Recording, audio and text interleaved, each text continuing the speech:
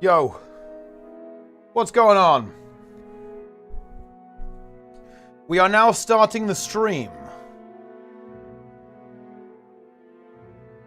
It is time.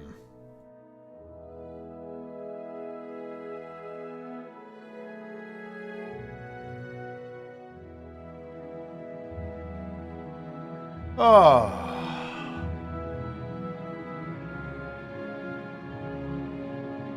Billy awake indeed.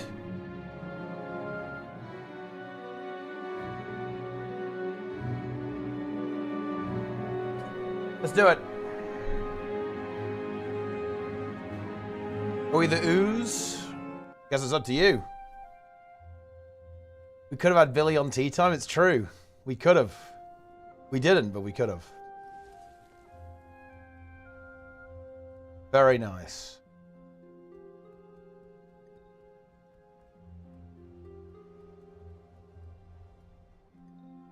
I need Teapot to tell me what I think of the elite specs. Well, I do have good news for you, though.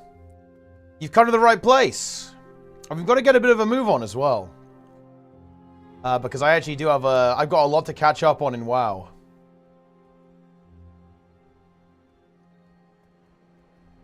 Your opinion is coming. Yeah, it is. We have to do some delves. I'm also going to... Look, I'm saying this now, guys. Today will actually be a relatively short stream. And it is important, okay? Because I need to conserve my energy and recover a little bit. So I will do the tier list pretty early. Then I'll probably do like 8 delves on the stream. And then I need to have this in my mind. I'm going to actively turn the stream off, even though I could stream more, in order to kind of, how do I say this? Like, I need to de-escalate. We need to chill. Because I actually have, I basically have 2 weeks of absolute insanity ahead of me. Getting old? No, I just really don't want to fuck up, actually, to be honest, guys. I want to actually do a really good job. This is a big deal. This will be by far the most significant esports event I've been a part of. Not even close. So I don't want to fuck it up. I want to be really fresh. I want to be well prepared. I want to, you know, do a good job. Like, be fully energized for it and be able to give it my all. Oh, yeah. I do not want to mess it up.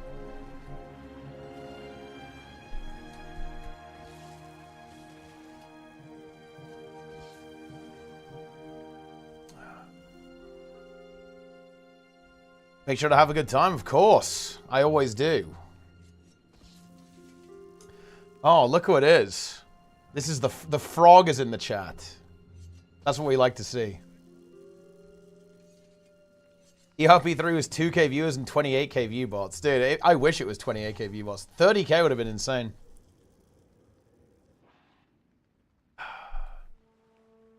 Yeah, no, I'm looking to mentally and physically recover. Yeah, we're getting into it. We're getting into it, guys. I don't want to spoil the tier list. What the heck? Yeah, wait, what do you mean? What do you mean, what the heck? You're the frog. You're the frog!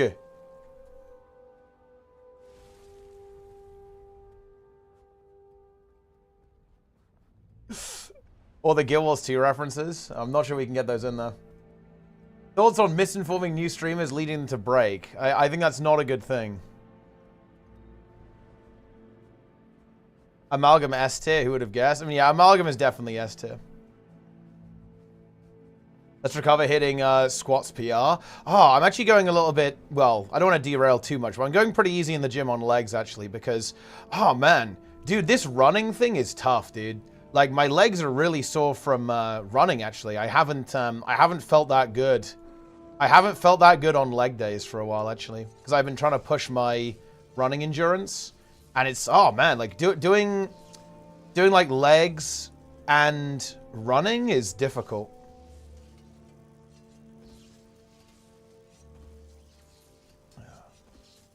Do you need to physically and mentally recover? Can't you just hit hard reset immediately prior? True.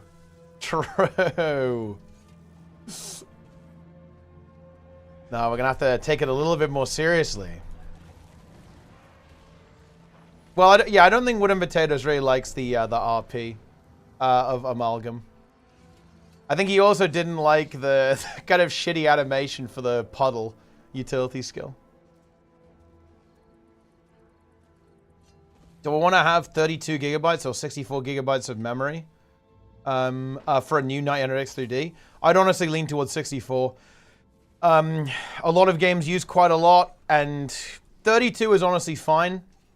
But 64, you'll be very future-proofed. And memory is relatively inexpensive, to be honest. Just make sure you get fast speed for the X3D stuff.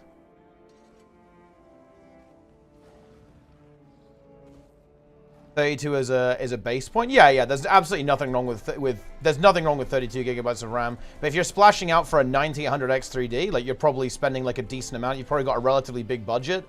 I would go for 64. Yeah.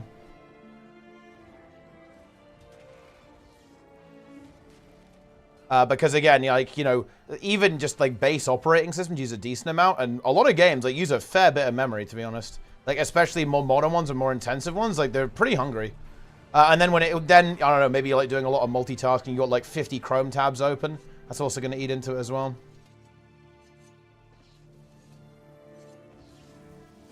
People put most of the elite spec designs in AS tier. I don't think I would do that. Look, I'll give you a little spoiler. I think my tier list looks a little bit like this, I think. I would do it like... I think I almost have to... Well, no, I think this can be an A tier. It's actually... Like, Troubadour is low A tier, though. It's not high A tier. I think these two are, like, significantly better. Then realistically, I think this stuff goes in here. And then that's there. Gelsha should be S. You're insane. Yeah, it's pretty good, I think. I actually find the I found the utility skills to be relatively underwhelming on Gale Shot. Well, actually, no, well, that's not entirely true. I like the leap ability. Actually, no, they're pretty okay. But no, I think it's less interesting than these two.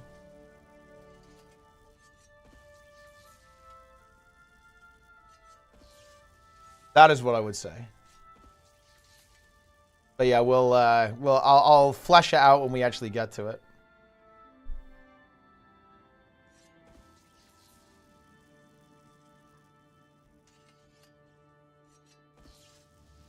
Conduit's 2 high, Z spells, 1 dervish skill. Well, but I actually really like the trait design. I think the trait design is good. It just needs like if it has one extra button, it goes in A tier. It's like missing one button, I think. Doginary. I mean, I think as long as if the trait design gets improved, it's fine.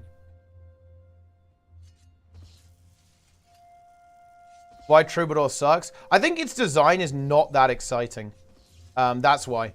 Like, because the instrument's playing, it doesn't really actually have like a passive effect or anything. You just use it to combo with Crescendo, which I think is fine, but it's not like giga exciting. I think Amalgam and Antiquary are very exciting design. And I think Gale Shot is really good. It's just not on the level of these two. Like, these two are more interesting.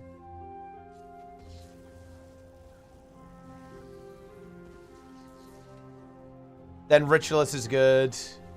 Paragon, I think Paragon has really good mechanics. The traits just suck. Evoker, oh, man, I might have to actually demote Evoker. Because the thing is okay, so the problem I have with Evoker is that... Oh, yeah, I actually might have to demote Evoker to C tier. Because I think the mechanic has a problem. Like the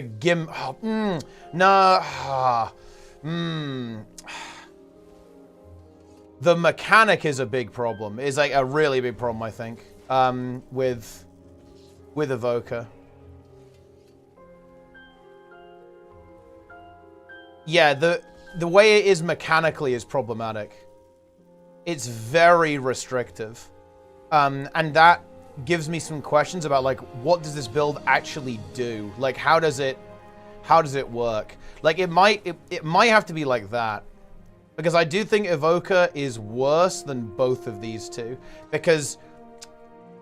actually, no. I actually don't think Luminary is that bad. I think these are both C tier, actually. Yeah, I think they're both C tier. Yeah. I do, actually. Because Luminary, I actually don't hate the Shroud mechanic, but these two, I think, need significant work. They need significant work. Because Luminary is weird with having core virtues and the traits are kind of bad. But Evoker has very mediocre traits, and the core design itself, I think, is very questionable. So I think they're actually similarly in need of major changes, is what I would say. These two, I think, like, Paragon needs traits fixed. Then honestly, Paragon can be A tier or even S tier. If they fix the traits. That's fine. It's just completely let down by really, really kind of uninspired traits, I think. And then Conduit is a little bit similar, but it's like the opposite. Its profession mechanic doesn't do enough. It needs like a better profession mechanic. It needs like one extra button. One extra button. LE bottom tier, who would have thought? Well, considering that Tempest, and Weaver are like some of the best elite specs in the game, like you wouldn't have thought that actually, and I didn't think that looking at Evoker, to be honest. Evoker looked really cool. Like, how can LE mains cry about elite specs and you have Tempest and Weaver? Like, don't get me wrong, like Catalyst, that was a swing and a miss. But you guys have like two of the best elite specs in the entire game, like gameplay wise. That's insane. That is an LE main moment right there, guys. That is like an LE main moment. Goddamn.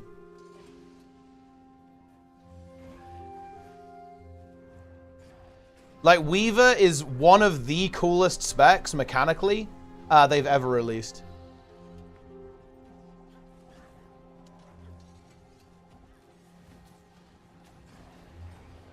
And Tempest, too. Like, Tempest is just iconic. It's a classic. It's an actual classic elite spec.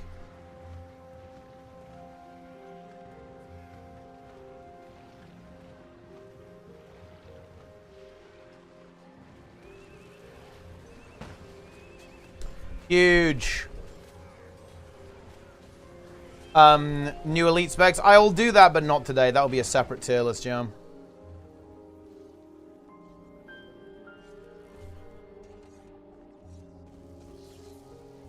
List class mains. Wait, can you tier list class mains for every class? I mean, that's something we could potentially do at some point, yeah.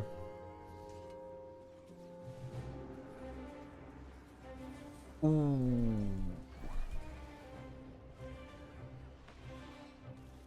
You ready the new elite specs roleplay wise? Well, that's kind of part of the rating, I guess, to an extent.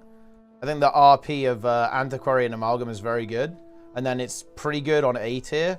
B tier is okay, and then C tier is weird. Okay, no, so I actually don't know how to pronounce your screen name, but I do thank you for the tier 1 sub. You are also a frog, so that gives you a high rating in my eyes. Very much like the frog on Evoker.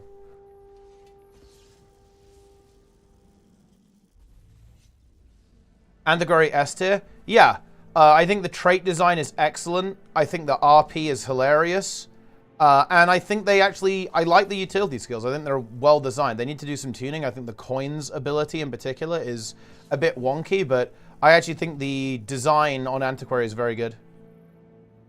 All toads are frogs, but not all frogs are toads. I mean, there you go. It's wise words. Frog, fox? Wait, what are you talking about? Like are you serious? Like, you can summon a frog. As Evoker, that's high tier. It's very high tier. Antiquary S tier tilt factor in PB Wolf Sword. I actually don't think so. Like, look, okay, I don't know if you guys watched the stream or not, but I did. And I don't think the RNG is going to be like turbo bullshit on it, to be honest. because the way they designed the RNG and like the backfires and stuff, I think was actually rather intelligent. Because the backfire is like just a different version of the spell almost, right? Like it's like a 2-in-1 functionality to an extent. If that makes any sense. I don't think it's going to be that Papega, and they can always balance around it.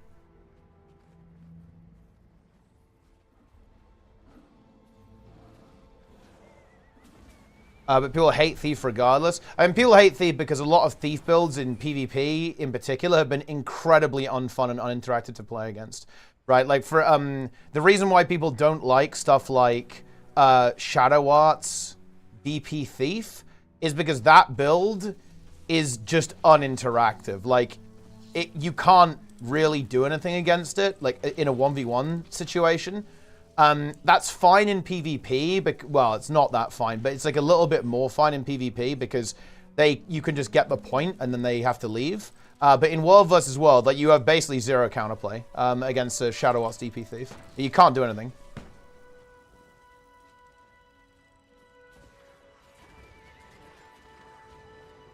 And a lot of Thief builds kind of operate that way.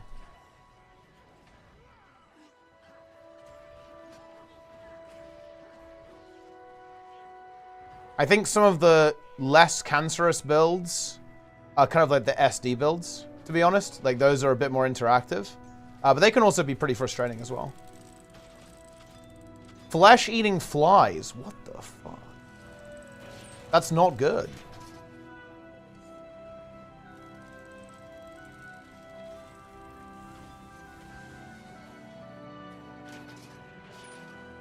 Shout out to amphibians. Dude, I like that.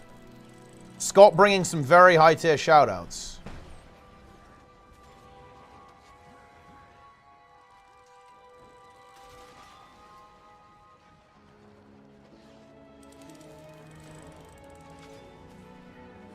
Boys can kill thieves. I mean, you don't actually see like the really cancerous thief builds in PvP right now, because a lot of it is like Spectre, for example, and like Spectre actually has like a lot more counterplay to it than thief builds have historically.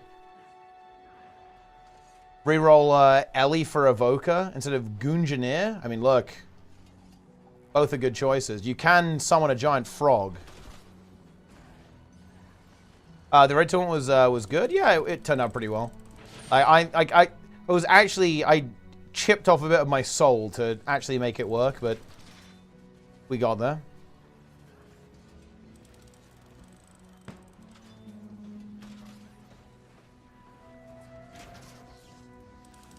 Isn't it interesting the most elite spec that CMC designed a low tier Evoker Luminary? Wait, do we know who designed each one? I actually didn't know we know who made all the elite specs. I mean, I think they're just a bit... I think if that is the case, that's actually not super surprising to me because they're very PvP coded. Like, Luminary in particular is a PvP spec. Evoker 2 as well, I think. It makes way more sense in PvP than it does elsewhere, but... Oh, no, I'm not the biggest fan of the mechanic.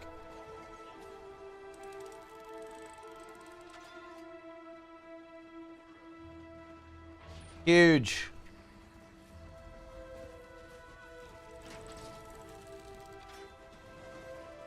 I made slop. It's good. CMC made Catalyst too. I think he focuses on PvP too much. Well, I think like I wouldn't say it's like a PvP thing. I would say that he just doesn't really like. It's weird, but I feel like CMC almost like doesn't like the current state of the game, because like something like Catalyst makes sense. It makes sense in like 2012.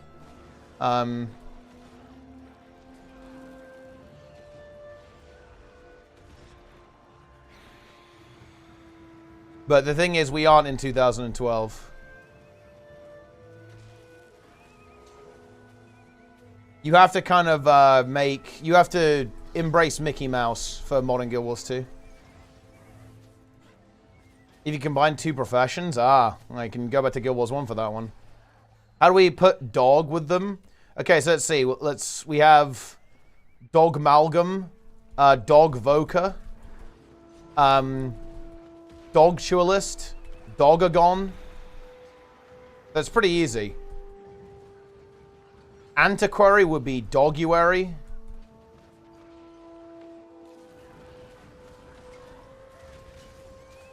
What else have we got? Gale shot, I guess, is dog shot. So that's an easy one, I guess. Yeah, Lumadog. Yep. Gale dog. Some good options here. Oh yeah, Troubadour, Troubadog. That one works really well because you just got Troubadour at the end, so it's just Troubadog. And then Conduit, Doguit, Condoguit, Amaldog. Yeah, Amaldog is good.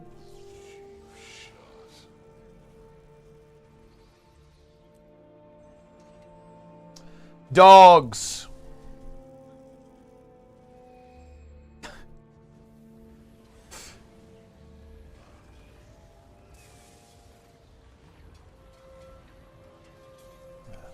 We need more dogs in Guild Wars 2. I mean, we have plenty.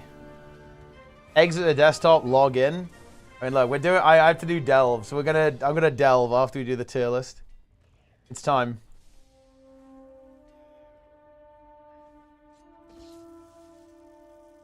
Aren't char dogs? No, they're cats. Not the delve. Yes, it's delving time. We have to do 8 delves. I have to do 8 delves on 3 characters. So for a total of 24 delves. For Vault, yeah, pretty much. And also for the, what is it, like the ethereal strands. So you can upgrade the cloak. Get another like 6 eye level or something.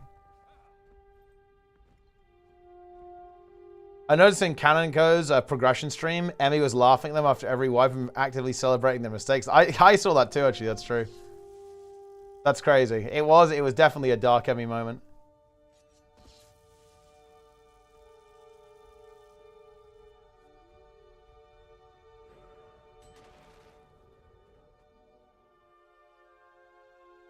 I'm glad you're enjoying listening to the dog versions of Elite Specs.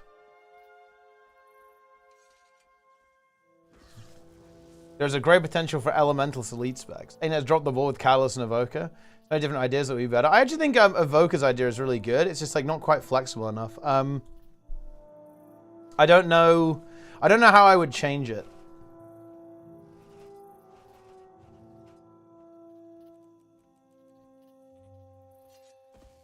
Is your body ready for Wednesday? It will be. That's why I'm not going to stream for too long today. We have to do a little mini stream.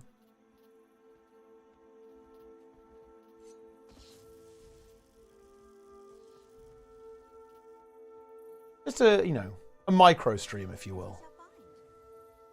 Man, YouTube streaming is really weird. For the first 10 minutes of the stream, I had the stream unlisted so nobody could see it. I was like, why is nobody talking in the chat? It's because like the stream is actually invisible. Know about Zera? Oh yeah, dude. Leyline gliding is going to be a problem, or potentially going to be a problem. Well, I guess that's even true of of Escort. Oh boy.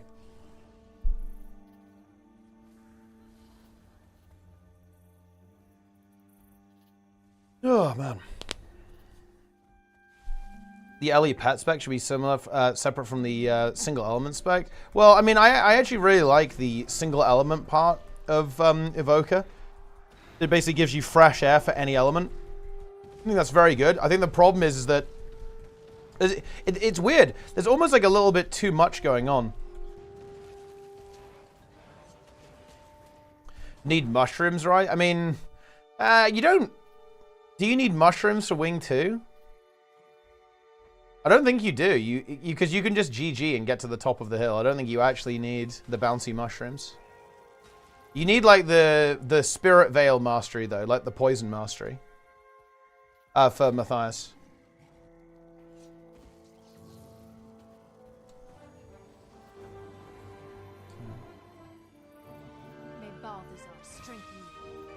They clear when they killed Veil Guardian.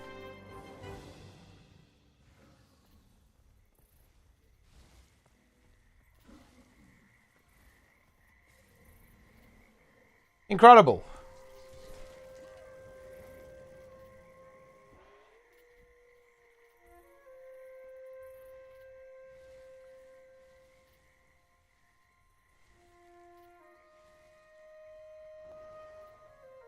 Why F1 to F4 shows the same element? Why not have just F1? It's probably a tech limitation.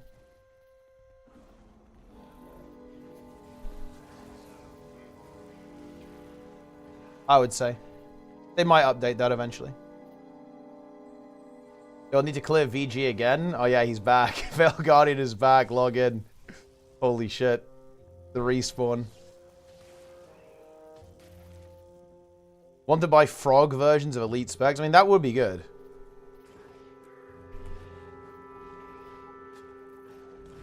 This is spear.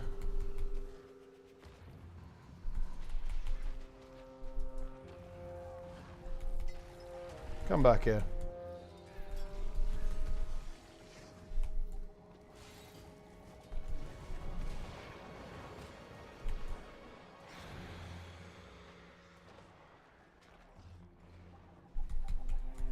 Whoa. That's crazy.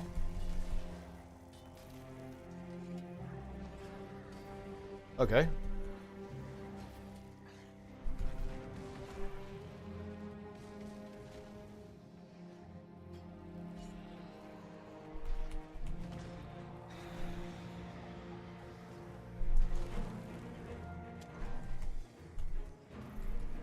Wait. Oh. All right.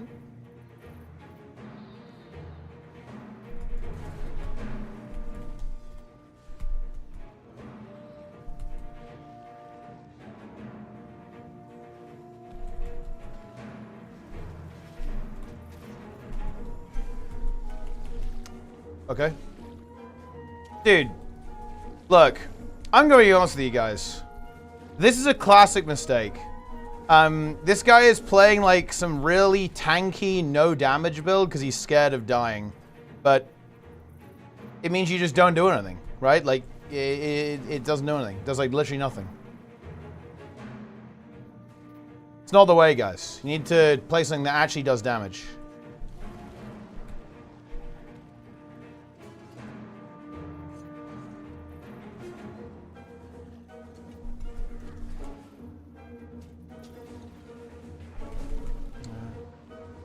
He had the CC chain going? Yeah, but I didn't break out of the CC chain, specifically because I knew it doesn't do any damage. Otherwise, I would have just dropped Shroud and used a stun break. I have two.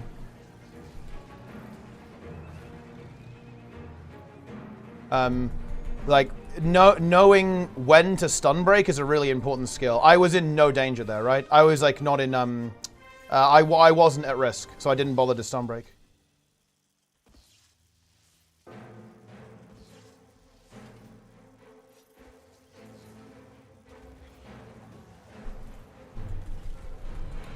Oh, Cleveland Danger there with the tier 1. Nice.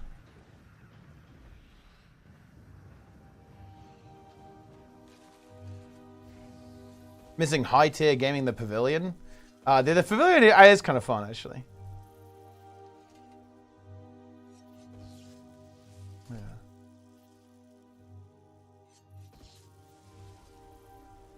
Designed the spec first and tried the lore reason afterwards. I mean, I don't have a problem with the lore on it. It's just kind of weird that it doesn't have any burning on it with the torch thing. And also, it's just super weird that it... Look, I think there's something going on with the core virtues, right? Because they were like, okay, we need to... How are we going to make virtues and radiance work with this? And they were like, well, what if we just didn't? What if we just gave it core virtues too? It's very like, you know... I don't know. It's weird.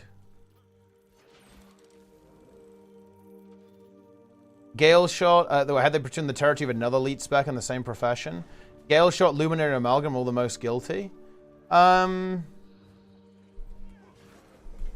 don't know. I'm not sure about that.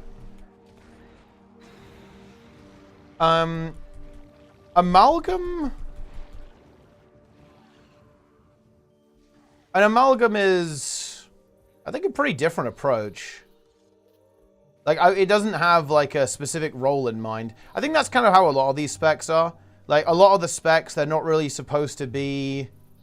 They're just supposed to be, like, new abilities, right?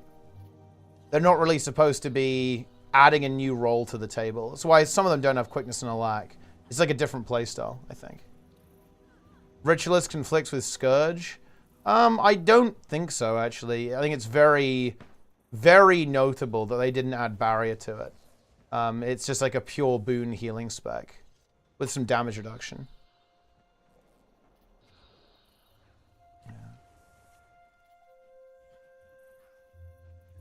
Scrapper Plus? I don't think so, though. Like, I mean, a little bit, but like the way it works is very different. Like, you could say that about Hollow. Like, Hollow is ultimately like pretty brawlery as well. Like, if you see how it plays in PvP, it's like very bruisery.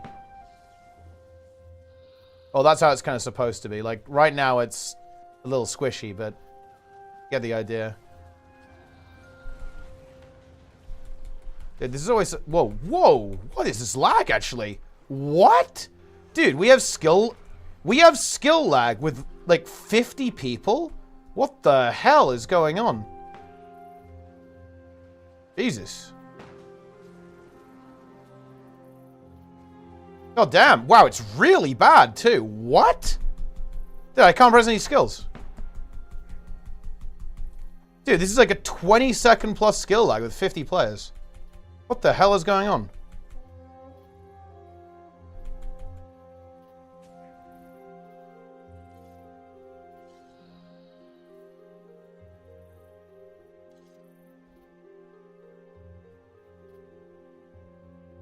What on earth is going on? Huh. That's tough. You honestly hate to see that.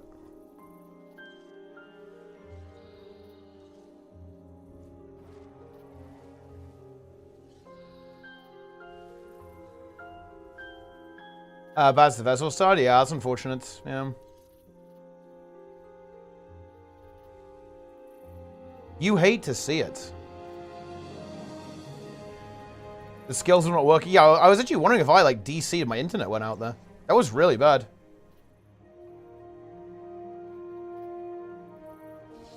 Or is it adjusted, or am I still too noob? I mean, I think it's good that the specs are strong. Like, I'm of the opinion that they should release all of these kind of OP and broken, and then just, like, fix them afterwards. That's fun, right?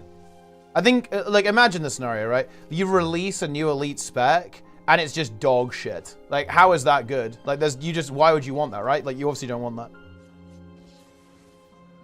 I think it's way better if you just say, yeah, it's kind of a bit busted.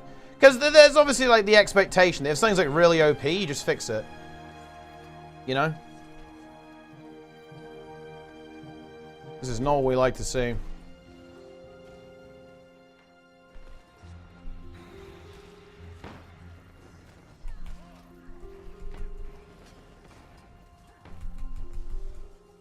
Oh. I don't think we can really fight that group. I'm gonna leave. This sucks. Maybe go here instead. Ah, Darren's with the raid. Very nice. 60k DPS in the game. 60k DPS is coming. Like, 60k DPS is gonna happen, guys. 60k DPS will be the new normal.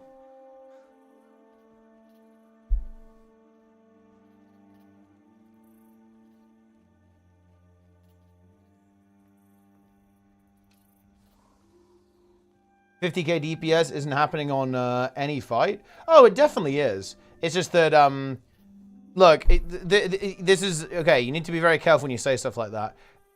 50k end number isn't. But are there points in the fight where your rotation is connecting 50k onto the boss? Yes.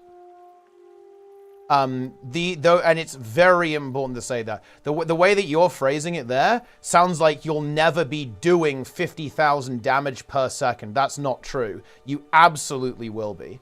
If you're executing your rotation correctly.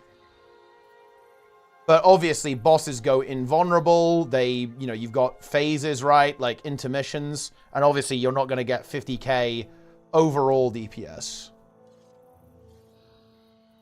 on, you know, any encounter that isn't like a golem or something. But something that's, you know, not a golem, or something that is a golem, you can obviously do that number. Last, that a surprisingly good showing during the tournament on Saturday. I think everything was pretty expected. I think the rule set was kind of good because it kind of made people play different things. There was a couple of different approaches people took. But yeah, there wasn't anything like blew my mind for sure with like classes that were showing up.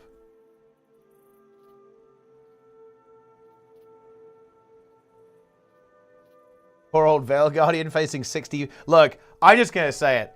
They should, look, if they scrapped all of the raid content from Visions of Eternity and just added CMs for old content, that would go fucking hard, man. Like, that would actually be, I would just prefer that. They should just do it. Veil Guardian CM, log in.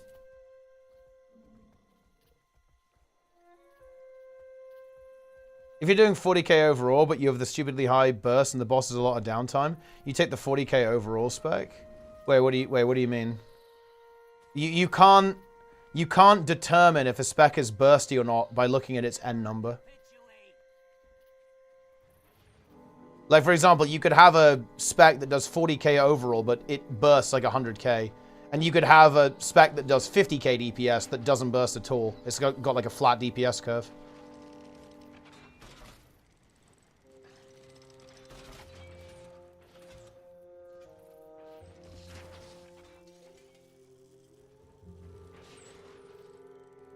Three days ago, a viewer tested your attention to chat by inviting you to say Bimgus or Glimbus. Do you get curious whether the sounds of pure gibberish or whether they had meaning? Well, I mean, I'm pretty sure they're just gibberish, but it is pretty funny. I mean, in the context of the fight is that you want a lot of burst. You pick a build that bursts much higher, but does 40k on the golem, over something that does 50k on the golem, but has no burst. A lot of the time, yeah. If the phases are very short, of course, yeah.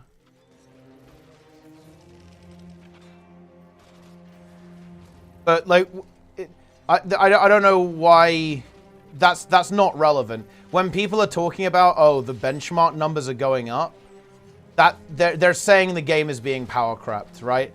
Like, they're not saying, this build that does 50k DPS is going to be better in every way. No, they're saying that the numbers are going up over time, right? Like, and that, you know, we've got to a point where 50k DPS is actually like a regular thing. That's kind of a normal thing. And that number is likely to go up with the expansion. And that will include burst builds too. We have 50k golem builds right now, but they aren't doing 50k on actual fights. Wait, no, they absolutely are, though. That's not true. Like, Bladesworn absolutely can deliver those numbers in a real fight. Condi Mirage can, too. It's seeing a lot of play on Ura LCM for this reason. Yeah, no, they are doing this, yeah. Condi Druid as well, obviously performing extremely well. Condi Willbender performing extremely well. Tempest performing extremely well, right, on a lot of these encounters. They are doing this, yeah.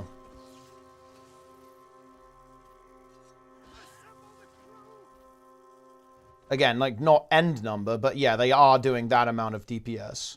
The top log for Ura CM right now is 41k. Yeah, absolutely.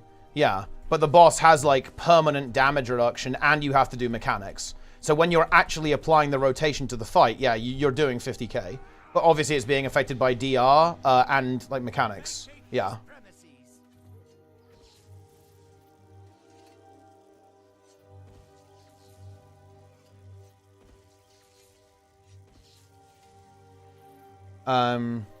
That's how it is. Where Ellie's with Meteor Shower and Lava Font reach similar numbers while being provided in HOT times. Kind of. It is true that stuff like Icebow was like really, really OP, but the game was in a completely different context, right? Like back in the day, like you needed like 6 supports. You ran 6 supports. Now you basically run 2, right? So like there's that number is different. There's additional context to that number because of the state of the game, right?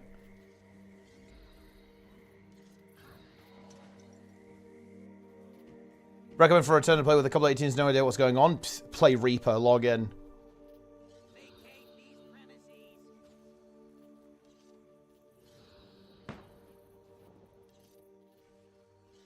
Conditor is nowhere near 50k on a dummy. I think it's like mid-40s, right? I think.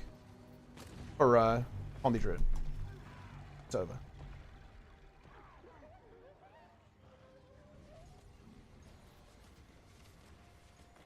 It's 46k. Yeah, there you go. Wait, it's 48k. Holy shit. Dude, what are these builds? That's crazy.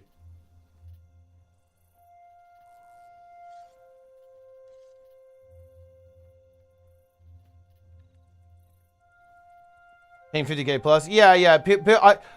Man, this is such a Guild Wars 2 thing. Like, people really don't understand how DPS works, do they? It's kind of interesting. People don't know how this works.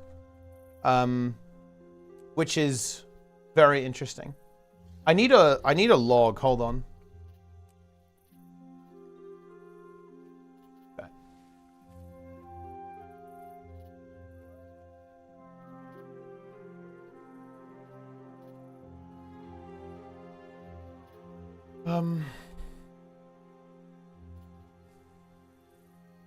It's completely dependent on a fight. I hate to say it, you have a misunderstanding here, Lithoria. I'm going to try and explain it to you though, because reasons.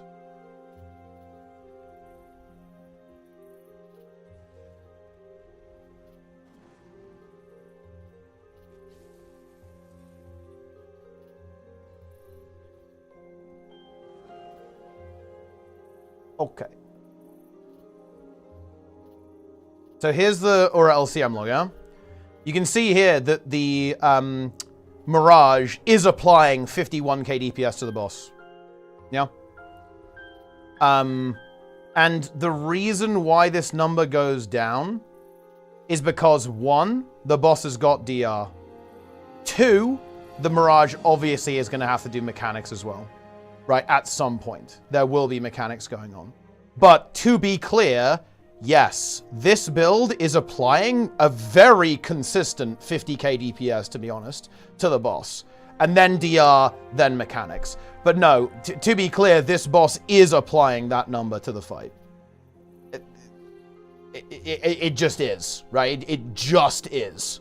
And you can see it. Look, here's the data. Like, here's the number, right? It's right here. Yeah, I don't know what to tell you. I honestly don't know what to tell you. Here's a 50k N number as well. This is on normal, to be fair, but this is it's crunch as well, based. And yeah, you can see Mirage is applying 50k DPS to the boss. Assault is doing 70k DPS because it has good opening burst. Wait, no. Well, yes, but not for the reason you're saying, actually. No. Because 1, this is sustained, by the way, this is sustained. And 2, yes, actually. If you do 70k DPS on Veil Guardian, because the fight basically breaks, then yeah, you're doing 70k DPS, yeah. Yes. But the two things aren't analogous actually, because this isn't a burst thing, right? This is sustained. Like, this Mirage is doing 50k DPS sustained. These Mirages on Aura normal mode are doing 50k sustained DPS. So 1, it's not the same situation that you're talking about, but 2, yes, actually, yeah. If you are only doing your burst opener again and again and again, then yeah, there are actually situations in game where you can outperform your DPS benchmark. Correct, yes.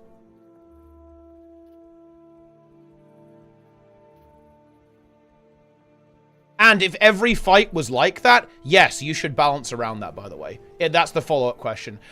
Let's imagine that every fight was like Veil Guardian and had a 20-second phase. Yes.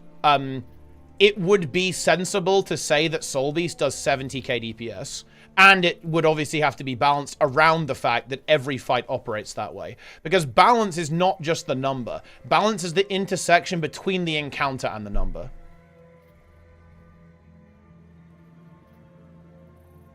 For example, if you look at fractals, builds unironically are doing like 80k DPS or whatever, because like the fights are so short. We played a lot despite having lower sustained damage. Wait, what do you think we disagree on here, actually? I'm really curious. Like, I don't think we disagree on anything. Is that a confuse issue? I don't have the bench. What else would it cause exactly?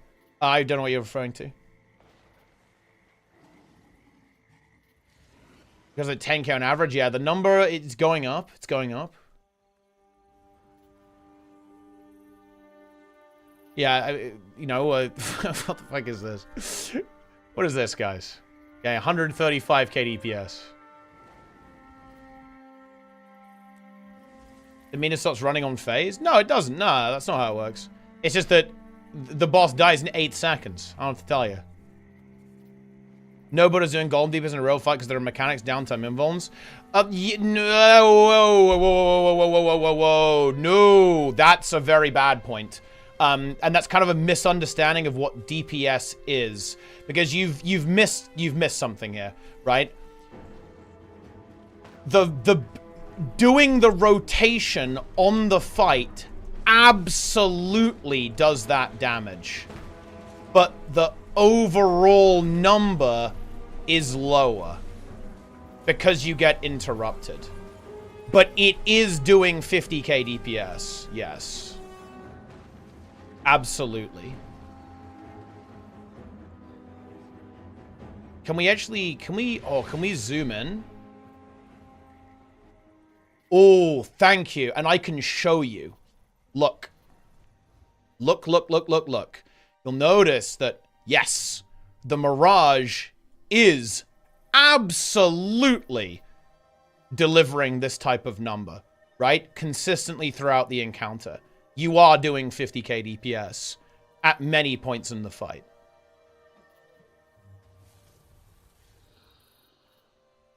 Repeat what I said a different way. No.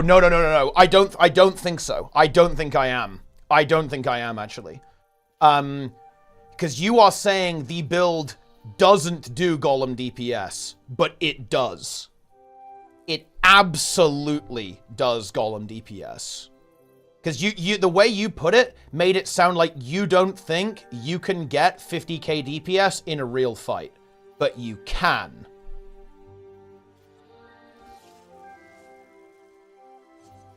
Like, if you do the rotation correctly, you will get 50k DPS in a real encounter. Like, while you have contact with the boss, right? Like, you can see here that while the Mirage has contact with the boss, we are getting 50k DPS.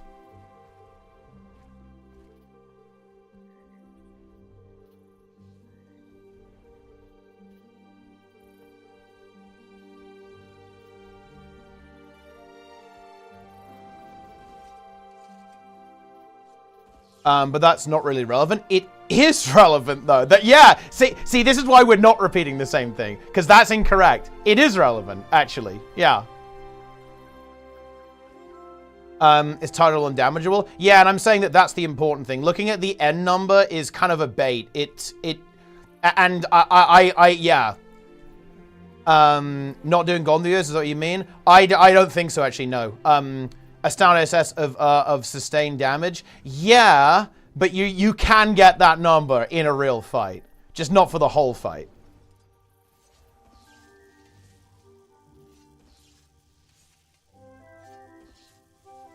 When you look at WoW pauses, you don't say they do 100 million overall because we look at the end result, because you can burst 100 million, you see, it doesn't mean you're doing that damage overall. You would if the fight lasted like the length of your CDs, though. That's the point. 50k burst? No, actually. No. In this case, oh man, this is so interesting. No, actually. This Mirage, I think, is playing sufficiently well that they are literally doing 50k DPS, or close to, for the entire fight. Obviously, the rotation is not perfect, because, you know, you can't do that. But actually, no. This Condi Mirage is applying 50,000 damage to the boss the entire time. The reason why this number is lower is actually because the boss has damage reduction.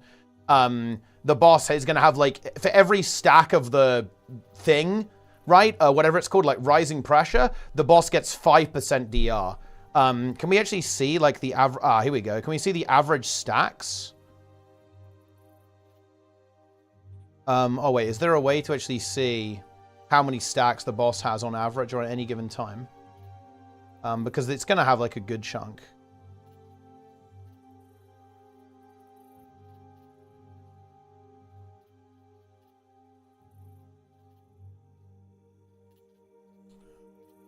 I don't fucking know. It doesn't matter. Okay? But basically, actually, no. This thing, the Comrade Golem log is 53k. Yeah, but I mean, obviously, like, people aren't going to play perfectly, right? You're obviously going to get disrupted a little bit.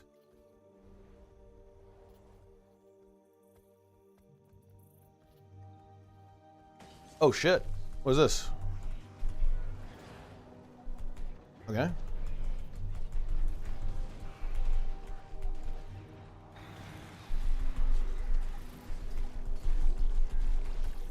Oh.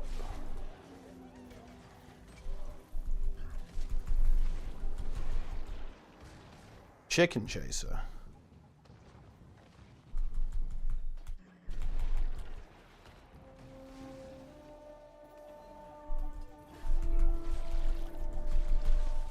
Ow! Oh no! Dude, I just got destroyed. Can't even rally off that bear. I actually fucked up there. I was a little bit focused on the other conversation. They struggle on real fights? Want to play the builds that have the highest logs? Yeah, but I don't really view that as a problem. You don't feel 50k like you're doing Golem, there's no one involves a phase where they're saying when the boss coming down, you're still doing 50k. Talking past your other one. Yeah, but the thing is, that's my entire point here, is that getting bogged down in the end number is completely missing the point. Like, if you get bogged down in the end number, you're lost. You've actually misunderstood how DPS works. That's my entire point, right? That's what I'm getting at here, is that like, that number is like a useful reference, but it is a misunderstanding of DPS. Like, the concept of DPS has been misunderstood there. Yeah. That's what I'm getting at.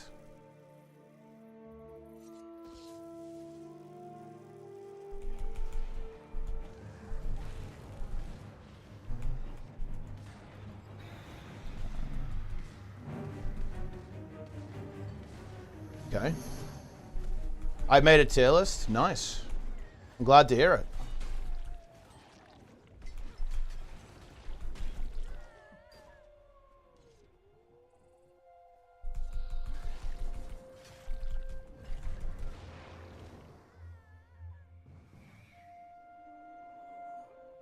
Ooh.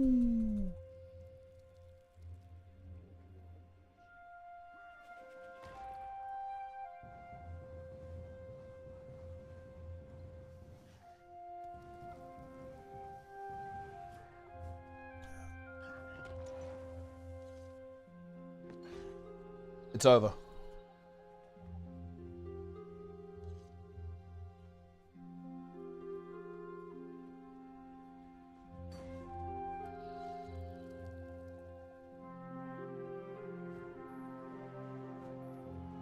Target MVBs at 600. I'm doing like 213 million. Decent or dog water? I have no fucking idea. Sim your character, bro.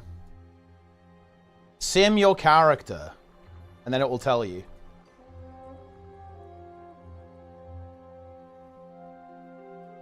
Archie's fish because of the spear? That's right, it's high tier. Compared to logs online. Well, it's better. You can just like literally simulate your own specific characters. You can get like a personalized benchmark, which is high tier.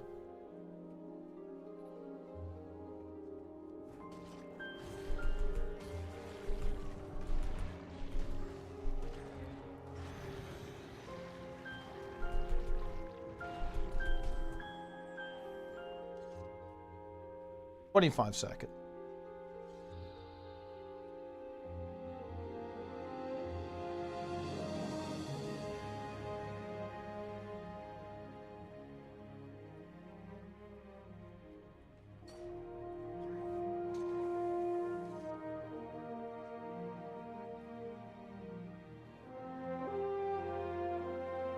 Colony Tempest is piss easy and top DPS. Dude, like every build is OP as fuck right now. How do you sim? Go on, what is it, like raid bots. Good and easy build. Honestly, just try anything. Pick whatever you think is like a good RP.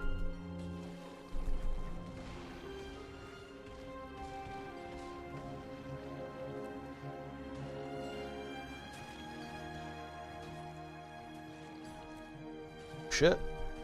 Got a herald coming in here.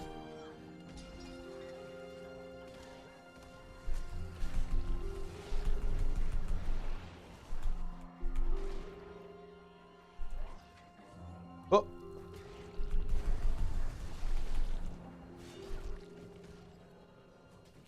Colony Mech is useless because it's 10k under the best spec. I mean, yeah, but that's another misunderstanding, right? That's like a really big misunderstanding of like how builds work. That's also really dumb.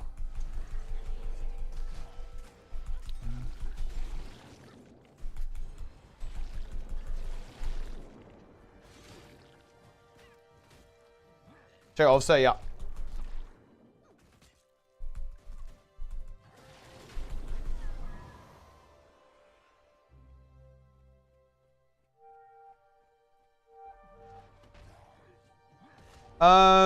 Nothing in particular trend, but I didn't. Yeah, I mean, I don't know, but nothing that would say anything bad either. So I don't know. Well, who knows? On mech because it's far more accessible.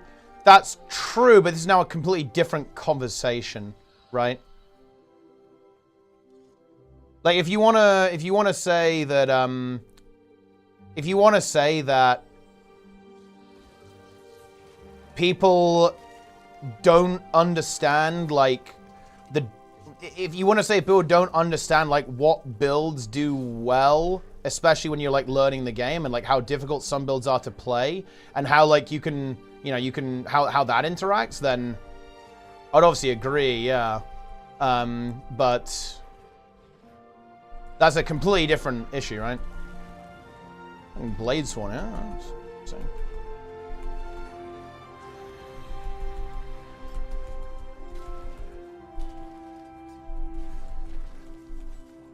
Blade Swan scenario.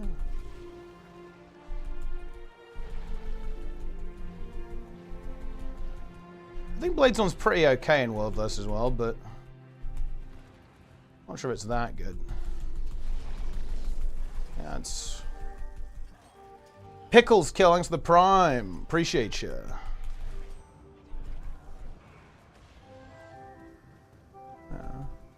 Paying bills that are more accessible. No, don't imagine those. I'd agree with that, but I mean, that's, you know, that's how it is. I wouldn't disagree with that.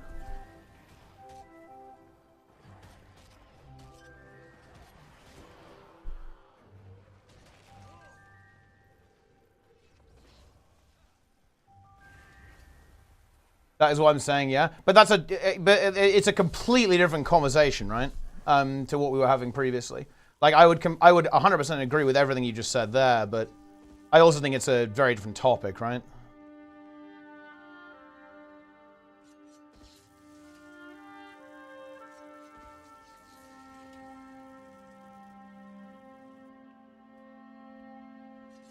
Like, Mirage is definitely one of the more technical builds to play correctly. Whereas obviously on Condy Mech, you can just kind of like get in there and pump instantly. That's definitely the case.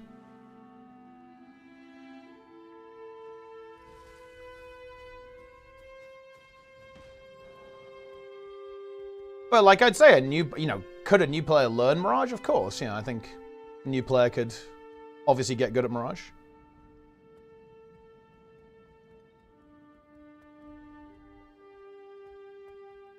If they want to. I think this guy is going to chase me down.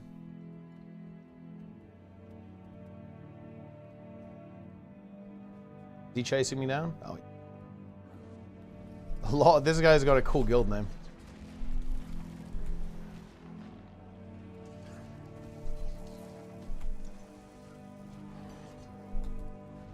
Okay.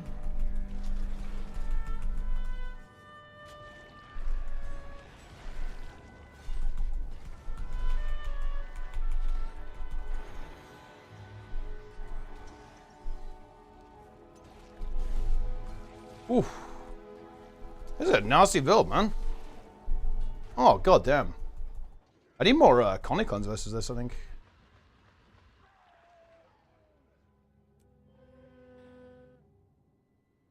I think I'm trying to trade with that to... we need Plague Sing, I think. I'm trying to trade with that too, straight up.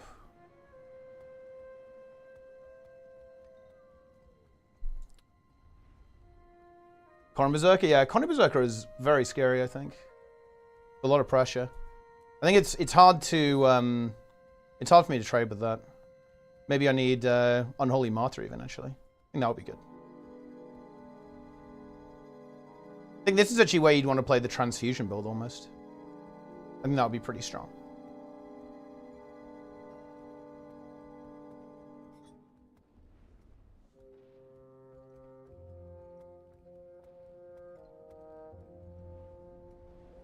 Oh, they definitely are. Yeah, but I mean, like, this is a totally... Okay, whoa. I don't want to... I hate to be that guy, but this is a completely different conversation. It's like, if you want to say that people get baited by Golem DPS, I completely agree. But to say that you can't get that, you can't actually execute that on a fight, okay, that's not true. Like, this is two different claims, right? Like, one claim, I think, is objectively true, is that, yeah, like...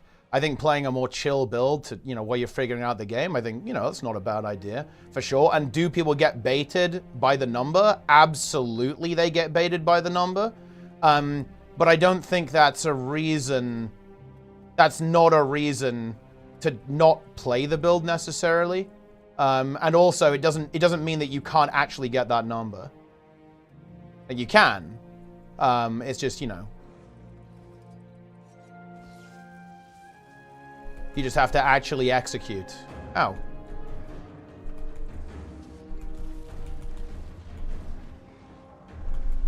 Oh boy. Oh!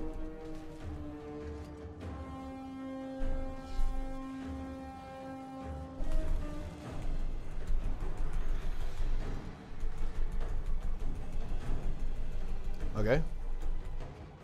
Ooh!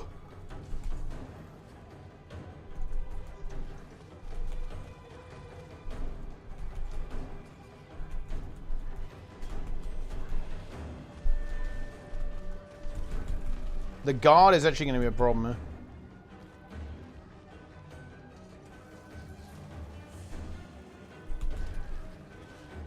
Dude, the guard, no! No!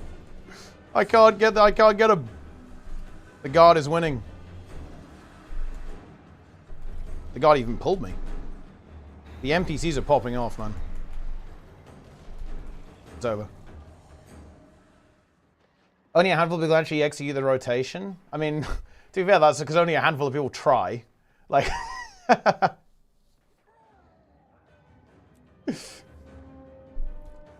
if you wanted to actually, if you wanted to do the rotation correctly, you could probably do it in like a couple of days if you actually tried.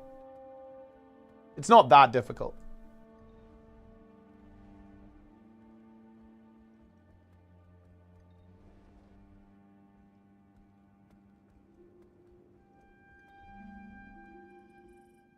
So, you know, you'll be fine. You just have to put in a little effort, guys. You know, put in a bit of effort. And it's all good.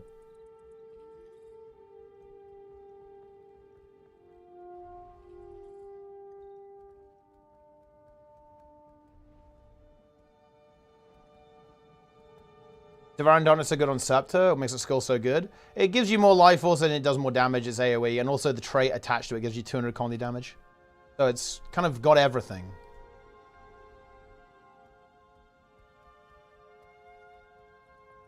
It's a good one. I'd recommend it. I don't really watch. I don't watch. Like I don't watch sport.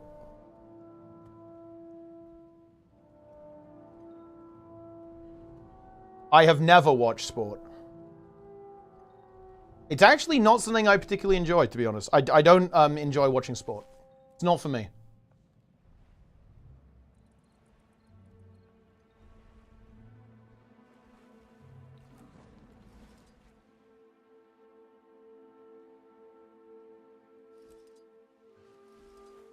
Esports on the other hand, yeah. That's another thing entirely.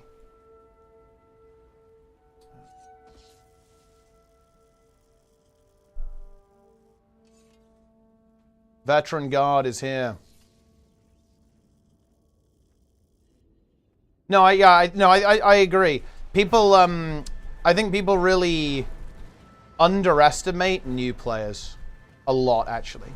I think people tend to think that, like, new players are really useless, but I think that's actually not the case. I think new players are, like, little learning machines. You know, they're ready to absorb all the new information. Should be made to play Hammer DH?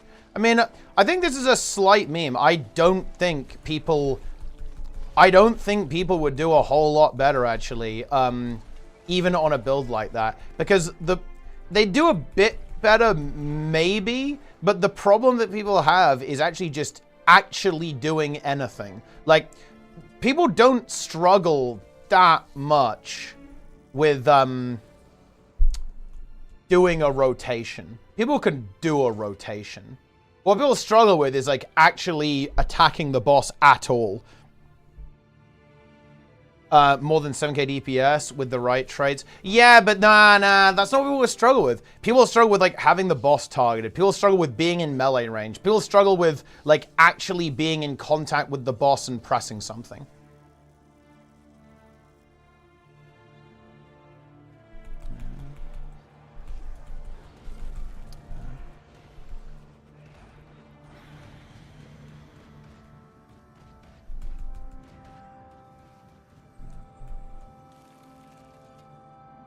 That's how it is.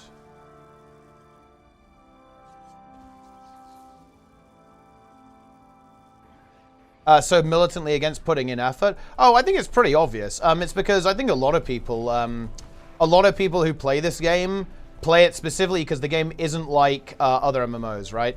In other MMOs, it's all about putting in effort. Like, you know, WoW is the obvious example. This game is the anti-WoW, right? And people play this game specifically because this is a weird meme, but people specifically play Guild Wars 2 to not put in effort. I actually think this is one of Guild Wars 2's strongest selling points, unironically.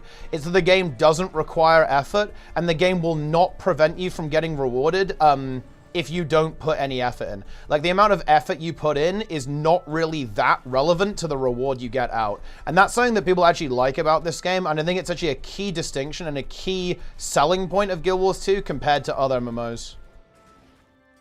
Like, a lot of other MMOs, the more effort you put in, you'll get rewarded, right? That's pretty common. That's not the case in Guild Wars. I don't know what that was kind of weird with the abstracted, huh? I'm not sure what that was.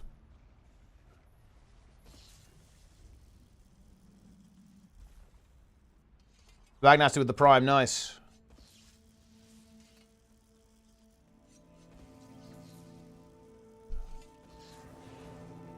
Whoa. What am I in combat with?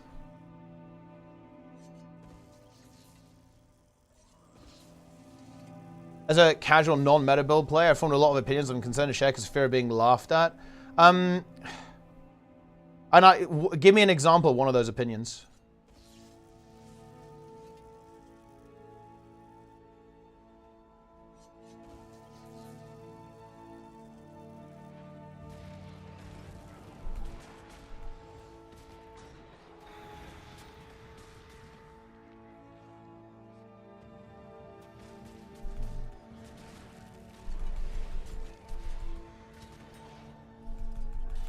Goes a lot more the triad for like legendaries and mounts. I mean, like all of the like mounts are trivial to get, and I don't think there's how is that getting legendaries is not tryharding in this game. It's trivial. Like it doesn't require any effort or skill at all to get legendaries.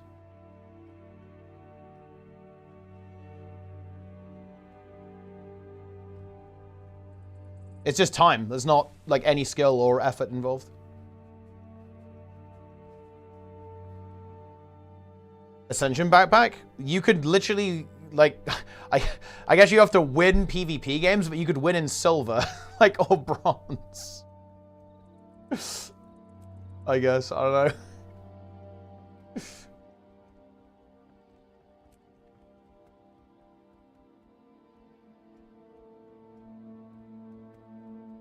Oh, the Dahlia. Raid armor? Yeah, I think raid armor is an exception to this. But bear in mind, people really didn't like that. And people were kind of mad about it. And that's why they added open world legendary armor, right? So that, you know, that's kind of the point.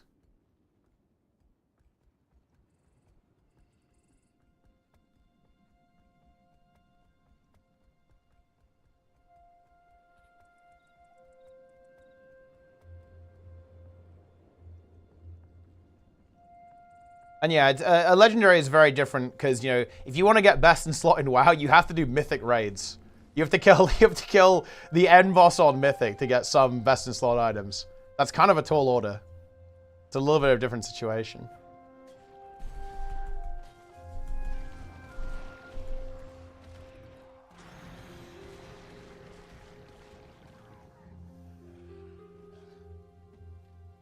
Open world armor. And I think that, yeah, that is true. Like, raid armor is good.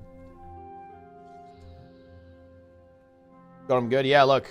The guard is down.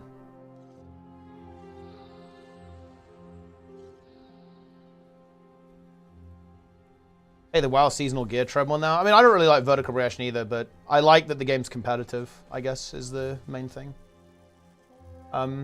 Look, I like WoW for the same people that a lot of people like Guild Wars, or rather the opposite of it. I think a lot of people like that Guild Wars 2 isn't competitive, and I like that WoW is competitive. Like, I find non-competitive games boring. But that's just, that's me, right? That's my personality, right?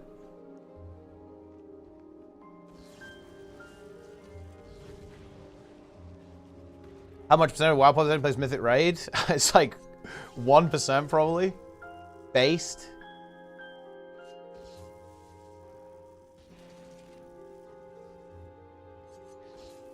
Enjoys a mage player. Elemental doesn't work for me. Currently enjoying Ranger. After Gale Shot. Yeah, I mean, that sounds like a good place to keep going on then.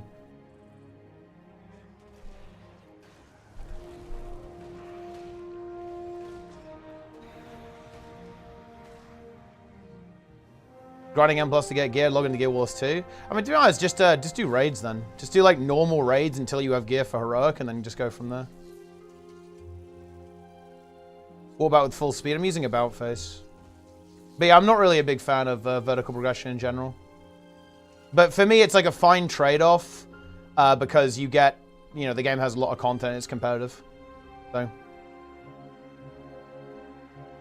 Outlaw Road from WoW? It's probably actually Antiquary, which is coming in the next expansion.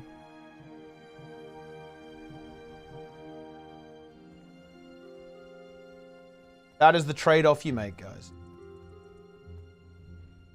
Also, sub fee. Like, I don't want to get into this, but I also prefer a sub fee because it means that you don't have the microtransactions aren't as aggressive, which feels good for me. I don't like pay for convenience and stuff.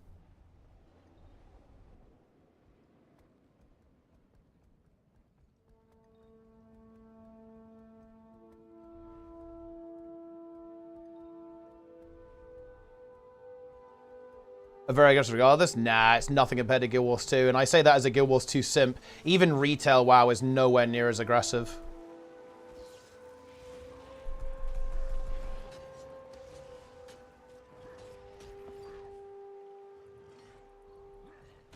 Look at Final Fantasy. If you want to compare it, why do people think this is a good point? Like, Final Fantasy MTX are so much less aggressive than Guild Wars 2. It's not even close. It's not in the same universe.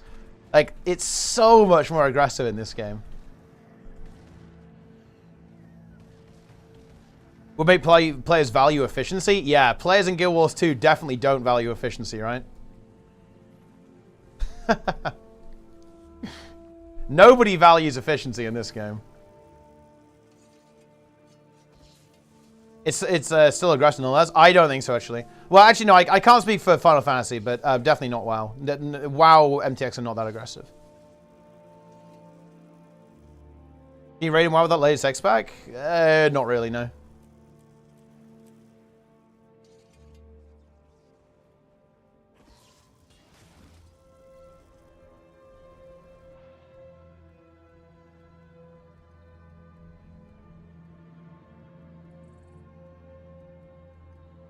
Gold connected to WoW MTX? Well, you can buy gems in this game. Also, like, gold, it's not the same, though, because, like, gold is not that important in WoW, right? Because, like, all of it is attached to, like, you know, the gear is that the main part of the game. Like, getting the best loot and stuff.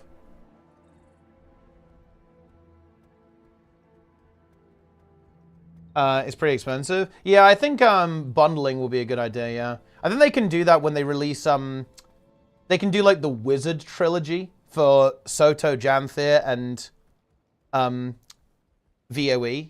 Well, assuming it's going to be a trilogy, like, that's actually a big assumption, right? But, like, maybe if there's, like, bundled stories almost, right? That the Astral Ward storyline, like, that could be bundled together. And you've got, like, the Dragon storyline, that can be bundled together. So there's a couple of ways they can actually do it, which kind of makes it, you know, it makes some sense, I think.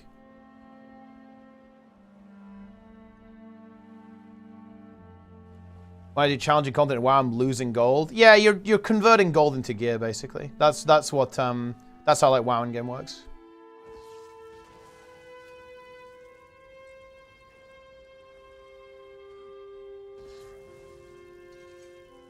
Mythic quality of gear in Guild Wars 2, like 5%, 10% better stats, with a Titan Forge on existing legendaries. And what would be the point in that? That would suck.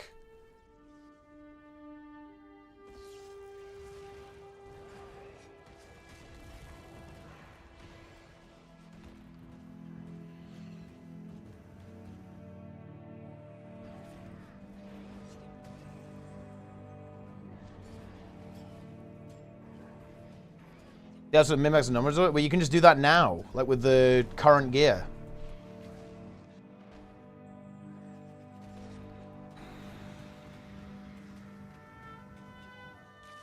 My sub fee in due date? Well, I just like the fact that it kind of keeps the game safe from, like, really aggressive stuff.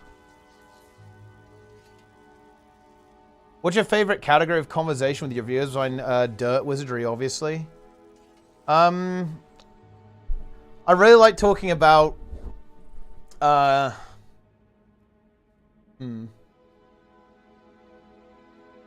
Good question.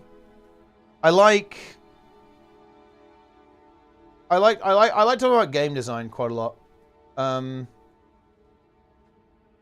like talking about competition. I like talking about making events and tournament stuff. It's hard to say. A lot of different conversations. Oh, shit.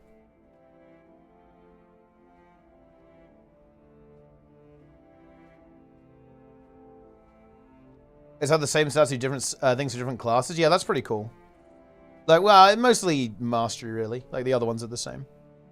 Except haste, I guess, on energy classes is different.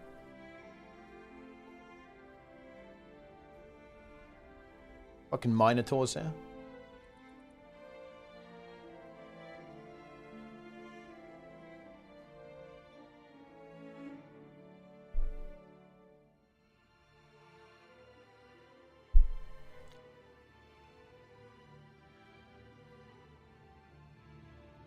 What gear are you using? It's Demolisher.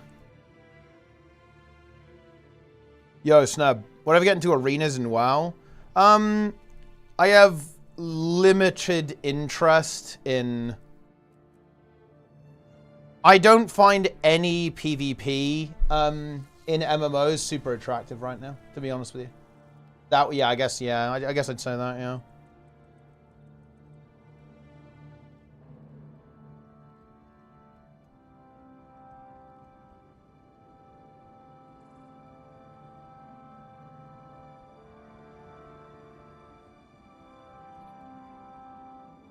I remember you said you made some boring things to be financially independent. Can you give me some advice?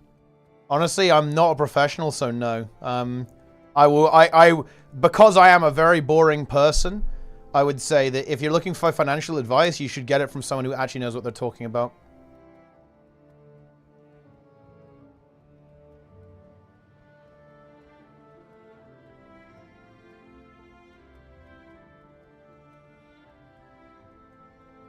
Especially if you're actually having problems, which look, we've all been there, or definitely many people have been there, like financially.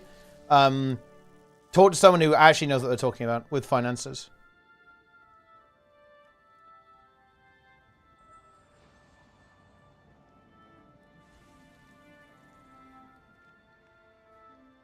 What build and stats needs to be on the thief build for Halloween? First I'm doing it and trying to make it. What the fuck are you talking about? Like, you mean like the thief, like, farmer build? Map is dead, bro. Going over here.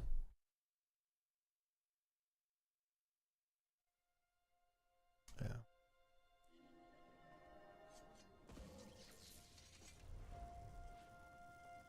I mean, look, I don't think it. I guess honestly, maybe like full berserker with short bow or something. I don't know what people run actually. I don't know what people play. Energy is infectious. Yeah, I mean that's how it is. Zero to Hero is good. I do want to kind of finish that series properly at some point.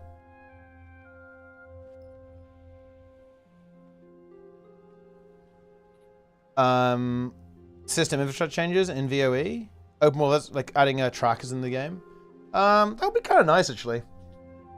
I guess they tried to do that with the little world boss device. Guild Wars 1 Zero to Hero.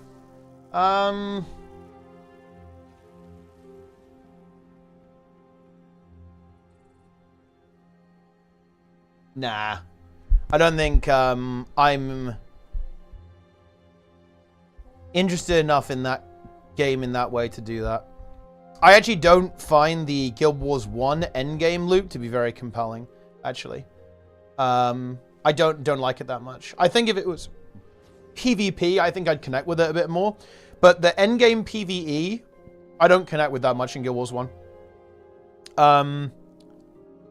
So...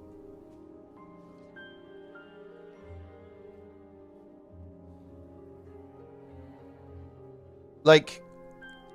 I think a really good example, actually, is the hardcore challenge.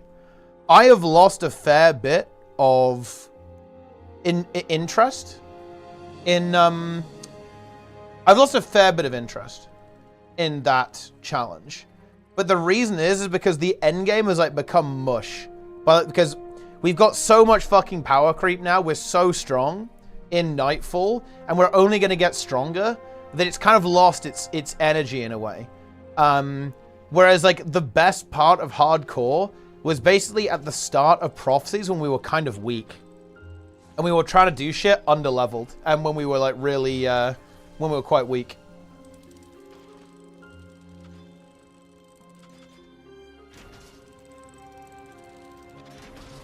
I can't decide what to play. Rev, Ranger, or Necro? Help me out. Necro, obviously. AC part, and then NPC dies when I have to kill the 6 burrows. You have to do it really quickly, I think. You have to know the spawns. You have to know the spawns and kill them very fast.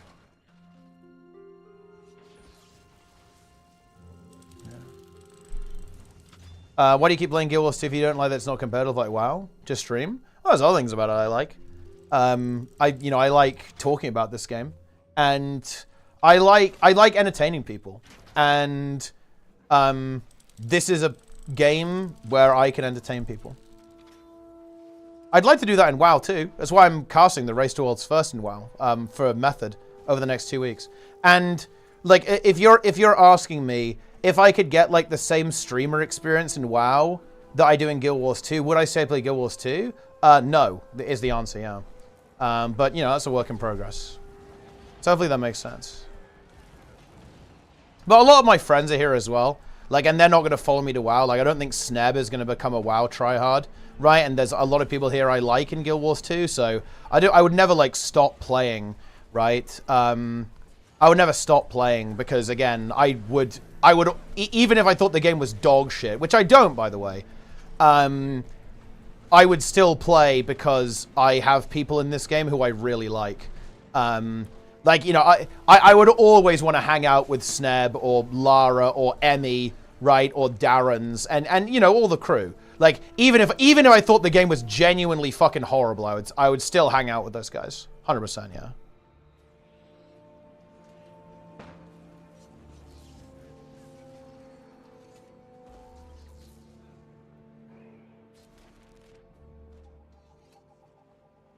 You have all the achievements? I don't have all the achievements, no. Teapot and Preach collab with the Race to Worlds first. Methodies with Echo. Yeah, we're opposed. It's a 1v1. It's me versus Preach. Yeah, because he's with Echo and I'm with Method. But I honestly, like, it's gonna sound weird saying as I'm obviously commentating for Method, right, with this Race to Worlds first. But dude, I would love to do it with all the teams, to meet all the people, right, and like hang out with like all the crew, right? You know what I mean? Yeah. I would love to, you know, go and work with Preach, right? I'd love to go and cast for Liquid or be involved with Liquid's production as well. 100%, yeah. That would be fun.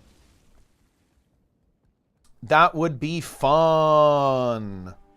But, you know, that's the reality, right? Like, you can't commentate for everyone at once. That makes absolutely no... Holy shit.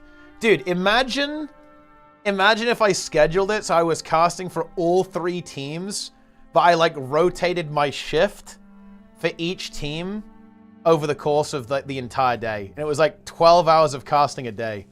That would be fucking content, man. That would be crazy.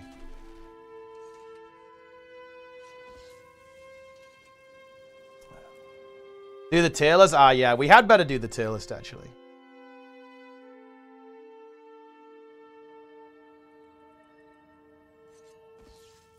How many hours are you getting per day? I'm going to be commentating for Method about 4 hours a day. Like, it's anywhere between 0 hours and 5 hours.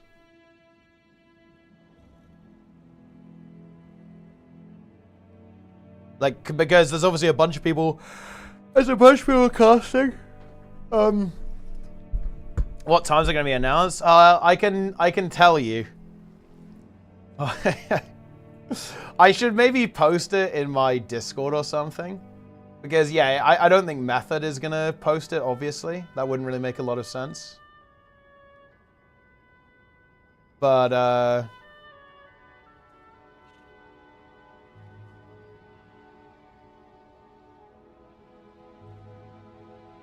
I can tell you. Okay. Okay, guys, here we go. Wait, hold on. Ah, okay. So, on day 1, I'm casting from 1 p.m. Well, this is in... I'll read this out to you in European time. So, European time from 2 p.m. through to 6 p.m. on day 1. Day 2, I'm out. I'm not doing fuck all, okay? We're free from the splits. Then the day after, I'm casting from 7 a.m. to 9 a.m. on the Thursday. And then the day after that, we got a big one. We're casting from 7 a.m. to 12 a.m. 5 hours in a row. Love to see that. Then it's 7 a.m. to 11, so 4 hours the next day. Then after that, it is 2 p.m. through to 6 p.m. Then after that, it's 8 p.m. through to midnight. Then 2 p.m. through to 6 p.m. again. 7 a.m. Listen, guys, okay, that's 6 a.m. for me. It's not a big deal. We just got to wake up. We've got some crazy scheduling here. Then it's 11 a.m. Through to 3 p.m. Then 7 a.m. through to 11. Look, guys, I said I could do any hours. I said I could do literally any hours. And then 8 p.m. through to midnight. And then I have nothing on the last day of the Race to Worlds First. So they better not kill it. They better kill it. They better kill it on my last day. Okay, what can I say? You cast on their channels or yours? Obviously on theirs, yeah.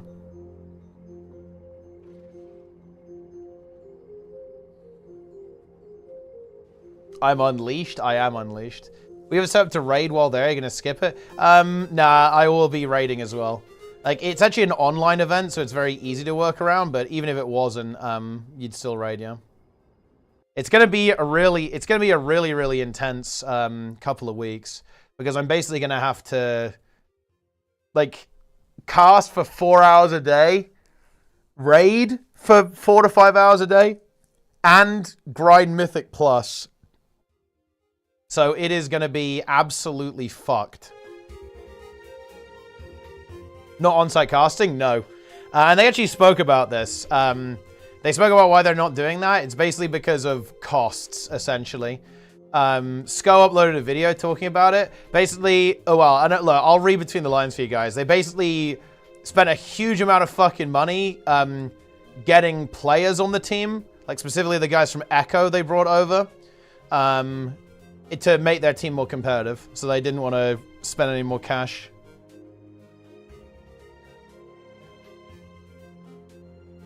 You can go and watch Sko's video on his YouTube channel if you want to learn more about method strategy this time around. Good choice, probably. It probably is, because at the end of the day, like, you don't want to like spend money on production when you kind of want to be as competitive as possible, so you can secure sponsors and therefore like secure production after that, right? Like, you don't want to put the cart before the horse. It's a good strategic decision.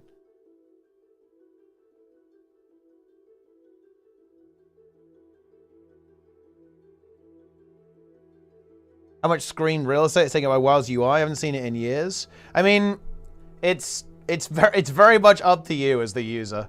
Right? Like, if you want the UI to be massive, you can make it massive. If you don't want it to be, then it doesn't have to be.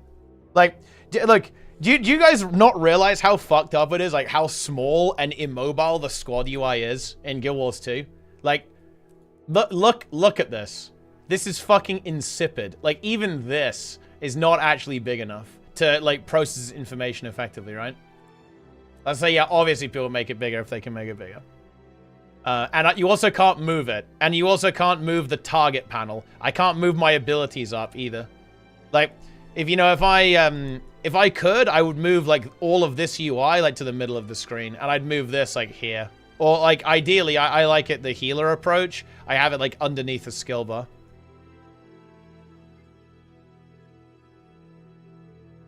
But yeah, not being able to change the UI, is deplete, to be honest. It feels insanely bad.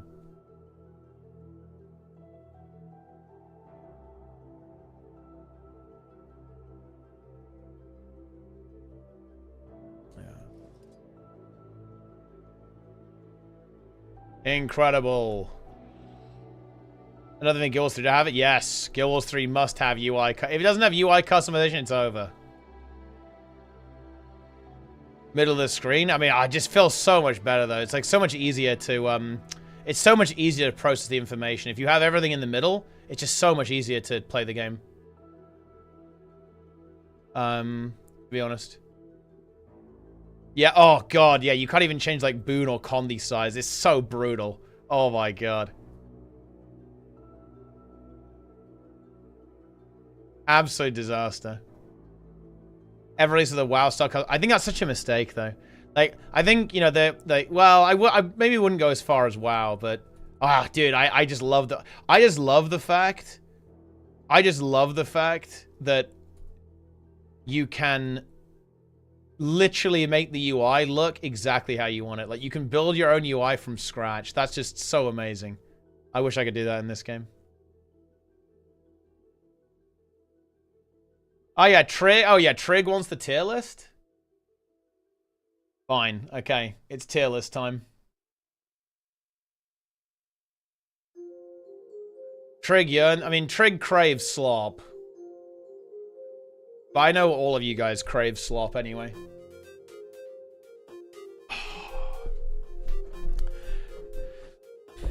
When you're always perfect, no need for changes. I agree, but Guild Wars 2's UI isn't perfect.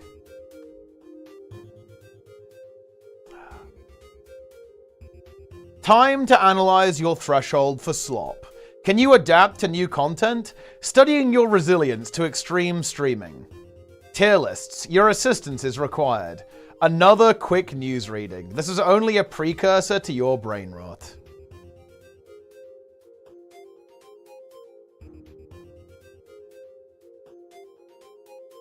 The author is winning. Dude, how is the toad not second though? People are not. Wow, people aren't a big fan of the bunny. See, that's fucked up.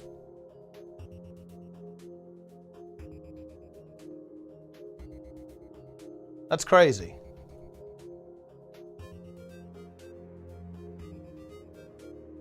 Okay, are we dropping the tier list, guys? I think it's time to drop the tier list.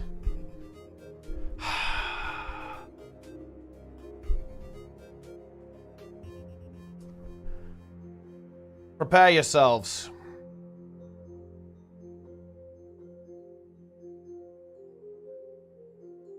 Do we need to do shout out to YouTube? 302 people on YouTube. Over 700 here live on Twitch. And we love to see it, we really do. Let's bring content to the table. Shout out to YouTube. It's finally time, everyone. I know this is what you've all really been waiting for. We've seen all of the elite specialization reveals for Visions of Eternity, so that means it's time for the best part. We are going to rate all of them on a tier list, because why not, okay? The devs have put hundreds, if not thousands of hours into developing these things. Let us go ahead and minimize all of their hard work and effort down into a single letter, because that's just what we do around here. Okay, anyway, let's get down to business. We have some strong specs here. I think some ones that need work, right? And we're going to see that reflected in these ratings. The way I'm going to rate this, by the way, is not balance, okay? We're going to be rating this based off roleplay and gameplay design, right? Because again, balance, who knows? It can go up, it can go down. We have no idea how good these are, and obviously they're going to get changed a lot. So these ratings are going to be entirely based on the design of the mechanics and the roleplay, and you know how good the theme is, in my opinion. So let's start with an uncontroversial one, I think. And this is, again, one of the more recent ones revealed. Amalgam. S tier. This is, in my opinion, the best one. I think it actually is the strongest elite spec in terms of design that we've seen so far. And it's a little bit hard to pick holes in this one. In fact, the only thing that I think they need to fix is they need to fix the crappy animation when you turn into a sludge. Because it looks like this weird puddle that doesn't animate properly and just rotates in a weird way when you move around. That's pretty much the only negative thing I have to say about this. I think the trait design is excellent. All of the choices are meaningful and often have massive gameplay ramifications, whether that is being able to share your morph effects, whether that's splitting up the power of Evolve onto the morphs, which then interacts with the sharing as well, having a double charge of Evolve, like all this kind of crazy stuff, like making your Evolve reset your morphs. Everything about this is really cool with the trait design. The utility skill design is also really cool too. The class mechanic is excellent.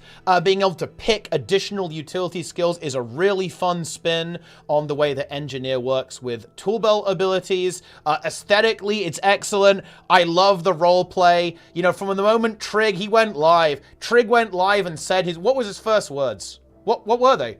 it's slime time. He just dropped that. He said it's slime time. It's time to ooze. And let me tell you this, guys. You either ooze or you lose. That's what I'm going to say, guys. You need to ooze big time on this. Amalgam.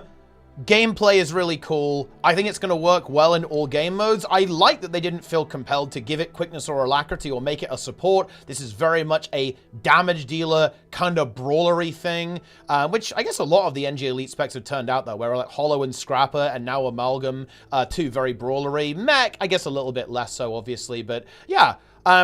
This one is really cool. I think it's fantastic. It's going to work well in every game mode, I think, which is always cool. And it introduces fun new mechanics like the barrier removal, I think is really excellent. It's like a completely new idea that's been brought to the table. Like sharing lifesteal with your team, sharing super speed, quickness, all that kind of good stuff, right? Animations are really cool, like, you know, prodding people with a, you know, a Quicksilver spear, an ooze spear, smashing people with a hammer, right, turning into a puddle, raising a slime shield to block stuff. Yeah, I really have nothing but praise, actually, for the Amalgam. The gameplay loop is fun. The trait design is good. The utility skill design is good. The roleplay is good. This is a S-tier Elite spec, and you know, I will do a tier list that covers how I rate these relative to every Elite spec in the game. We'll do like a full rating system for that too, but I would actually say it probably ends up looking S-tier, even if you put it up against the best of the best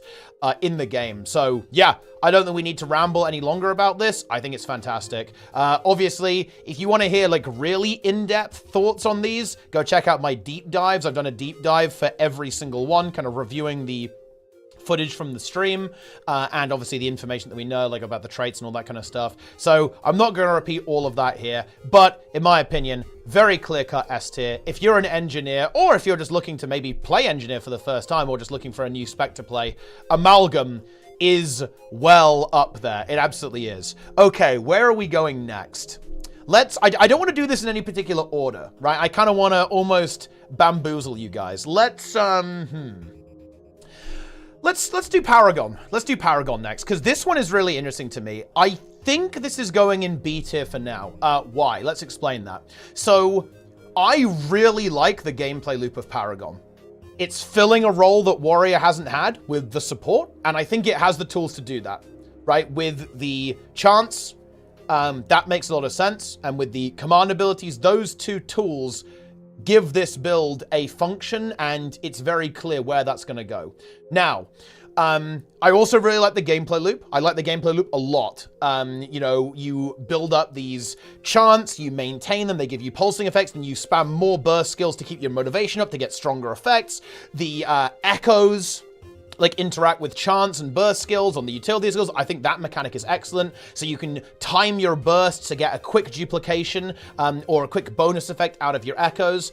I just think that the thing that's really holding this spec back is incredibly underwhelming trait design. Like, we cannot be having a trait in modern Guild Wars 2 that says when you swap to a new chant, you give alacrity. Like, that's just not good enough. It's not gameplay altering enough. If we compare that to the incredible design that we've seen from stuff like the Amalgam, where every trait is going to change your build in a significant way a lot of the time. And it's not just Amalgam either. We'll get to this later, obviously, but Ritualist, wow, incredible. Antiquary, huge, massive game-changing traits on the Antiquary. Same with the Conduit as well.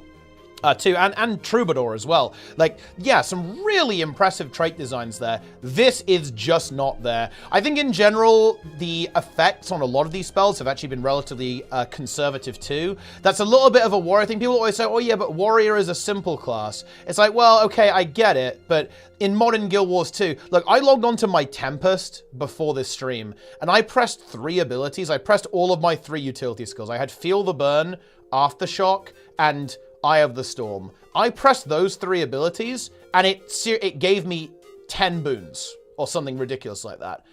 That is the version of Guild Wars 2 that we're playing. So, we need to just give this thing some more text on the tooltips, pretty much, and then we'll be in business.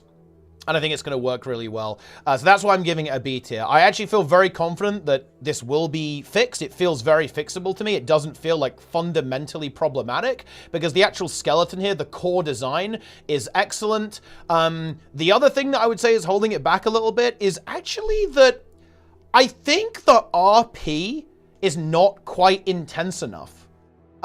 We have one big ability with the wings, but I think I want to see some more Paragon visual flair, I want to say. Like, the animations are a bit samey. You're just kind of yelling, and I get it, right? That is, you know, that is kind of, you know, what Paragon does, but I kind of want to see him go a little bit further, like more wings, more golden sparkles, I guess, for the Paragon. Like, really lean into that kind of angelic demeanor that the Paragon from Guild Wars 1 evokes. So I think it loses a couple of points there because, you know, again, comparing this to some of the roleplay on the other ones, it is a little bit lacking, I think. It's kind of relying maybe a little bit too heavily on the Guild Wars 1 nostalgia as of right now. But overall, in my opinion, very solid. Like, and I do want to once again highlight the gameplay loop, I think is really good here. It's a really good, solid gameplay loop. In particular with that class mechanic. It's something that Warrior, I think, has really needed for a long time, is those extra buttons, the F2, F3, F4, and you combine that with the motivation mechanic, I think it's going to lead to a really exciting gameplay loop that Warriors are really going to love, right? You know, and, you know, especially players who want to go into that kind of support position as well. I think it maybe won't end up as like a DPS build in PvE. It is going to live in that support role a lot. If you want to play a bit more of kind of like a brawlery thing, then I think PvP and World versus World is where that has some potential. So that's maybe another downside there as well, is that it may not end up having like a super strong pure DPS spec, but obviously we'll have to see how that one goes because, yeah, it does appear to have a fairly well-defined role. But yeah, that's kind of my thoughts on the Paragon overall. A lot of potential, I think, but the traits need a serious look and a serious power up because they are just simply not up to par with the design of some of the other elite specializations. Okay. Let's do Conduit. And I think Conduit is in a similar situation to Paragon right now. I think the roleplay is actually really cool. I think aesthetically it looks really interesting.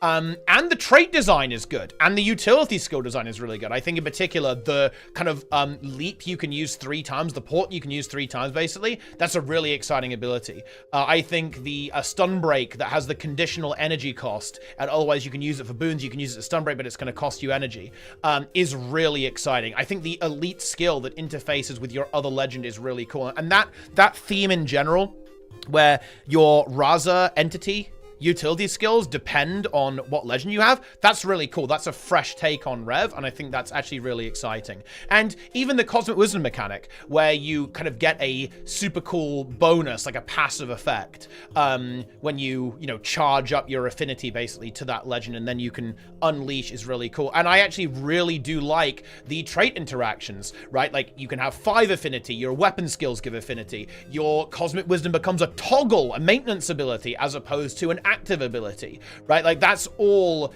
really cool, I think, across the board. But here's the problem. I think the issue with this is that it needs an extra button. I don't think the class mechanic, the elite spec mechanic, is transformative enough on its own. It's a little too passive, in my opinion.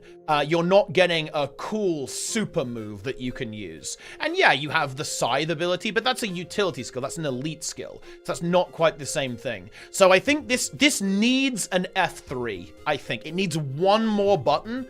A little bit like Ritualist, almost. Like Ritualist, which we'll get to in a moment. You summon your spits and you can blow them up. Like, it needs some kind of combo thing that you can interact with the mechanic of the conduit in some way. Like, you can channel something and do a special move in some way that's kind of on the F bar as opposed to the utility bar or the weapon skill. And I think then it can actually really shine. But as of right now, this feels like it almost feels like a core trait line in a way. It feels like a core rev that just changes your F2. It's not impactful enough as of right now where it stands. But again, similar to Paragon, and this is going to be a bit of a theme in B tier, I think, is that I think it's kind of very fixable, right? Like, these are very, very fixable. They're not quite where I want them to be just yet, but we're fine. Like, we don't need like a major redesign. We just need a couple of things,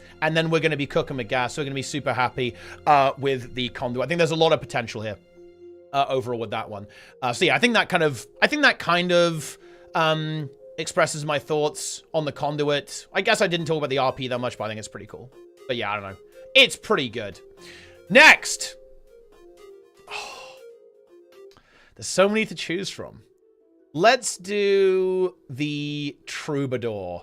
Troubadour is A tier. You know what's funny though? It's low A tier, actually. It's low A tier. Yeah, that might be a little bit controversial. I know everyone's hyped up to play Bard. We love it. And don't get me wrong, I respect that. I do think the roleplay is excellent. You know, playing on the flute, banging on the drum, right? Okay, playing the lute. And I love the crescendo. The crescendo is really exciting. Like, you know, you have these instruments playing and then you activate your crescendo and then they all pop off at the same time. Yeah, that is really cool. In my opinion, I also like the interaction between the utility skills and how if you have a particular instrument playing, then that utility skill is going to get a bonus, right? The elite skill is obviously pretty epic because you're giving AoE distort. What could possibly go wrong, right? We're getting this full support spec, but I think it will, you know, you'll have a couple of like hybrid-oriented builds too in there. You've got a couple of damage traits in the mix there as well, thrown in alongside the supporty stuff. Like, this is a kind of a scary build. I think it has the potential to be very oppressive. We've got boon extension.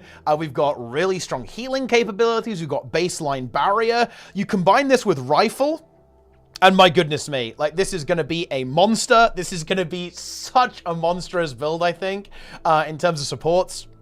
In all of the game modes, it just has a very good baseline kit that looks fun. It looks fun. I like that we've gone away from clones similar to Virtuoso, because that is something that particularly in World versus World, like, it's kind of felt very weird for support mesmers in those game modes, in competitive game modes, because that's where the clones don't really gel with the support gameplay that much whatsoever. So I think this is a good design direction to go there. The reason why this isn't S tier is because I'm not that excited by the actual mechanic, the musical instruments, because they're just playing in the background. They're not doing anything, right? You're basically using them as a combo piece to set up for crescendo, right? There's almost like not quite enough on the actual instrument itself. Like, they're more of a combo piece that you use with your utility skills or your crescendo, and that's not bad. I don't have a huge problem with that, but I think it would be kind of cool if the instruments were actually doing something, you could,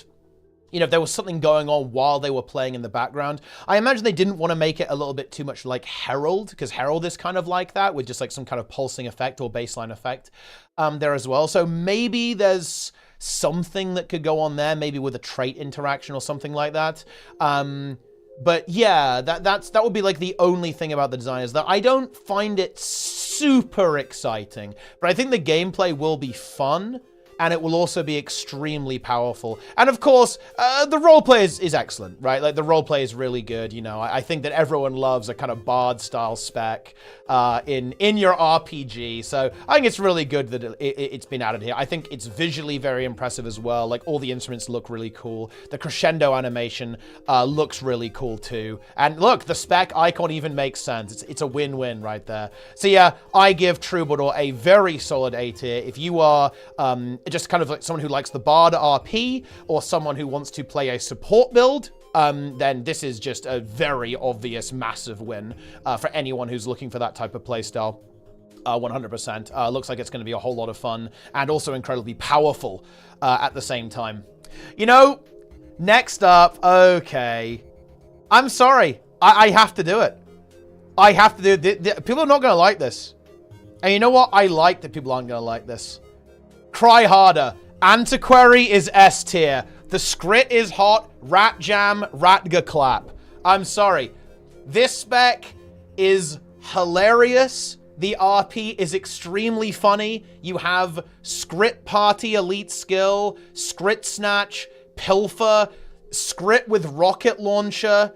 You've got Canuck Flip Coin thing. You have random crazy abilities like an electric guitar or like a exalted thing. A Scrit holding up a fish, giving you a shield. This is amazing. This is hilarious. I was actually initially very worried about the RNG on this spec and how that was going to be designed, but I was actually really impressed with how ArenaNet handled this, with the adept traits giving you ways to mitigate that RNG, either by giving you 1 offensive, 1 defensive, 3 pilfer skills, right? Or allowing you to reroll with a new skill. You get like an extra ability that allows you to reroll for initiative. Wow. I actually think the traits on Antiquary are the best in the game. But maybe even by far. I think every single trait changes the way you think about your class. That is remarkable. That is exactly how it should be, by the way. Every single one. The only exception, and arguable exception, because that's not necessarily true, because it does give you a proper gameplay loop, would be the 2 DPS ones, right? The Master and GM pure DPS traits. They are not giga exciting, because they're just, you do big DPS. But even those, they do give you something to play around. They do give you a mechanic, especially the Grandmaster, which is basically like a very burst-oriented spec, because it gives you like a massive damage buff that falls off. And then all the other ones are just Omega, right? The icons are really cool. The effects are really cool. The way they handle the double edge, like recharge guarantee or like backfire, I think is really interesting. I was worried that it was going to be really punishing, but it's more like you can actually play around it and mitigate it, either with the trait that means it doesn't backfire, or with the fact that the backfires have a downside that you can think about, like using stability to counter the knockback on the teleport, or moving out of the script, or just not pressing the bomb. On the elite skill, the only one that feels really brutal is the Canuck one. If you corrupt your own boons, that's pretty rough, to be honest. But other than that, I think the trait design, the utility skill design is excellent. The profession design mechanic is also excellent. Again, they didn't really feel the need to put quickness or a lack on it. They've said that they might think about that. I actually kind of hope that they don't. Because I like the design as it is. I guess maybe they could just like slap it on if they really wanted to, but I don't think it really needs it. I think it's going to be super exciting in PvP as more of a kind of bruisery build. That's also something that's kind of cool, by the way, with the Grandmaster trait, the one that gives you barrier and then either resistance or stability, is it kind of gives Thief a different approach to PvP, I think. It's going to be able to hold its own a bit more, I think. Sustain itself with barrier, give itself some defensive boons, and then really use those artifacts to kind of turn the tide of battle, actually. So yeah, really cool. I get it. People do not like the RP here, and that is fair. I want to be clear that that's fair.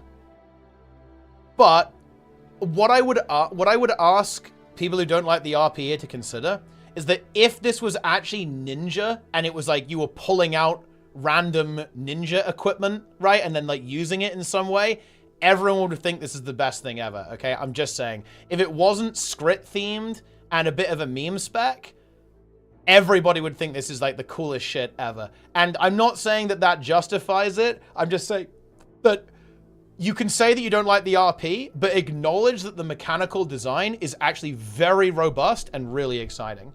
Yeah, there you go. That is what I have to say about the Antiquary. Yes, embrace the Antiquary. And yeah, big shout out to, what is it, Prodigious Pincher, I think, the Grandmaster one. It has a really cool icon with the script face. And I just love the gameplay loop of kind of like spending your relics to refund your initiative, and then you get like another free pilfer off that. Wow, really cool. I think that type of gameplay design, again, that type of trait design, especially on the Grandmasters, is just excellent. It is really, really good. Shout out to the rat. And by the way, I'm not even being bribed here. Do you know why I'm not being bribed? I did 20 ecto gambles with the Scrit, and the Scrit robbed me blind. I'm not even joking, guys. Like, I won big on the Sandstorm ecto gamble, and the Scrit just demolished me, just humiliated me pretty much, and took all my gold. So look, I don't know what to tell you. I'm not biased. Okay. Next. Evoker. I kind of ummed and ahed about this one, but man, I was surprised. I hate to say it, it's C tier. This is the first C tier spec. Yeah. Let's talk about it. So, the reason I have this here is actually a boring one. I think the mechanic is problematic, to be honest. I don't think it's there yet, to be honest. I actually love the RP. I think it's excellent. I love the spirit toad, obviously. You know, the fox, the hare, the otter. I love that. And I actually love the abilities they have too. They're really cool. The frog belly slamming, the fox sharing, you know, doing epidemic for burning, right? Like the hare zapping in and going crazy. And the otter, like, splashing you with a water glob. Yeah, I love that. The abilities look really cool. Visually, I think the spec is very interesting. But mechanically, I think it's too restrictive. And this is a reason why it's in C tier. I think it is hard. It's non-trivial to fix this, or the problems the spec has, in my opinion. Because right now, I don't see how this build works, or ends up playing out. I think that the other kind of thing that it brings to the table, because you have like the little elemental familiar attached to this, but the other part of it is amazing. The fact that you specialize in an element and you basically have instant attunement recharge, that is so cool. I love that. The fact you can basically pick fresh air for any element. You can be fresh mud, fresh water, fresh drizzle, right? Okay, fresh fire. Wow, really cool. Incredible mechanic, but the fact that that's coupled together with the F5, with this really important ability that is distinguishing you from a core Ellie, oof, it is very restrictive. And then you couple that with the traits that are also very undercooked and pretty underupped and also very spread out. We've got 4 dedicated to one for each of the familiars. And again, that means that you're guaranteed to almost like have a trait that you're not really going to want to go for, because you can only pick 1 out of the 4 familiars, and the 4 traits are spread out among adept and master, right? So it's going to be like super weird with that. I think the design space is cramped by that big time. Then you've got 2 basically super boring dead traits in the middle there as well, with like the burning and regen on heal skill. And then you've got like the damage reduction and damage increase one there as well. That's like very, very boring. And look, I get it. It's a fun meme, but 1 Grandmaster essentially being like semi-meme tier is not ideal. There's some speculation if they could give weapon swap to Ellie in exchange for that. That would actually be really cool, but potentially actually hard to balance, by the way. That's like that's kind of a scary thing to do, I think, but maybe they have to go that way. And yeah, the other GMs, they're just not it. Like, they don't really change the gameplay that much fundamentally. And one of them is just like, oh yeah, you give 2 stacks of might when you use your Firefox ability and you cleanse 2 condies. It's funny there, like the cleansing 2 condies is like actually not bad, but the boon output is just mediocre on this build. I was hyped to have like another way to play a support Ellie, but like, I don't know about that. Like, the utility skills are whack. They're super off in my opinion. One of them like cleanses 10 condies in an AoE. Another one just gives like a little bit of burning might and fury. The toad stun break is alright, I guess. And like the hair dash is pretty nice. I love the elite, to be fair, like summoning all of them to use their Omega moves. That's actually really cool. It feels exactly what an elite skill should be like, but oof. I think this one really, really needs some work. I don't know what it's going to look like. Maybe you can use 2 familiars as opposed to just 1. That would be a potential. So you can basically pick 2. That would work. Maybe some utility skill that allows you to temporarily use one of them to give you a bit more flexibility and versatility. I don't know. But yeah, I think this one, Evoker, is maybe the spec that... There's one other spec that I think needs pretty significant changes, even on a mechanical and class mechanic level. You can probably guess which one it is, looking at the ones that are remaining. But yeah, Evoker is definitely one of them. I'm not like, decoked on this. I think that it's going to be cool. I trust ArenaNet to fix it, by the way. I'm not going to go Doom or anything like that. I think they can fix it. I think they will fix it. But yeah, this one needs some work, in my opinion. The versatility, the trait design, the utility skill design all need a fair bit of help. The core mechanic, though, I think is solid, though. Charging up your pet, and then you get a giga move after you've used it 3 times. That's actually really cool. I love how the little pets work. I think it's fantastic. I like that it's not a pet. It's more like a summoner-style thing, like a familiar that follows you around. That, to me, is really cool and less frustrating than a pet mechanically. I'm not really a pet class enjoyer, to be perfectly honest with you. But yeah, there's major design work needed here, in my opinion, I think. Let's do the other one that I think needs a lot of work, shall we? Yeah. Oh, Luminary. Ooh. Ah, yeah. The C tier. Oh, where do we begin?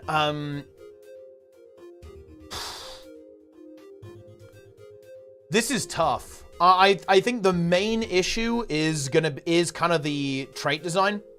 The trait design again is just not where it needs to be. There's some cool ideas. I actually love the idea of having a bunch of traits that interact with light aura, detonating light aura, building up light aura, making light aura heal, maybe even give boons, right? That is really cool. I like that, you know, very reminiscent of, you know, aura share on Ellie or fire aura interactions on Berserker. Big fan of how that one's going. But, oh man, some of these traits, they're just not exciting enough, you know? They really just don't warp the gameplay and change the profession mechanic nearly enough, in my opinion, compared to some of the other offerings that we've got here. And it's important that they do, by the way. It's important that all these traits are important because we're not getting a new weapon, so you want the traits, you want these specs to be heavy hitters, I think, which is, I think, part of the motivation why some of these specs are such heavy hitters is because of that. But yeah, this one needs big time work. And on the mechanics itself, I was really surprised when we saw the Radiant Shroud, because I was not expecting it to also have the virtues, right? I was expecting them to have designed interactions with virtues with the weapons themselves. And yeah, I was kind of surprised when that was not the case at all on this. Does it need its own virtues? Maybe. Does it need just another button instead replacing those virtues? Also maybe. I don't know. Like, this one feels a little bit confused. Like, I don't like to say this sort of thing because I think it's never correct, by the way, to say this. But it almost does feel like they were like, oh, how are we going to make this work with the virtues and radiance trait lines? Ah, fuck it. Just give it the regular virtues as well. And it feels like they're like, oh, I don't think the Radiant Shroud mechanic is enough. It's like, it's not enough on its own to give this class the power and the effects that we want. So just give it the regular virtues too. And I don't know, that just, like, that's not where you want to be, right? You do not want to be thinking like, oh yeah, our mechanic that we're doing here isn't enough. We need to give it the core spec as well. Like, no. Like, you want the elite spec to be really putting in the work and having its time to shine, right? So I think it needs to be juiced up in a pretty big way. This is the one that I think maybe I'm the most lost on. I'm not sure how this is going to go and what this is going to end up looking like. I had to really sit down and scratch my head and think about this one. The most obvious one is like just give it its own virtues, and that maybe would help. And maybe there's some interactivity. Maybe you can use the virtues inside of Shroud and it will like empower an ability in a certain way and give it like a bonus effect depending on what virtue you use or something like that. Maybe the virtues could be linked to the weapons, which they kind of are, right, with the Grandmaster trait. But I don't know, like it's a tough one. This one is a tough one, I think. I think there also is a really weird one that I feel like I have to bring up. Is like, why does this spec have no burning? And also, why is its icon a shield? Like, what is going on here? Because its entire RP is that you're, like, carrying around a torch of ghostly flame. And there's no burning on the spec at all. I know that's, like, a meme RP thing to complain about, but isn't that kind of weird?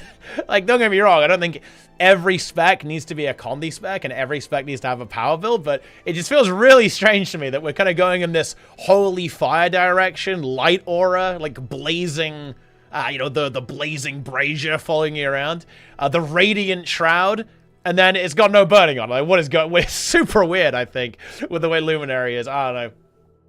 There are some things I do like about it. I like the damage reduction. I like the Blessing of Sacrifice style effect on the staff in the Shroud, where you can kind of take damage for your allies. That's really cool. I would say that some of the weirdness is probably down to this spec being very PvP coded, in my opinion. The moment I saw this, I was like, ooh, this is a PvP spec. This is basically Core Guard Plus for PvP. This is maybe something that you could play in World versus World. It's got resistance. It has damage reduction. It has damage. It has additional stability that it can apply.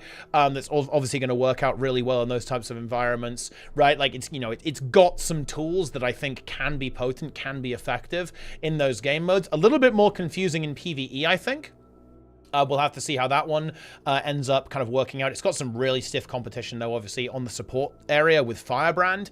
And, of course, there's loads of DPS options for Guardian as well. So it's tough, I think. Needs a lot more work. I think it's the one that needs the most looking at. Evoker's not far behind, though. I think both of these are, I want to say, in a similar position, actually, in terms of needing some, I think, significant mechanical changes to kind of get them into the right spot where they need to be. So yeah, that's what I would say about the Luminary overall. Yeah, I already talked about trade design. The trade design is goddamn cooked, okay? Also, they did the thing where you can't have, like, the healing light aura thing and Alacrity at the same time. Oof. There's a Tempest moment again. You hate to see that. Okay, next. Ritualist.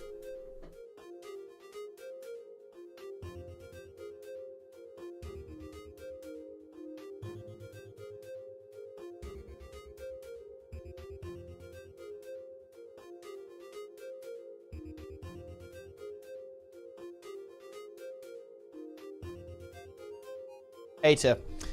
It's A-tier. It's A-tier. It's very good. I think it's better than Troubadour. It's better than Troubadour. I don't think it's quite on the level of design as Amalgam and Antiquary, but it is actually an A-tier, in my opinion.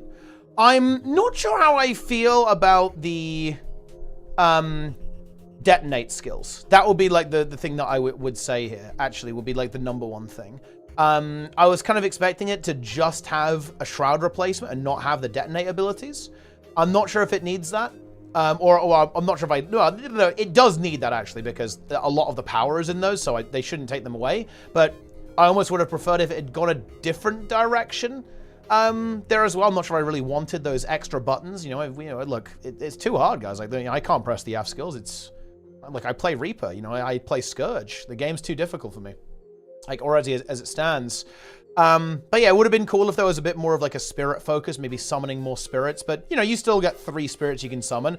And I think the overall gameplay loop is actually really cool. RP is excellent on this one, I think. I think it looks amazing. I love all the icons for the spirit, the weapon skills that you have. The weapon skills all have really interesting effects. Like, you've got Nightmare weapon with Lifesteal. You've got a Zinre's weapon, which I actually think needs a couple of lyrics, maybe more on that later, but the weapon of warding, sharing the blocks out, damage reduction on the heal skill that you can share out. Really exciting.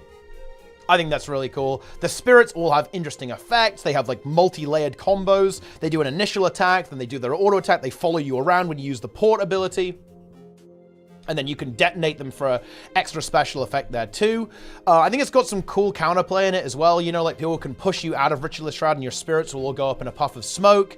That's pretty decent as well, in my opinion. A very different heal build as well to Scourge. Like, obviously, you know, going for a support direction, you don't want to make it overlap with the Scourge too much. This, I think, doesn't, because it doesn't really lean into barrier. It's more all about healing and boon up time, and then unique modifiers with your weapon skills. So I think that's good. They don't tread on each other's toes. In fact, I think they might end up having synergy with each other even, because of course this build gives quickness and Scourge gives alacrity, so you can do some crazy quadruple necro support combos, I think, that are going to be really, really wacky. So it's going to fit well in. And I actually do like that they're adding more heal quickness options, because like heal quickness builds are not that good a lot of the time, and I think this can actually be pretty strong. They do need to kind of do the opposite too and add like really strong alacrity DPS options, because that's honestly the real thing that defines the meta, is how strong quickness DPS is as opposed to alac DPS. But, well, look, blah, blah, blah, blah, blah. Yeah, we've got Splinter Weapon. We've got some cool stuff here. The spirits look cool. I think the gameplay loop overall is going to be really exciting. You're going to be summoning spirits, detonating spirits, staying in Shroud. You've got the fun minion synergy in there as well, and that could honestly lead to some interesting builds, like where like minions are actually good because you want to stay in Shroud as long as possible so that your spirits are up, right? Because, you know, when you summon something, you're going to gain life force. When you summon spirits within your Shroud, you're going to gain life force, so you can fuel your Shroud and just keep summoning more spirits and getting the DPS. The trait design is amazing on Ritualist. It is so cool. The only gripe I have is the quickness application feels really bad, actually. But I'll talk about the other trait design first. You can do stuff like soul twisting, where you can double summon a spirit. So you can summon it, detonate it, then summon it again. You can share your weapon skills at 100% effectiveness, which is amazing. So you can give all of the blocks 3 blocks that aren't Aegis to nearby allies. You can share 2 stacks of Zinray's weapon to everyone. You can share the full duration of your heal skill damage reduction, which gets even better when people are low, right? You can share full Nightmare weapon stacks, which, by the way, is going to be so disgusting. If you share, because basically it's like a Venom that does lifesteal. So if you have like 3 people with that Venom, you all blast 1 target, it's going to be insane. Really cool. All the design is excellent. You can make your spirits follow you whenever they do an attack. I mean, honestly, the list goes on and on and on. I really like the trait design on this one. We could talk about it for days, but we haven't got days. We've got to actually get through this. We've got to get through the tier list, guys. We've got to make it. We've got to get all the way through with this stuff. Yeah, I guess the only gripe I would have is the quickness application feels pretty bad because when you give quickness, it's when you summon a spirit, and that to me sucks, because your spirits, especially if you're playing healer, you want to use them reactively. Like, one is like a big AoE heal and Condi cleanse and then apply some boons. And being forced to use that reactively sucks. Or sorry, not reactively or rotationally sucks. I don't like that type of ability that kind of forces you to use your utility abilities on a rotation to apply boons. That is omega unfun gameplay in my opinion, so it loses a point there. I'd like to see the quickness application changed. Like, this would be really dumb, but almost if it was like when your spirits attack, they give quickness. That will be a way to do it. That would maybe be too Papega almost, but who knows? I'd like to see that changed. Boon application arguably could be made a little bit better for certain things, but it does piggyback off transfusion extremely well. So that might be less of an issue when we actually get our hands on this and see how that goes. I also really like that it's kind of like a power DPS build too. That's super cool for Necro. It's going to be like it won't be a full ranged power DPS build. It's going to be a hybrid, right? So you'll usually play melee weapons on power Necro. So, you know, you're going to be playing stuff like spear, greatsword, all that stuff, but you're going to have this range component, like your spirits will be blasting the entire time. So you're going to have a bit of range component to it as well. I think that's actually a relatively healthy design too. Making a full range DPS, well, look, we've seen how that one goes, haven't we, with Virtuoso. It can get a little bit toxic sometimes. So I think just having a range component to it, I think is also really cool. Oh yeah, the other Grandmaster trait is super fun too, where you can keep your spirits up outside of Shroud as well by, you know, building up loads of Shroud. And then unleashing your spirits, and your Shroud like slowly drains after that. That's really fun. Again, completely changes the gameplay. Ah, man. We love to see that. We love to see Ritualist in the game. Do I have anything else to say about Ritualist? I don't think so. Thematically, it's really cool. Visually, it's really cool. Utility design skill is solid. Oh, well, I'm going to rant about the Elite a bit. Yeah, utility skill design is overall cool. Profession mechanic is cool. Not quite what I was expecting, but I can get behind it. I can get behind it, guys. We absolutely can. Yeah, elite skill. I'm going to complain about Zinray's weapon. Like, they were too scared to give us the, you can only take 5% of your health in one hit. And I understand that. That makes sense. But they basically made bad rebound. And you know what? Listen, guys, okay? We've added AoE Distort Share to the game. We've added you can't die into the game with Paragon. Okay, are we really giving Ritualist bad rebound? Are we serious on this, guys? And yeah, it's 2 charges of bad rebound, but it's still bad rebound. Okay, no! We need to give it something better than this. I would be really interested to see a rework on this. I would love to, because right now it's a fairly long cooldown ability that basically says when you take damage, you take the damage and then heal all of it back except 5% of your max HP and then steal life from the enemy. Now, that is not a bad effect, but here's the catch. If you die from the initial hit, this doesn't go off. That's why I'm calling it bad rebound. So let's say you've got 10,000 health and you take an 11,000 hit. This elite skill does literally nothing. It will not save you from that in any way. It also has a big chance to get wasted, unlike Rebound. Like, Rebound can't get wasted. Like, you either die or you don't, and then if you do die, it will bring you back. This could get wasted on, like, a completely useless ability that you don't care about. You could already be at full HP even, potentially, although, to be fair, if you're using this at full HP, that's maybe not the way. So I think this elite skill, I would actually give it a look. I would give it a look at, actually. I think my idea would be to make it a short cooldown elite. Maybe even with charges. So maybe like a 20-second cooldown, and it has an effect kind of similar to how it is right now. So it's something that you would equip and you would use quite frequently, as opposed to like a power move elite.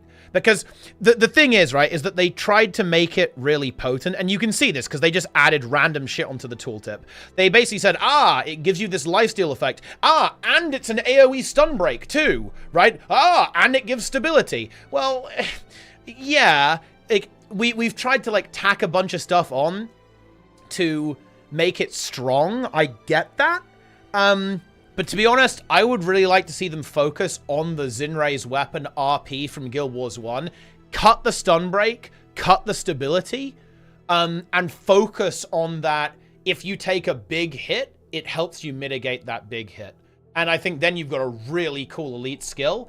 Maybe, again, make it so that, yeah, if you get one shot, it doesn't do anything, but have it on a shorter cooldown so you can use it to kind of smooth out damage or maybe absorb an attack to reduce someone's incoming damage. I think that's the direction I'd like to see that elite skill go, because I do think that type of effect is just...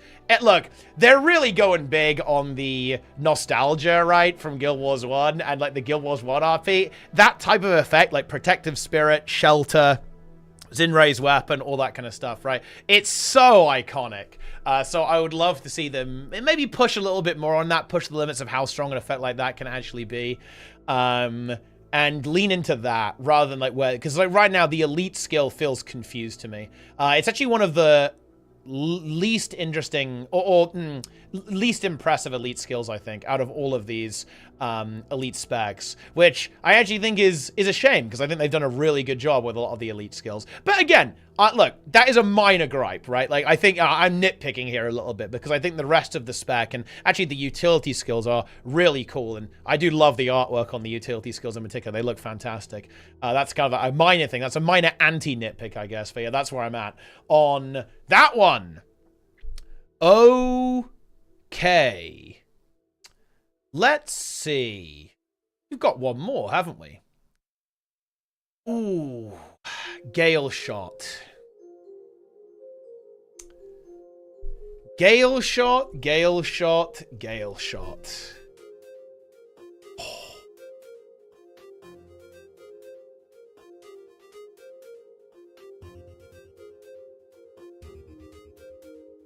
It's the top of A tier.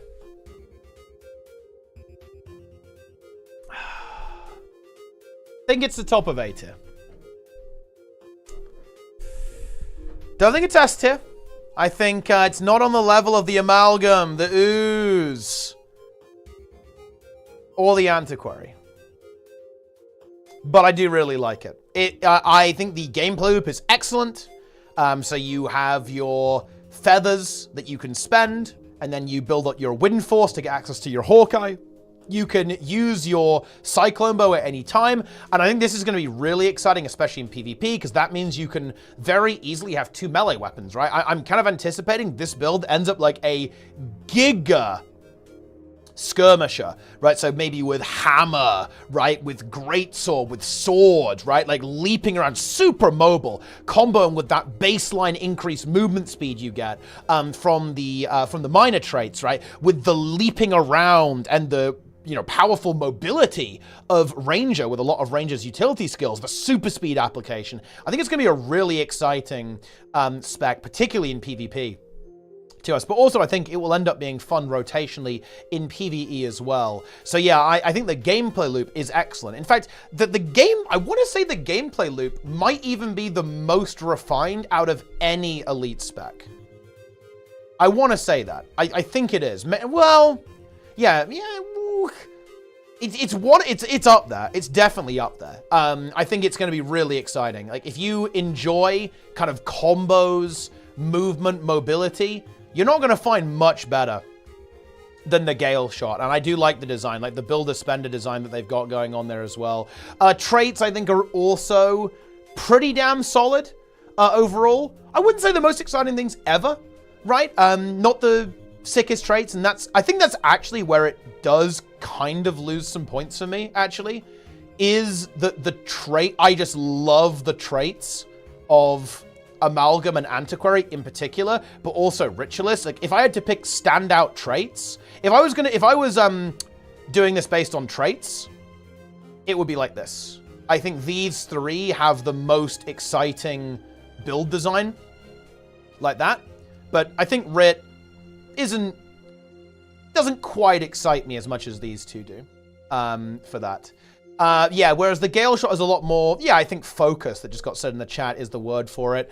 And that's okay, right? That, again, that's why it's an A tier. I think it's very solid, very strong. I don't look at the traits and go, oh, wow, that sucks, right? Oh, wow, that's super boring. I think they're all pretty cool, right? Like, they're all pretty interesting. Like, the Grandmasters, again, you kind of get a... you get like the interaction where you can like reset the cooldown on Bluster, right? And you have like a completely different approach to playing the spec there. I think that Grandmaster is really good. I think that, you can replace your Immobilize with something that does a bit more damage. Again, that's very PvE coded, I think, right? And you have this kind of crazy loop. You're going to combo those two traits, like the Master and the GM together, where you're going to be spamming out all these different abilities and comboing them to get to your Hawkeye there. I really like that you have like a path to navigate through your Cyclone Bow with a grand finale of the Hawkeye, and that's going to be cool in PvE because you're going to be weaving in the Cyclone Bow with your other weapon skills, right? And like weapon swapping as well and kind of going berserk.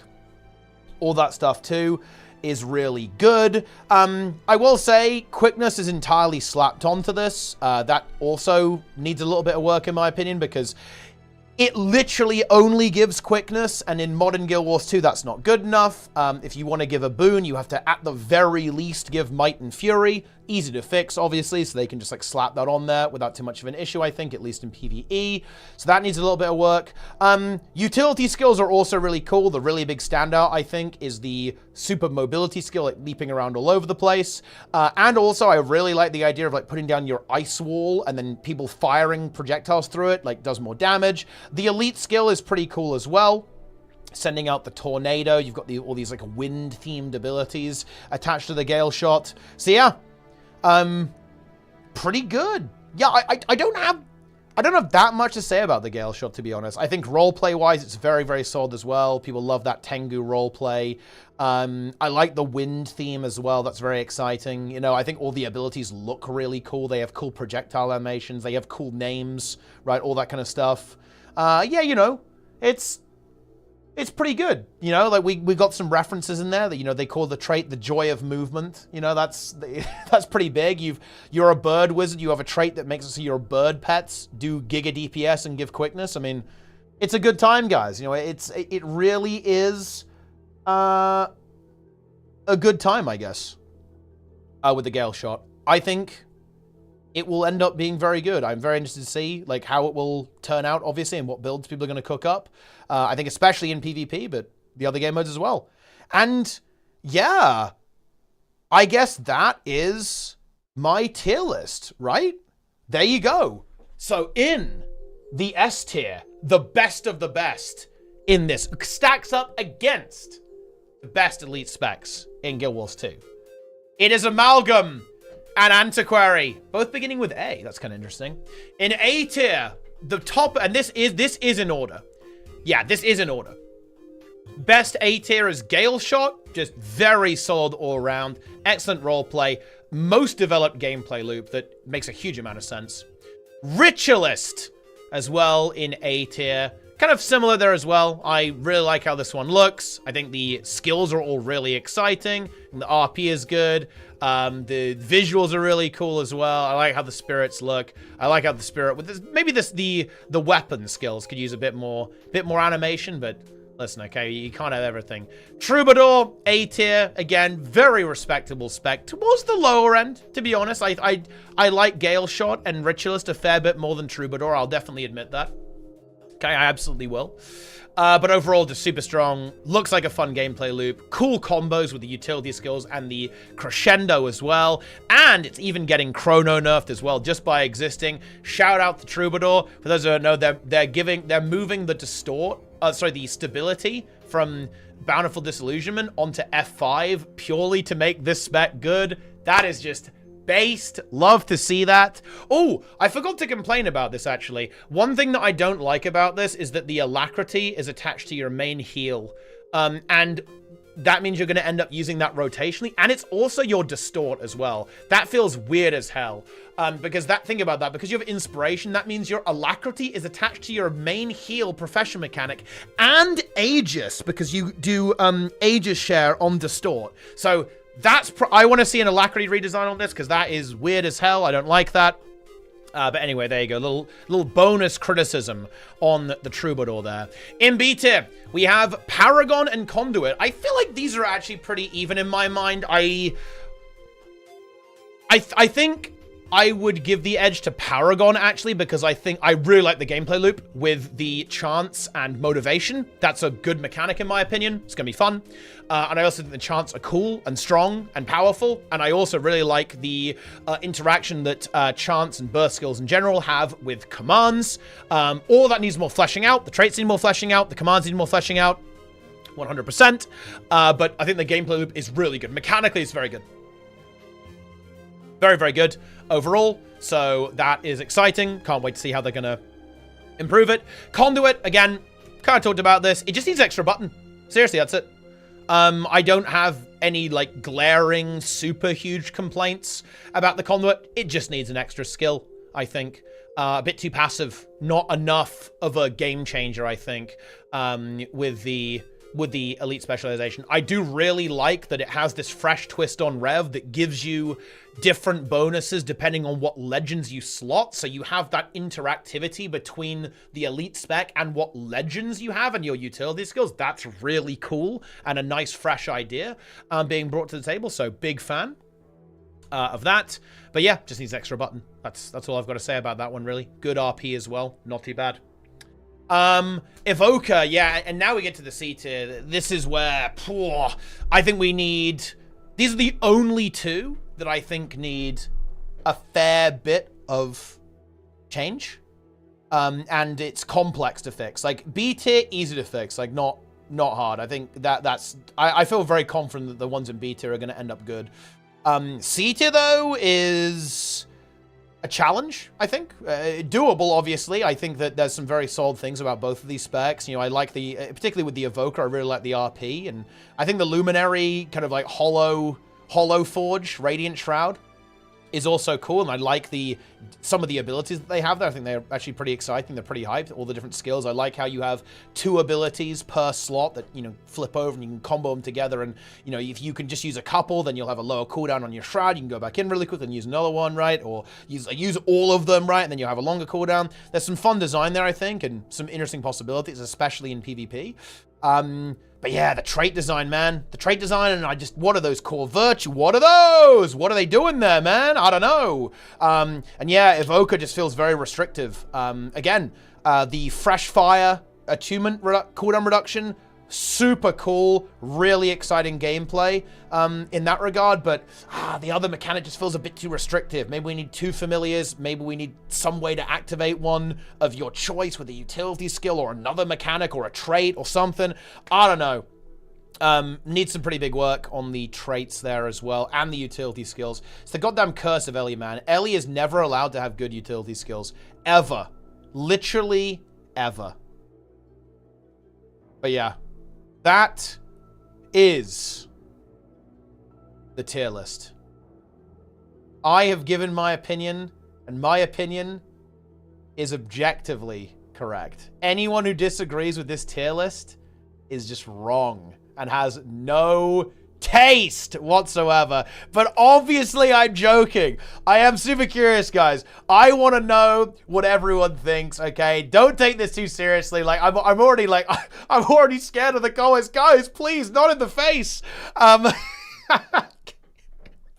I want to know what everyone thinks about these. I will link the tier list maker, or you could just type it out if you wanted to. You could type out your comment on YouTube about where you think they are, right? Do you agree with my tier list? Do you think I'm completely insane? Okay, you guys like that antiquary rating? Oh yeah, I know you. I know you enjoy it.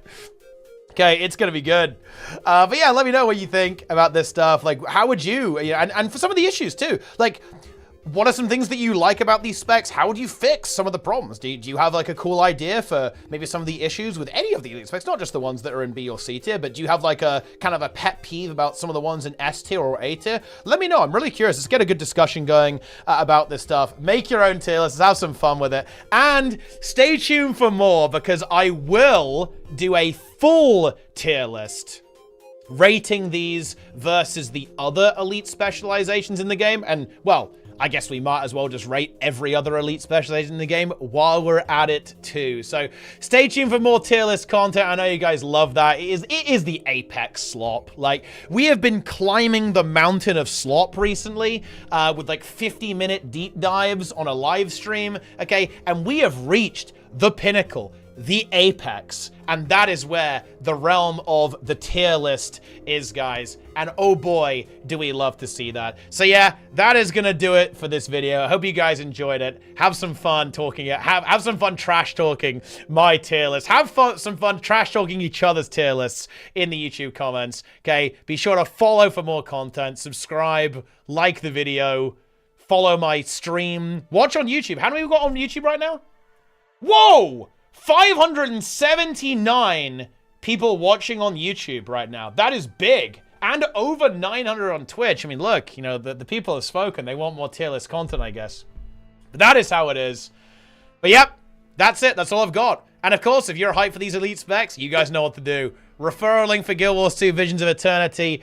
It is pinned. It is in the description. It is everywhere. Exclamation mark GW2 in the chat if you're on Twitch. Hammer that link and buy the Ultimate Edition. Log in. Let's go. It supports the stream, and look, if you guys do it, you get more tier lists, okay? You should view it as like the tier list link. Yeah? Yeah, all right. Okay, that'll do it. Engage with all the social media. Do the algorithm stuff. I'll see you guys next time. Thanks for watching. Hope you enjoyed. Take it easy. Boom! It's done. It is done.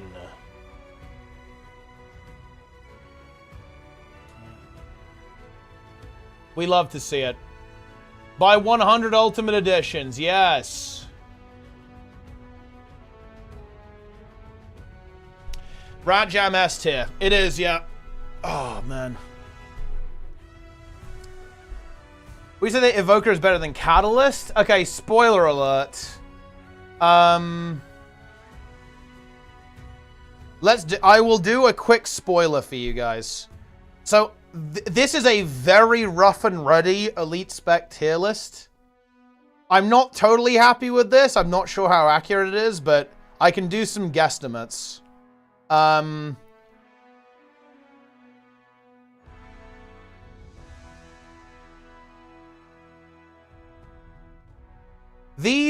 Yeah, these, wait, is this, dude, this, wait, Chrome, what, dude, are you serious?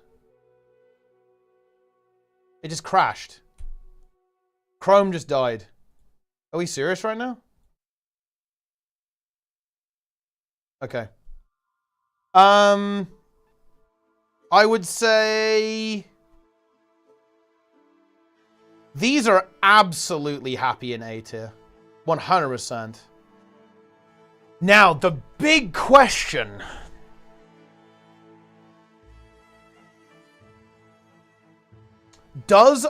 Is Amalgam as good as Reaper, Tempest, Herald, Druid, Weaver, and Soul Beast?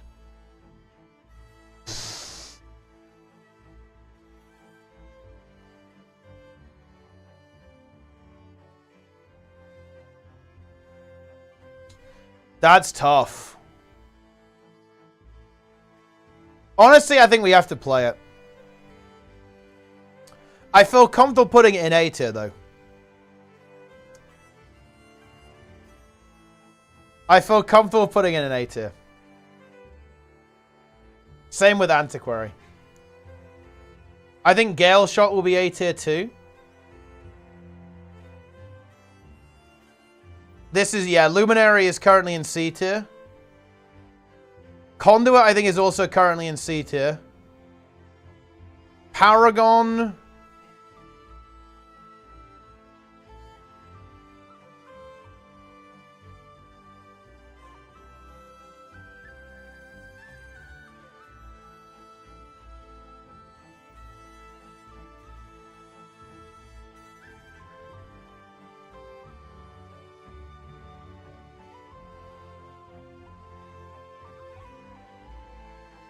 Renegade in C tier.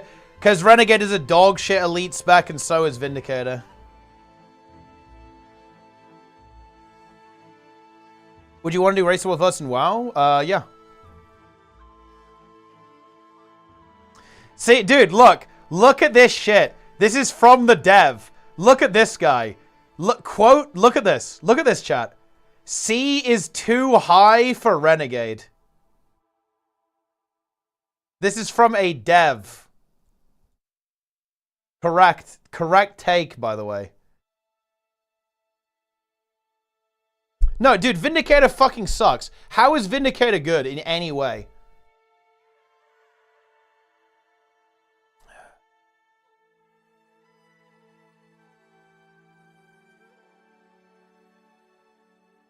It's not good.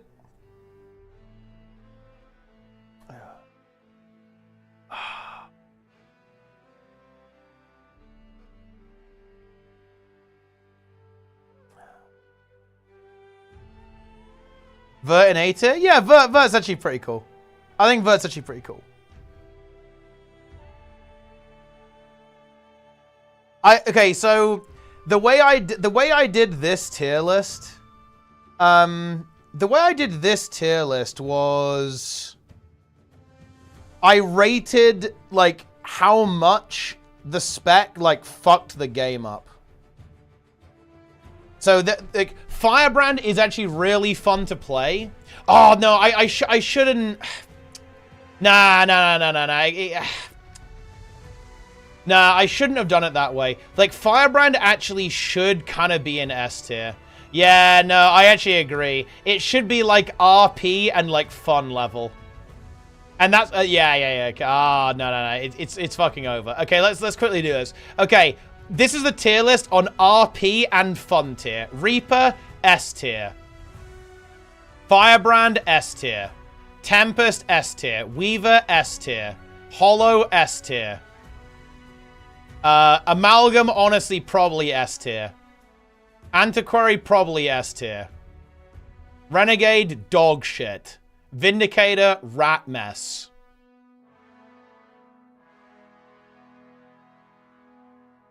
Berserker? Dude, Berserker might be S tier, man. I'll put it in A tier for now. Chrono, A tier. Herald, S tier, obviously. Scourge, S tier, obviously.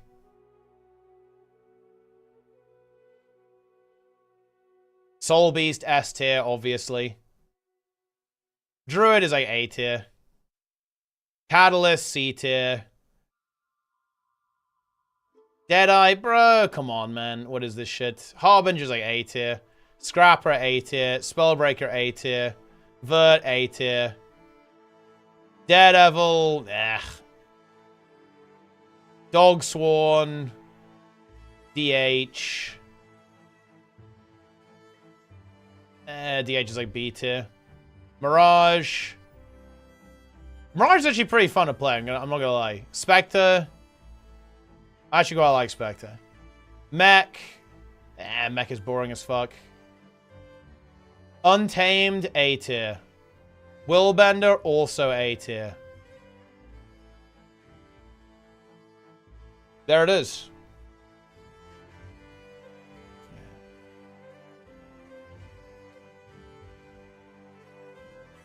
Job done. I got Mechanist B tier. It's not that fun to play, I don't think. It's not that fun. Okay, and then where do these go? Luminary, C tier. Evoker, currently C tier in my opinion. Bard, A tier. Rit, A tier. Gale Shot, A tier. Paragon, B tier. Conduit, probably B tier as well. Bottom of B tier. Yeah, that's probably what it ends up like. Why have D tier? We can leave it M tier. Okay, fine. Renegade D tier. No, actually, no. Okay.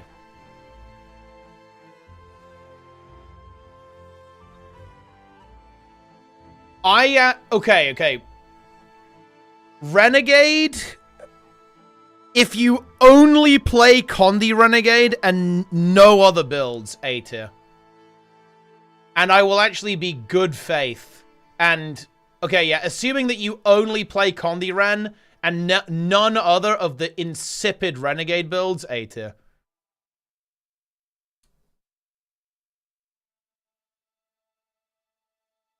So there you go.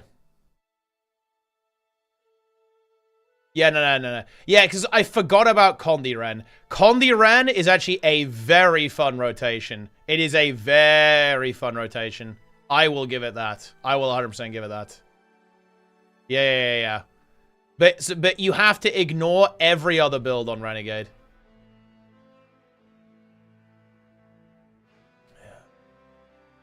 I mean, Blades One is Dog Sworn, obviously. Dog Eye, Dogacator, Dogalist. Like, dog.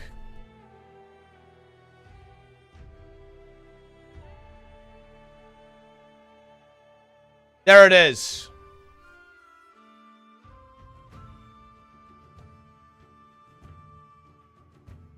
Mold. Firebrand above Chrono? This is not a balanced tier list. This is like a fun to play tier list. I actually don't think Chrono is like... It's not that fun. Like, it's like, it's fun, but it's not, like, amazing.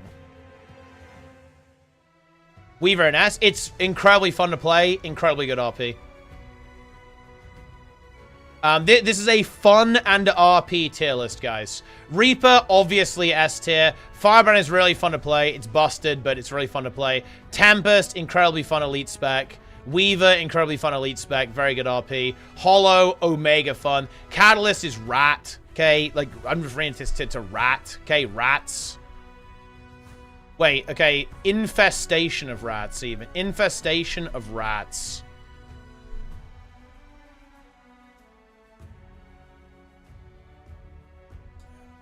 Soul Beast, very fun to play. Good spec.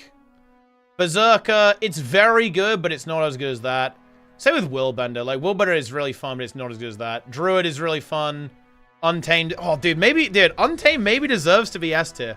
Like, Untamed is kind of based. But I'm thinking of Old Untamed. Old Untamed was S tier with Fervent Force. That is the true spec. That is the correct way to play. But it doesn't even exist anymore. Scrapper is fun. Harbinger is fun. Spellbreaker is fun. Vert is fun. Mirage is fun. Yeah, see, yeah, this tier list is based.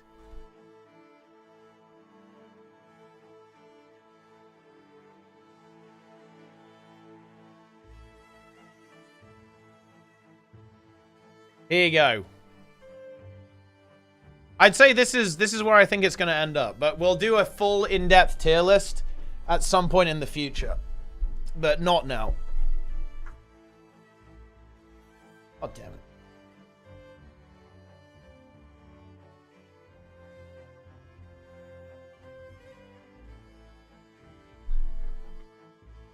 How is Vindy not fun? Vindy is Z fun. It is literally Z fun.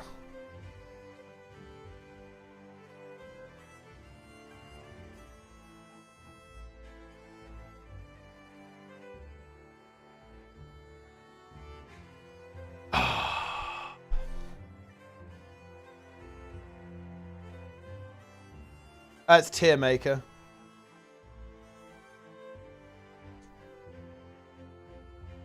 Of all the NG specs, mech is the least fun. I mean, mech is okay, but it's not like that good.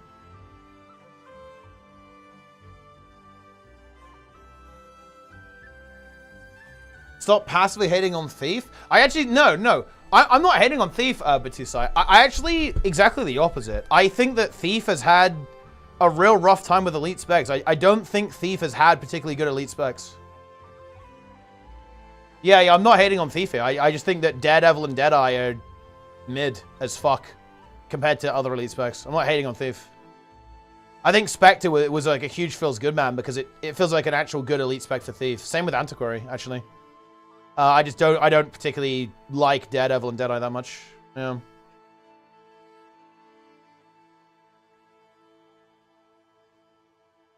I don't know what to tell you. I think Evoker design fails to live on the single or trying to live on the fantasy as a non-starter. I think that I think the the elite spec mechanic isn't powerful enough or isn't versatile enough to work with how Ellie works. I think the specializing in one element thing is amazing. But I feel like if you could specialize in one element and somehow still have a bit of access to the other pets, it would be good. Like, for example, I should have said this in the video, but if they made it so you can only use the ultimate ability of the pet you specialize in, but you can use all 4 pets. Like, that would be an interesting approach. Or something like that. So you get all the pets, but you can only use the uber skill of the one you pick. I don't know, like something in like that kind of direction, I guess. It just feels too inflexible right now.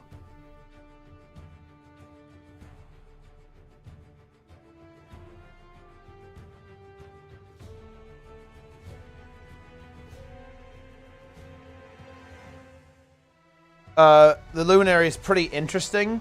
I mean, it's pretty interesting, but it also needs a lot of work. That's why I give it a lower tier. Can be both, right?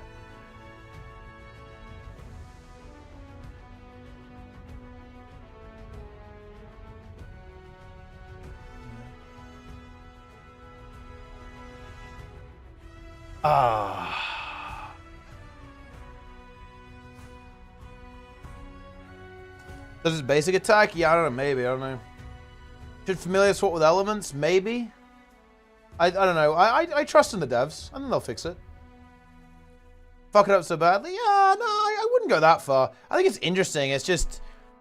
they need to figure out, like, what they're going to do with virtues. If they're going to give it, like, special virtues or not. And they need to figure out the traits, too. But, you know, it's kind of interesting, right? Like... I would say that almost all elite specs in Guild Wars 2 are either S tier or A tier. So that's a pretty big win, no? But I guess it would be concerning if it wasn't the case.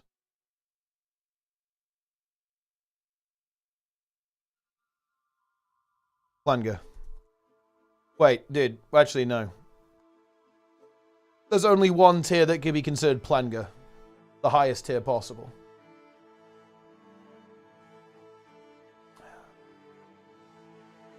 Planger!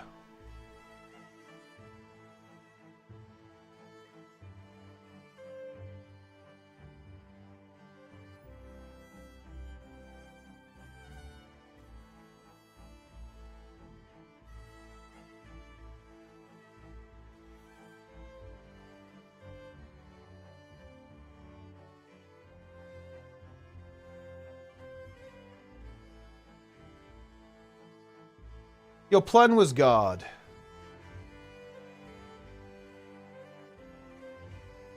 Antiquary S tier. Antiquary is S tier.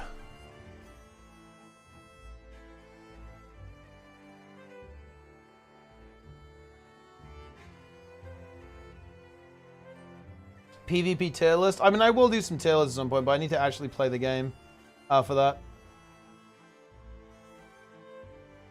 Like, the thing is about PvP right now is that just Scourge is just God mode. Scourge is currently Plenga tier.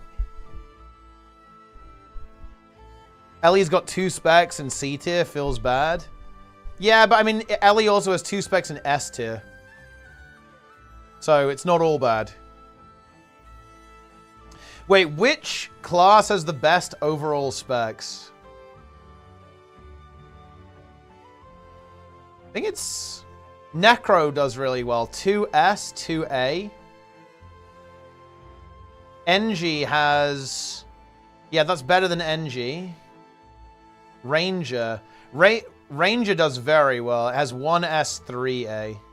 But that's actually worse than Necro. Necro has 2S, 2A. Does anything beat 2S, 2A? No, actually. That wins, no? According to me.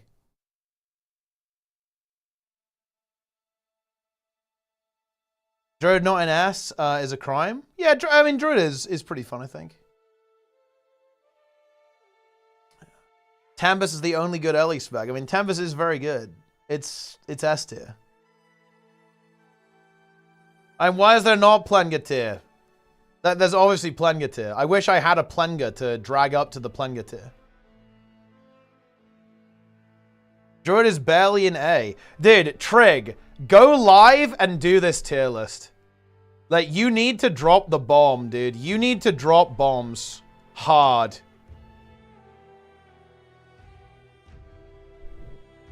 Actually, wait.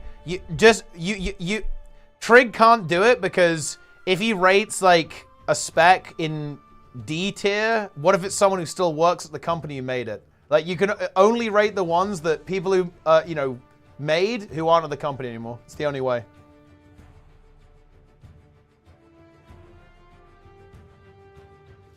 The guy who made Necro said Necro is the best, very deep. No, I'm not talking about balance. I'm talking about design.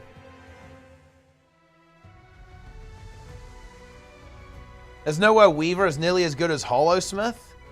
I mean, I feel like all these specs on S tier are actually deserving of S tier. Like, Weaver is really good, I think. With the way its mechanic works, it's very good.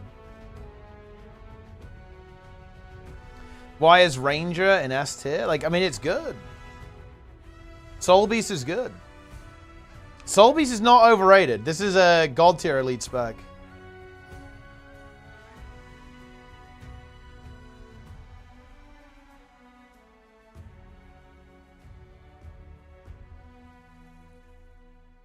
In PvE? Wait, what? Dude, I think it's sick in PvE. Yeah, in PvP it is better though. Soul Beast is hype. Tempest is questionable. How is Tempest questionable? And look, I admit it. Like, Tempest is a bit whack. Like, random 4-second cast time abilities. That is weird, but it's fun. Who cares?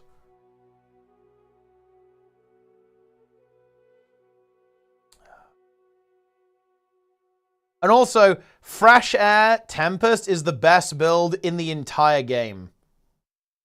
Like, if you actually rate Fresh Air Tempest, it's Plenga tier.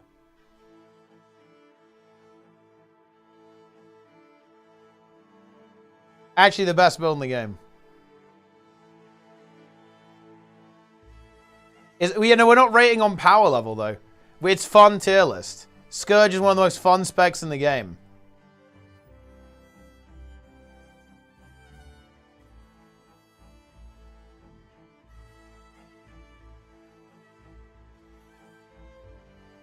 Fresh Air Staff Tempest. I mean, honestly, that build is overrated. Like, you had to pick up Lightning Hammer and stuff. That was, like, incredibly overrated, I think.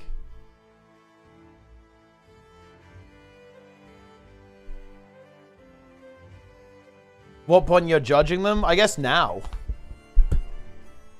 Vindicator is literally the worst spec in the game. How do you design Weaver to have better utility and support while maintaining its cast mechanic? I mean, I would just design the abilities differently. Especially on like weapons like staff. And I guess dagger or sword or something. Or scepter.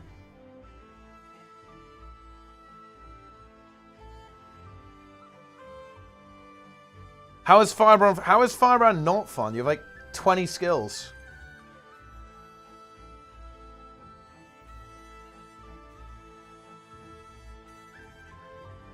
What's not fun about Vindicator? I just don't like the dodge mechanic. I don't like it. It's cringe.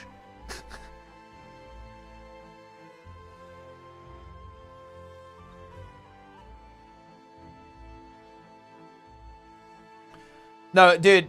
Okay, look. I'm actually going to have to drop a bomb here, guys. I'm dropping a nuke.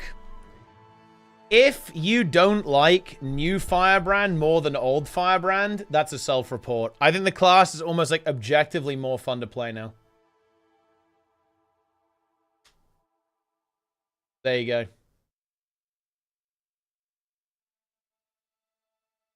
So you are self-reporting if you prefer old Firebrand.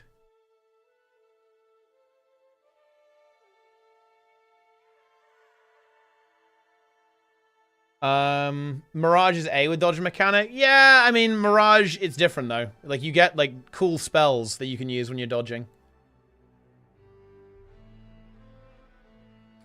Amalgam S tier.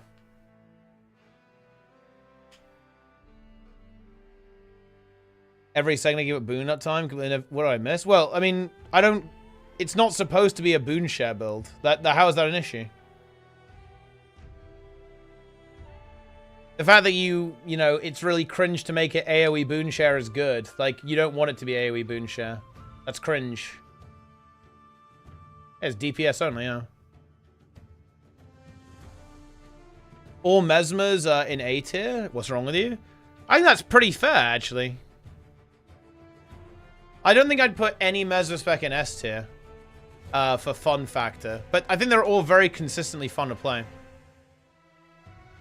Wait, Grimm's dropped the list. Grimm has dropped the big bomb. I mean, yeah, I basically agree with this.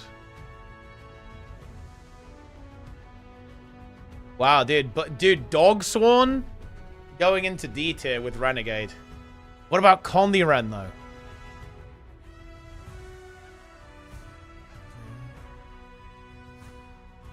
How you? It's fun tier list, guys. Scourge is fun. Dude, Scourge is fun. How is Scourge not fun to play?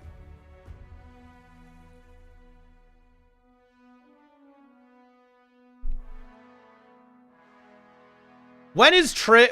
Look, okay.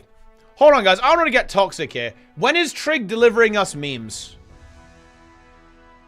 When is Trig delivering memes to the table? Like, he didn't even say Magrest on the last stream, dude. He did say that it's slime time. He said it's slime time, and that's a pretty decent meme. And you did say that you did say that, you know, you tick. Which is good, actually. There was some good meme. Okay, and I take it back. That's some good memes.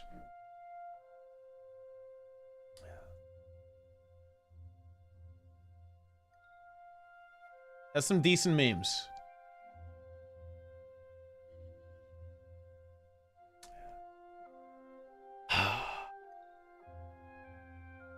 What kind of psyop? What kind of psyop can we do?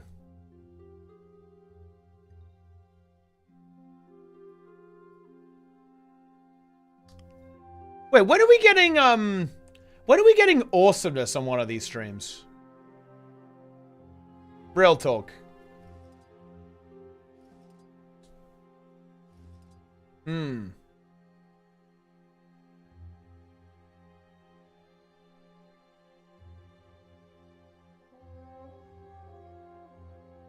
If there's actually Mag's Rest in Castora, that is insane. Like, also, do you know what the best part about Mag Rest is, guys? Is that Mag Rest is like entirely an artificial meme. Like, okay, if that makes any sense. Like, we have created that. Like, Mag Rest started from nothing. He was like a worthless, irrelevant chatter. And now he's ended up being directly referenced on, like, by an ArenaNet dev on a stream. That's crazy. Yeah, he was a summer ant. He had no value. And now look at him. Which support build do you recommend for PvE? Has the Tails haven't? It has, yes. I'm glad you enjoyed the raid event. Get educated, by the way, has to be the worst thing a dev has ever said. That's from YouTube chat, by the way. So you're telling me that an obvious joke was the worst thing a dev has ever said. And it wasn't even like... he wasn't even telling people to get educated. Wasn't he educating us about, like, a cell division process? It was god level. It was an insane meme.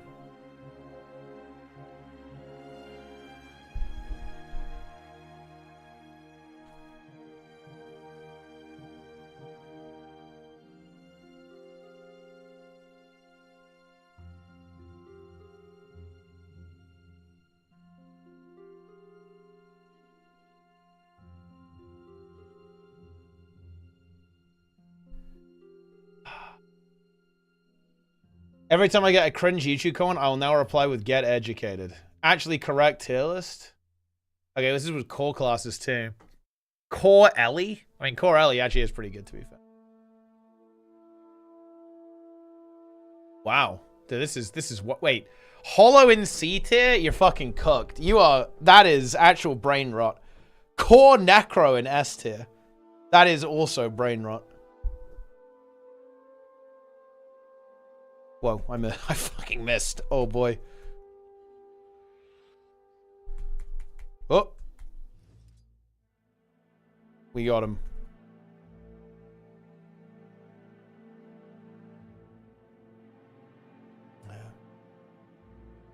Hollow goes in S tier before any other spec in all tier lists. See, dude, Trig knows what I'm talking about. Trig is based yet again.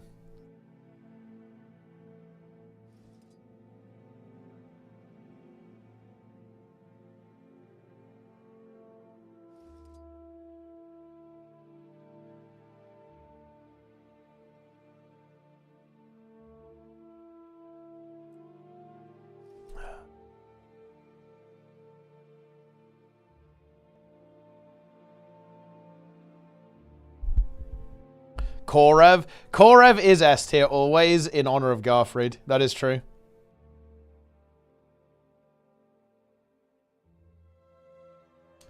Guys, it is time though. I'm actually going to play a couple of delves. Bro, holy shit. It's fucking coming, dude.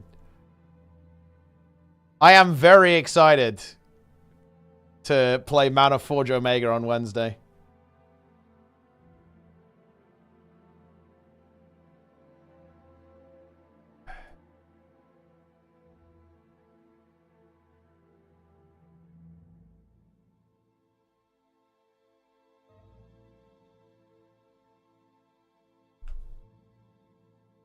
I got hit with ads. Missed your recommendation. Wait, what was your... Oh, wait.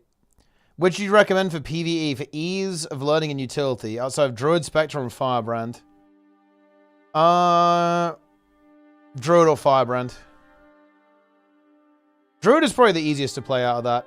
Well, it's the easiest to start playing. I think Druid has a very high skill cap, but it's easy to learn. Firebrand and Spectre are a little bit...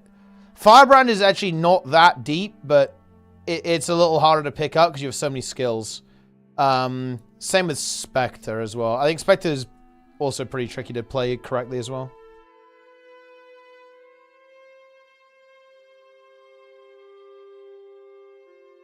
I mean, oh, sorry, I misread. Other than those three, play Chrono. It's easy and incredibly OP. Boom. All right, guys. It is time. We have to do some delves. We have to delve, guys. Man, I'm so behind because I spent all last week doing tournament stuff instead of grinding delves. I might as well delete my account, man. I'm bricked. I'm fucking bricked, dude. I honestly don't know what to tell you. My account's bricked. My account's bricked, guys. It's bricked. Game over.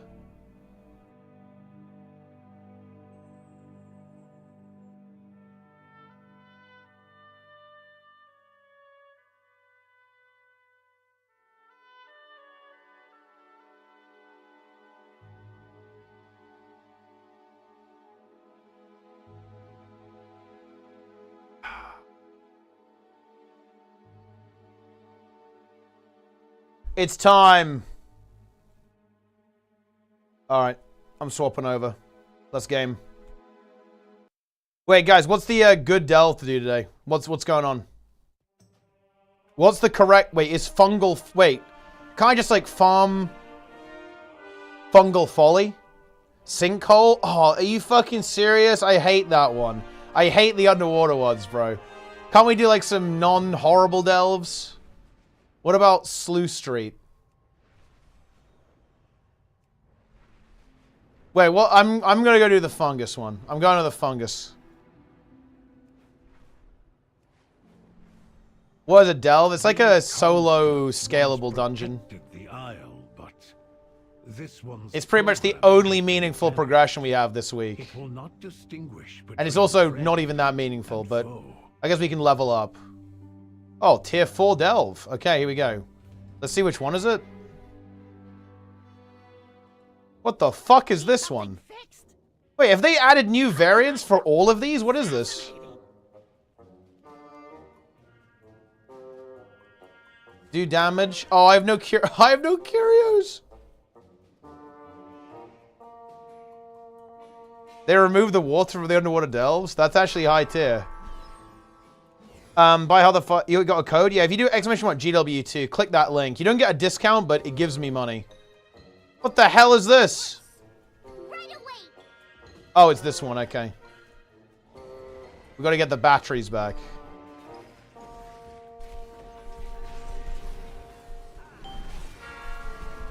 And look, I would like to, as much as I would like to look at unhinged forum threads, we do have to actually do some gaming.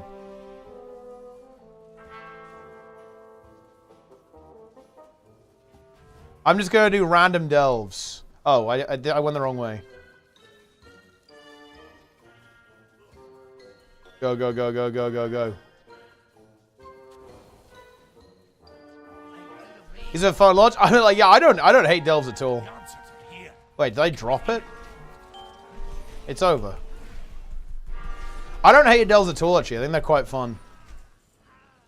I have to do a lot of delves. I have to do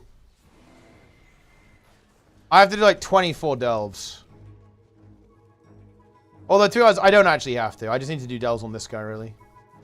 And, like, level it up so I can do the higher tier delves.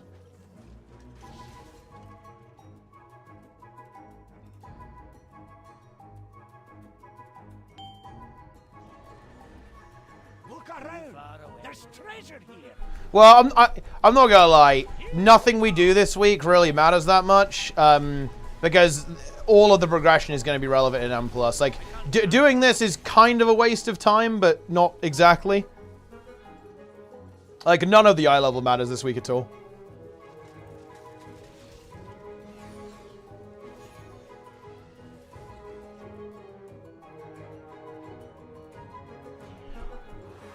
M0 is a waste of time? Yeah, it is, to be honest. Like, it's...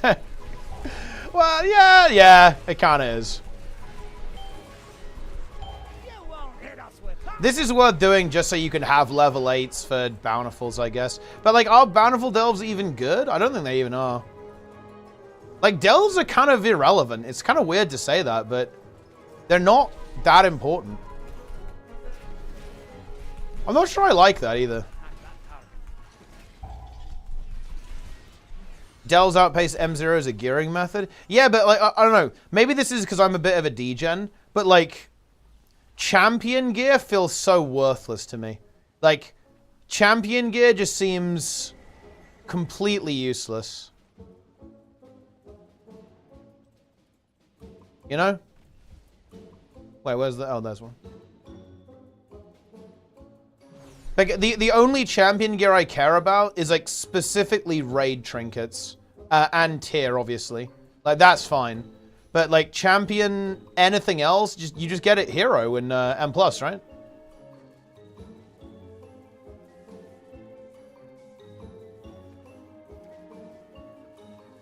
He's my... Exactly, yeah. I'm just gonna do 8s for the vault. Ooh. I have to actually level my delves first. Yeah, and delves are nice for ults, obviously.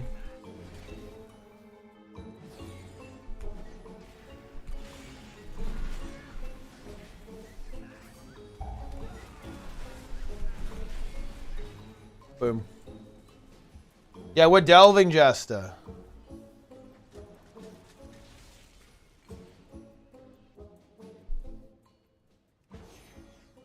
Rather do 11s than M+ for crests. And I actually, honestly, I think that's based. Like, I like doing 11s for crests as well, because it's just fast and easy. And you honestly just don't, you know, there's definitely times where I'm like, bro, I really can't be bothered to pug right now. And honestly, I don't want to sit down and play for 30 minutes. Like, I think delves are actually really good. I like delves a lot. There are some times where I'm like, I don't really want to play 30 minutes for a key. I'd rather just, you know, I'd rather just do a delve and get 10 gilded.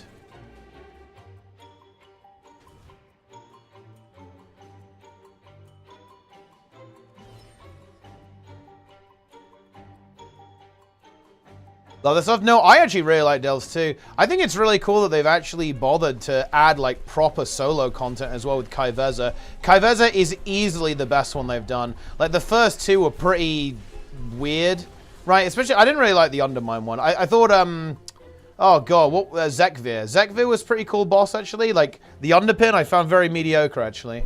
But yeah, Kai'Veza seems really cool actually. As an encounter, like it's a proper boss. Dude, like the Mechanome music is cranking. No, delves are actually very good. I'm very much hoping they do delves in the next expansion as well. I think they will, to be fair. Kai'Veza, did I have basically not logged on at all, Darren's. Like at all. Because I was doing the tournament stuff. So I'm out of the loop. Rip and tear.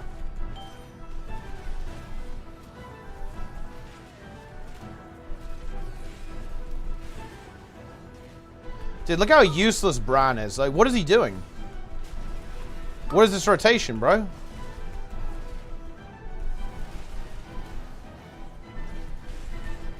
My guy is ZDPS.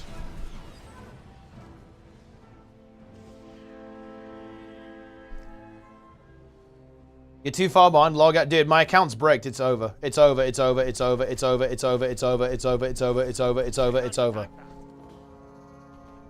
Vanilla Dells? Bro, look, some of us, okay, have been a little busy. Oh, ooh. Ethereal strands. Ooh.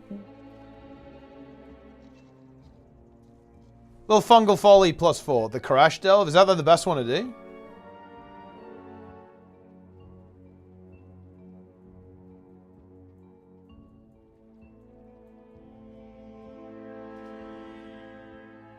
Well, what's the Koresh delve? I actually haven't done it.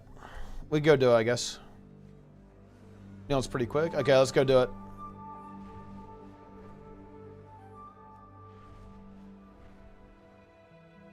These constructs once protected the Isle, but this one's programming has been damaged. Ooh. It will not distinguish between friend and foe.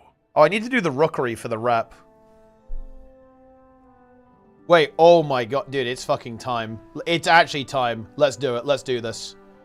I'm LFG for normal rookery. Oh, ho, ho. Wait, actually, wait, and heroic. Wait. Yeah. Let's go. It's actually time.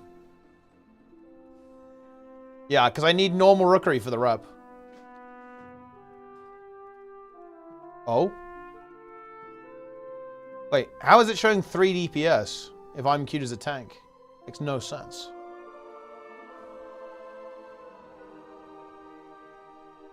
Oh, I should have selected heroic. Oh, it's actually, wait, it's not available on heroic. It's only available on normal. What? It's time. You can solo it? Yeah, you can, but it will be faster to have more people. Liz QA. I think that's actually intentional, because they don't want you getting heroic loot at all from a non-seasonal dungeon. But that's just weird, I guess. Thank the Titans you are here. The Storm Perch has been breached, and the Storm Riders corrupted. Oh my, wait, look at the HP! Huh? What? Hurry, while you go to the roosts. I will distract them here.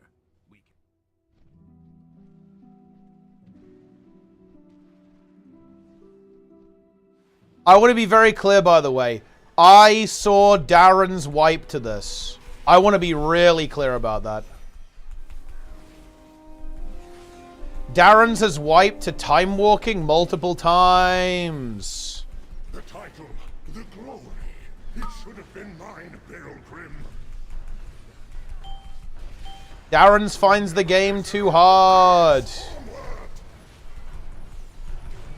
Oh, does this like pull all of them? That's crazy. No, come, wait, what the fuck is going on? Wait, he despawned. Wait, did the hunt? Oh no, dude, the hunter got trapped outside, so the boss despawned. Too far away.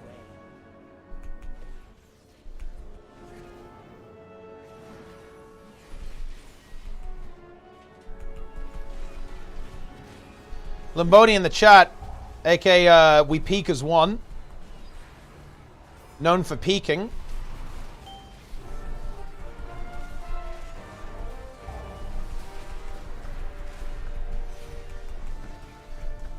Dude, this guy's dying.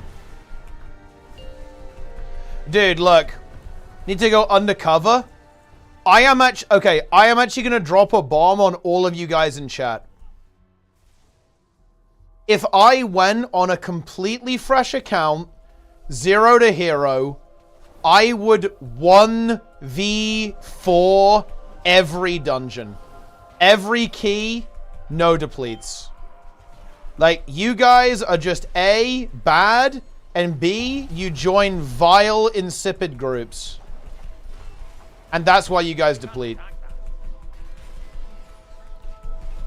If I went in, I 1vx. I 1vx for free. I do it easily, too.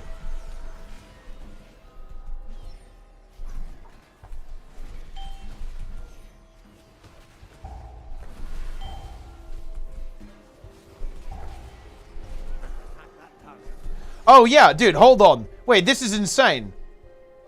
Let me listen to this clip. It's actually a bug. Always solved, bro. We've got it every time. Okay, it's gonna be solved again, watch me. If it's solved, I release That'd all be playing insane. gun. And it was. Oh my god! Yeah. Bro, you said it. You said it. He said he would, by the way, guys. He said he would release the Forbidden One.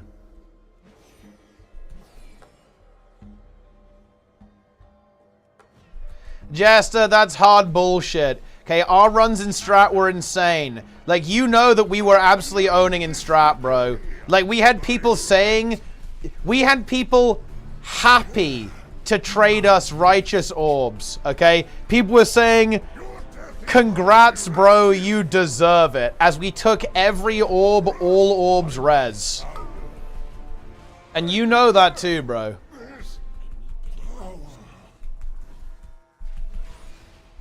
Wait, actually, Awesomeness, are you here, bro? Awesomeness. Awesomeness! Listen. Do not like that it feels This is what normal mode should look. Actually, whoa, oh, no. ArenaNet, this is really important. ArenaNet, you need to listen. Please do not do Guild Wars 2 again, okay? This is what normal mode should look like in Guild Wars 3. This is very, very important. Listen to me, ArenaNet. This is very important. This is the correct difficulty level for normal.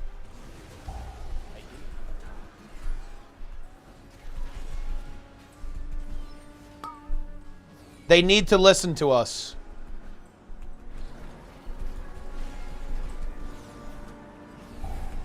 You should assume that your entire player base are tadpoles. Not quite like this. Actually, yes, like this. This is correct. Look, this guy's getting low. I think it's too hard. Where's this one coming from?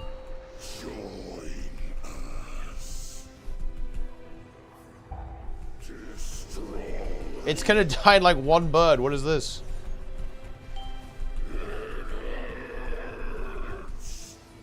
It's dead. It's over.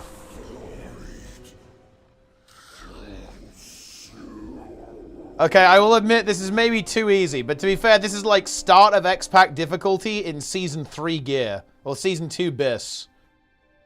So it's not quite the same.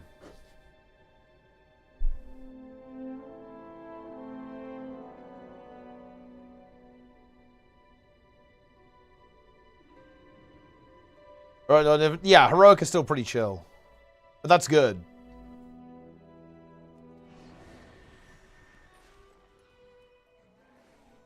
You are acknowledged. But I think that's good. I think that basically the game being chill is good. Wow. Renown 4. That's crazy. Ooh.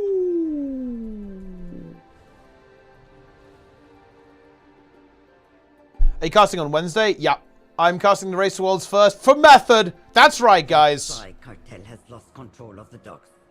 Okay, where's the delve? To sort it out for them. How do these things talk? They don't even have mouths.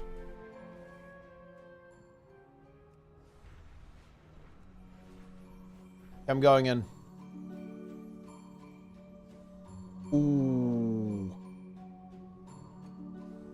Put that in your title? Okay, I'll put it in my title at some point.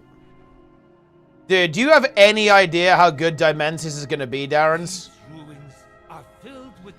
I'm just going to say it. Dimensius normal mode will be like the best boss ever.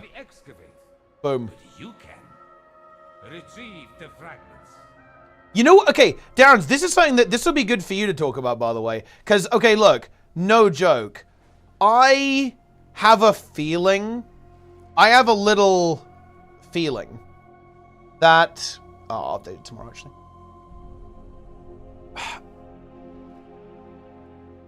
That ArenaNet could learn about world bosses from this. Because they've talked about how they don't want you just to be fighting his arms, right? Or like his toenails, basically. So I reckon they're going to basically do like a world boss, a Guild Wars 2 world boss, but it's a raid boss kind of thing, right? Okay, what we're going to do here? Rescue some drakes? What do you want me to do? Phase cutter. Skim the surface of the untethered space. Hurling forwards uncontrollably. Whoa. That's crazy.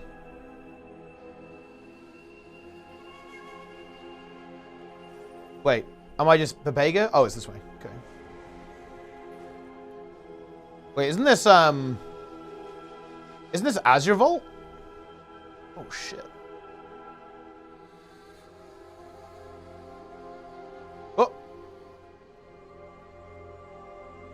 Oh, we have no falling damage.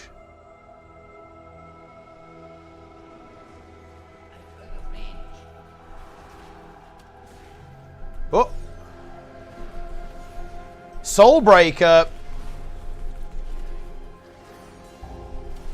You're not getting past, wait, R2? What the fuck are you talking about? Wait, this is literally Azure Vault. Nice reused assets, Blizzard.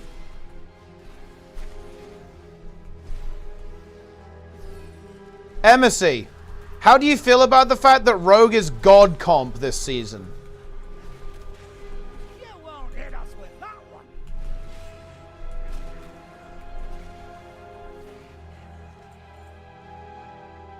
Oh, wait, can I action key through this? Here we go.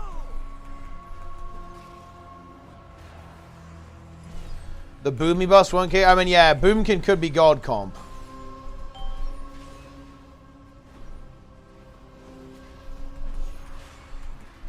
And round up all the mobs.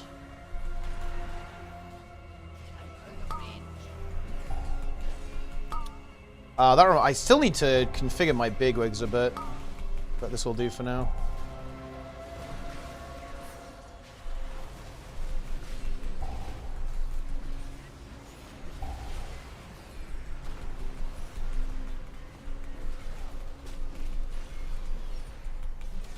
Is it skill trait loot boxes? I mean, that is hell. Embrace Oblivion. You hate to see that. It's even playing Azure Vault music.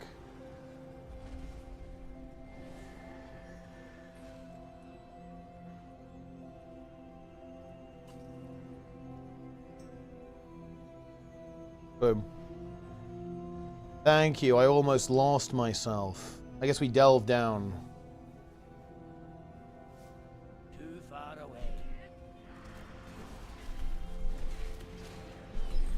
Frost DK. Honestly, I think Frost DK will probably... Realistically, I think Frost DK is too hard for Darren's.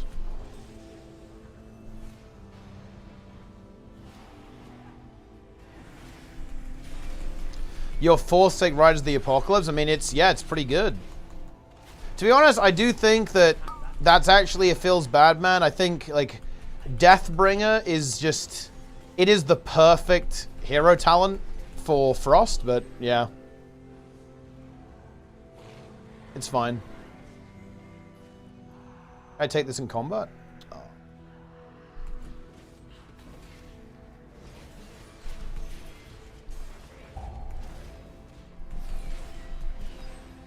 Yeah, the horse is pretty fun because you zoom hard when you have the... You're actually really fast. Dude, no shame. It's actually just Azure Vault. There's treasure here. There's treasure! You know, Brad is pretty base, guys. Let's be honest here. I need to target something first. I need to get close. Oh wait, this isn't even like this is not even a reused asset, isn't it? Aren't we literally in Azure Vault? I think that's the plot, isn't it? Haven't they like come to take over? I can't attack that.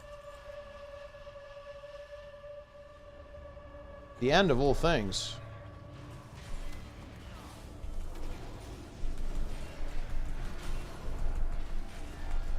I mean, yeah, dude, Brown is base. He just says something like, "You've got to dodge."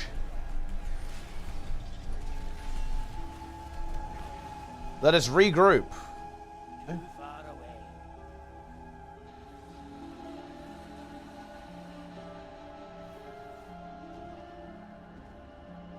Oh, there's a portal, I think.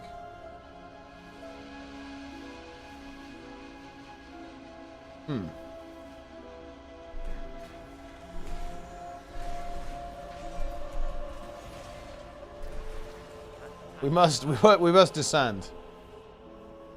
Actually, we can just take a shortcut here. Oh! Ah, there we go. Boom. Oh! What is this? Oh, shit. Swipe enemies in front. Massive physical damage. Go, go.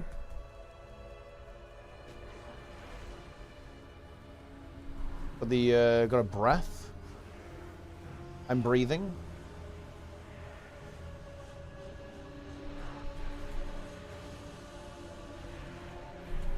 Dude, this is fucking scuffed. Holy shit. What's this?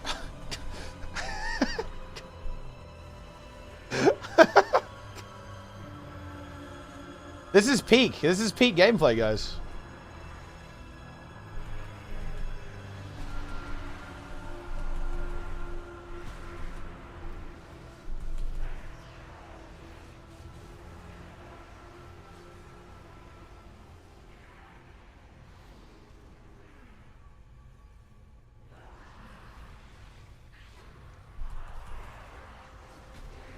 We've got to take out these reinforcements. The ethereal reinforcements are here.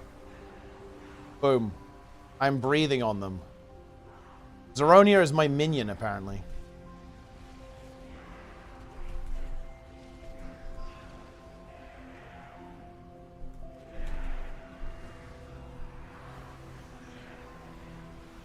Owned. I win. Oh, wait, we have to defeat the Void Caller. Void Rider Chalnax. Okay. Let's go.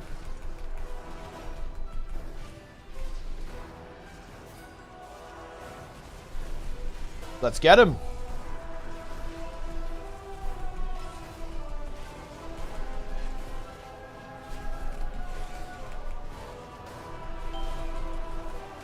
Umbral Devastation.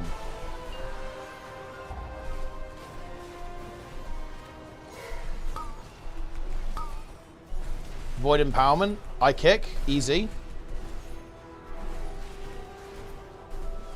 Void Ripper's going down. Void Ripper has been executed.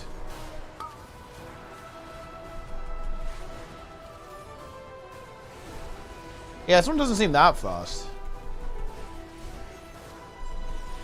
I'm gonna go back to the mushroom place.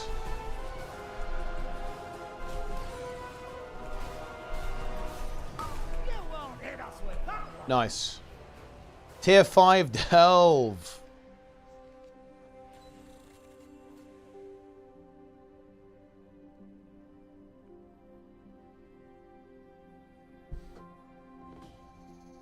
Oh. We did it. Whoa. We have some curios.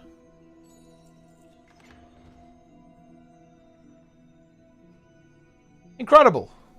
Let's go do some other delves, I guess. We can experiment and see if we can find a speed delve.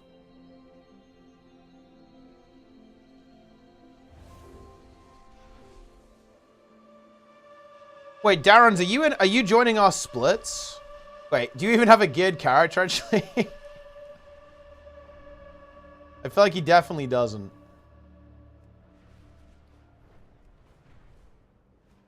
What on earth is a delve? It's like a dungeon, like a solo, it's scalable dungeon. Filled with the fragments of our lost history that us archaeologists can't safely excavate, but you can. Wait, what eye level are you? What eye level have you got, Darren's? That Psy cartel has lost control of the docks. I need someone competent to sort it out for them. 6, 7, 8. Oh yeah, he's actually good. Dude, bro, you should join our splits.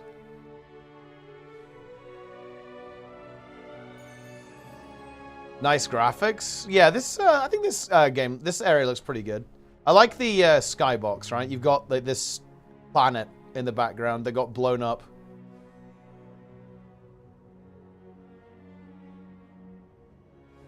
I feel like the lore is kind of crazy here, no? I don't know if people already knew this in the context of the story, but it turns out that, like, I guess the OG Ethereals, like, deliberately blew up the planet. You know, they did what needed to be done.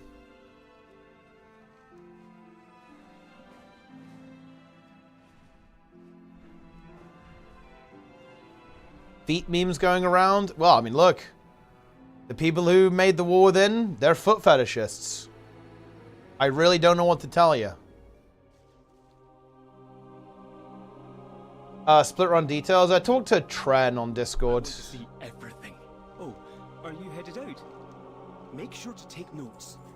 At the Titan's command, Boom. we keepers began the acclamation. Huh. Each installation. That's actually pretty lucky. Linked to the manifold. Got a cheeky weapon, lads.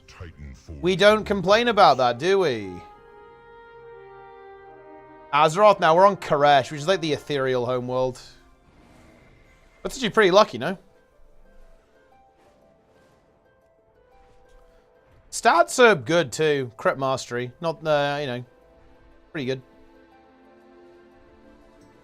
Can't you just upgrade that thing, right? How fare you? 691? I mean, it's 7 eye levels. It's objectively better. And yeah, none of these crests matter, right? Nice. Fair skies and strong winds. Fair skies and strong winds. Fair skies and strong winds. There is much to be done. What's an eye level? Item level. Gear in this game has a number that tells you how good it is.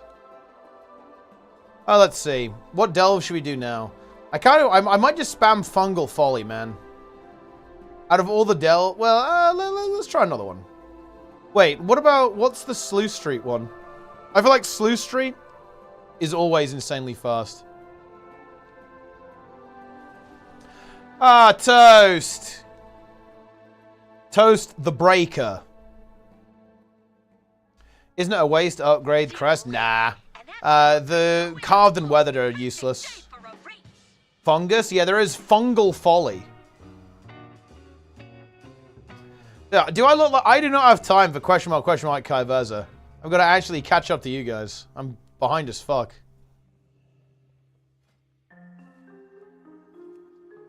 Okay. Swarming... Wait. The vermin population is exploding. Okay. Yeah, we can use a curio. Huge. Quizzical device. Okay. What the hell is this? You looking for trouble? Crocolisk's reintroduced.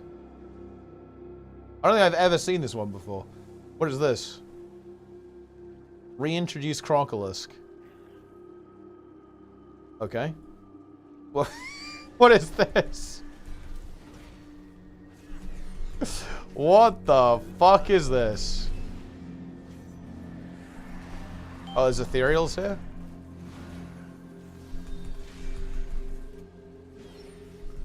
There's a giant rat.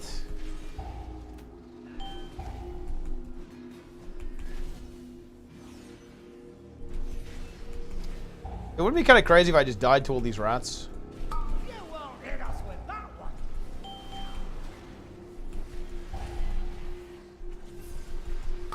Boom.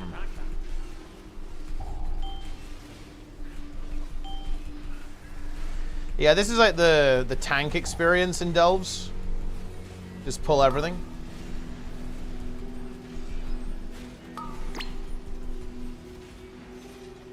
I'm going all out.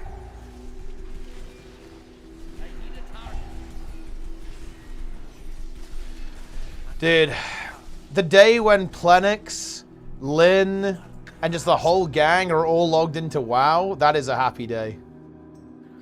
That is what we need to see. We need to see that.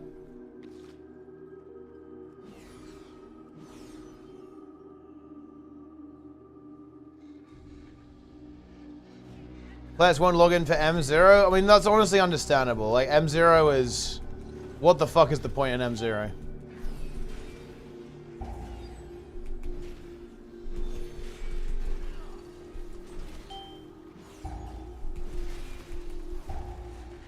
In Guild Wars 3?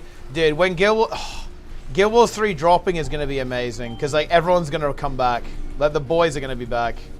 It's another opportunity to actually have fun.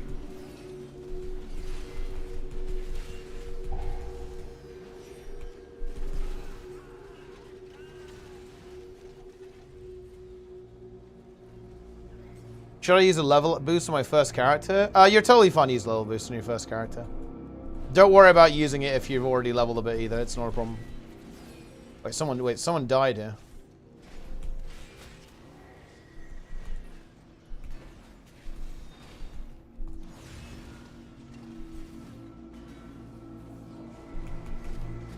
Saihan? Dude, that guy is not coming back.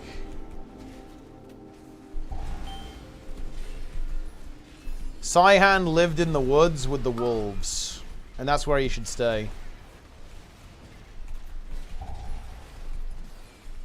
Although it's funny, Like, he actually did message me, like, I think around a year ago, and was pretty normal, so who knows.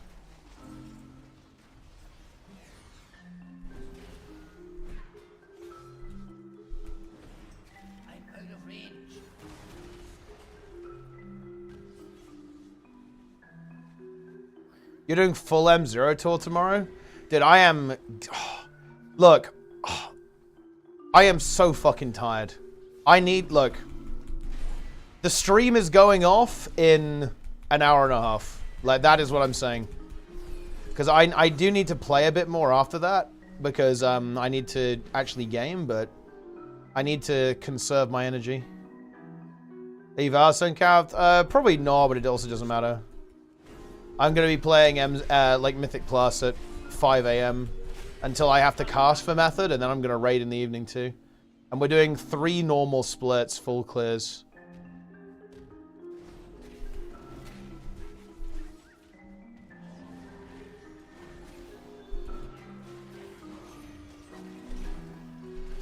So we are going to have infinite everything. Surely there's a Crocolisk here. There is. When does M+ start exactly? It's basically just like, I think it's like 5 AM my time or something. What the hell is this thing? I'm actually dying. Borrow power, you say?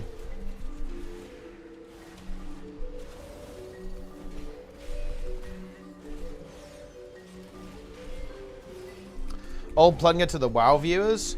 I don't think anyone in this game is aware of Old Plunger.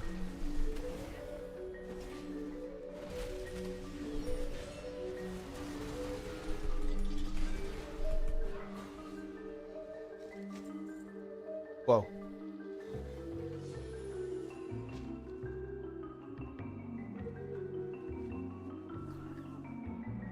Yeah, it is, but only the, you know, the new one, modern Plenger. Not the old one. I mean, he has to look. He has to release it now. He said that if we got that green, he would release it, right? So he has to release it.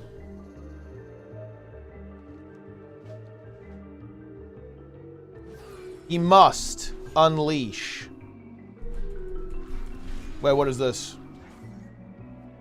I'm betraying Teapot, and like as soon as my Twitch Prime runs off for this month, I'll subscribe back to you because I miss being able to use old Plenga. Wait. Wow. Wait, was this when... Wait, but Plenix doesn't have old Plenga. So how would that even make any sense? You never used old Plenga? Dude, you have all of them, Jester. I know you have every single Plenga.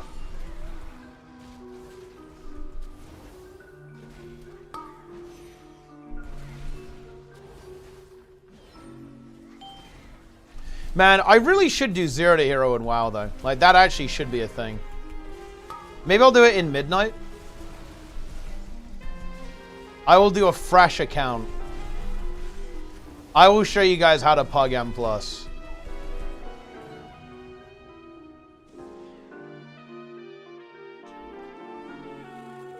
You can't play God Comp spec? Well, the thing is, though, it doesn't...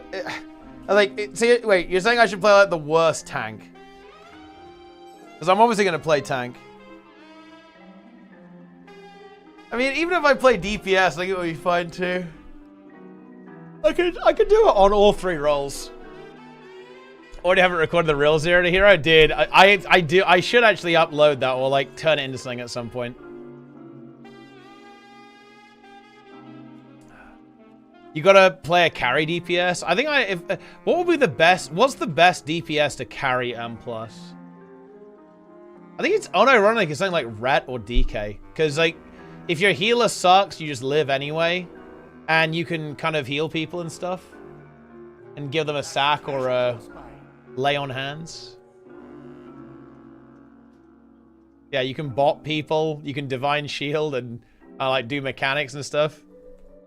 You're basically ranged, so if the tank does some like horrible shit, it doesn't matter. It's a good time.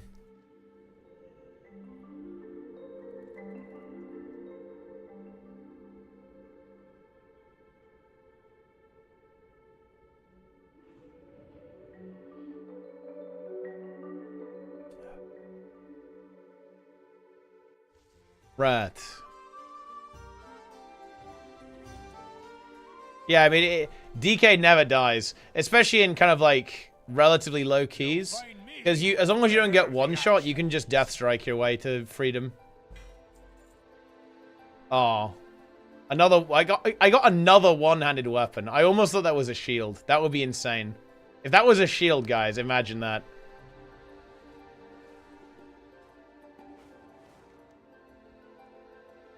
Spark of Starlight. We are the Titan's Boom. bedrock.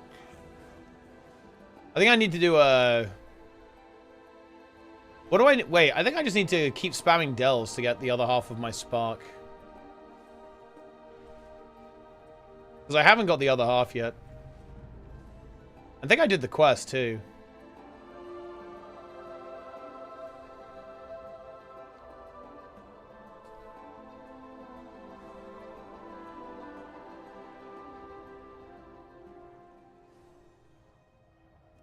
Kaiveza at the other half. Wait, have you completed Kaiveza question mark spin?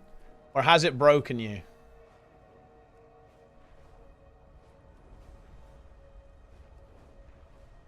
I'm not even close.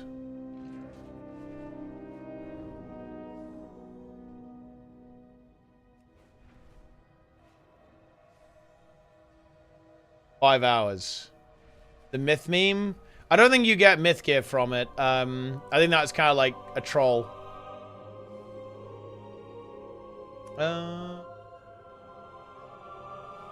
Maybe I'll just do this one.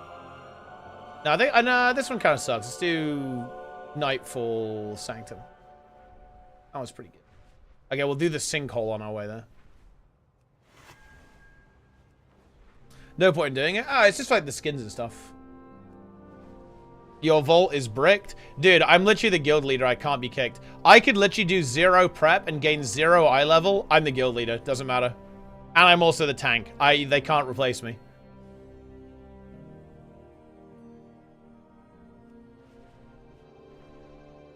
If you play DPS, you are a second-class citizen. Like, that's just the way it is. And Jester plays Hunter, so that says it all.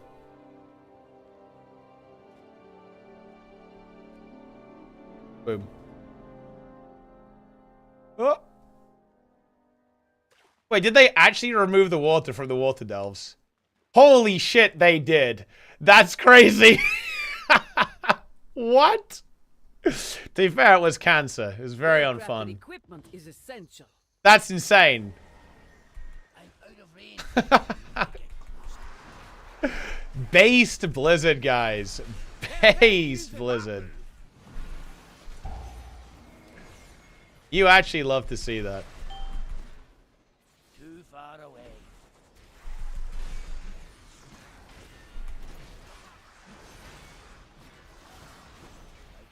Inquiring minds just... I wonder if I can pull enough to actually die. That's the question. I'm out of range.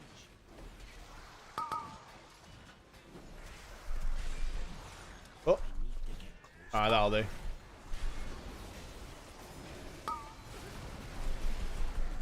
I am now playing an ARPG. Holy shit. Oh, that's a lot of bolts. That's a lot of bolts.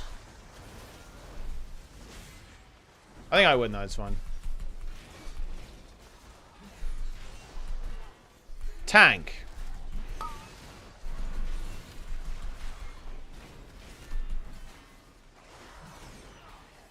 I get an ult to the point it's hard on my end. Do I just re-roll? I mean, you could. Don't have to though.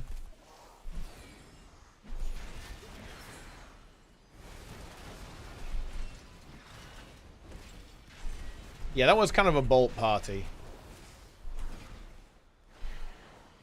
We got there in the end, though. Oh, no, we have to... Oh, I didn't get any of the relics. Yeah, I mean, it doesn't matter with gear, right? Like, M Plus is going to release in 36 hours or something. And then you can just get gear on anything.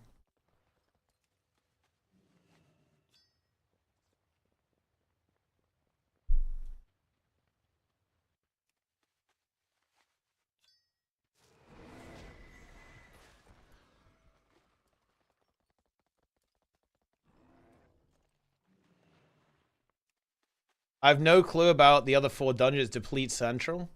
Well, I mean, look, it's week 1. Depleting is fine.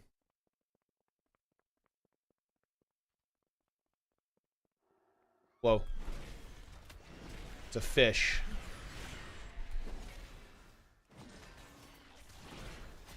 A devilfish. Too far away. Depleting is fine, dude. We're not going to deplete even once. We are not going to deplete at all.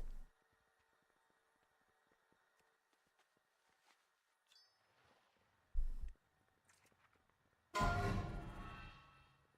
out of range.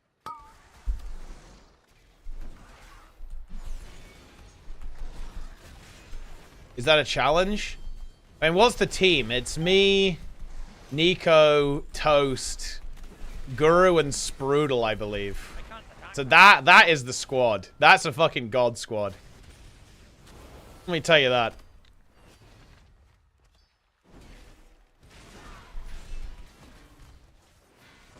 Get out of the way! We have to go defeat Crag Pie.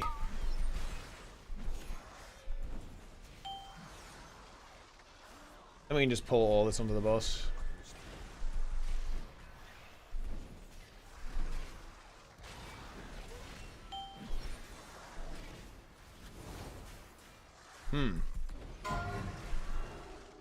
There appears to be a lot of trash on the way. That's a deplete squad. It is. It's not. It's an anti-deplete squad.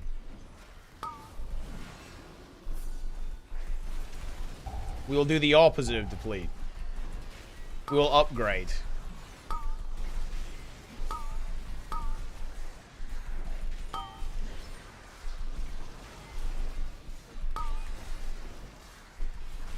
Quite a lot of nameplates here.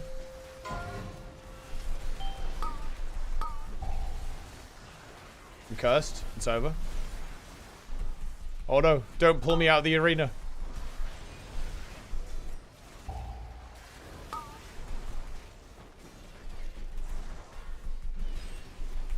Hey, Brand's kind of pumping.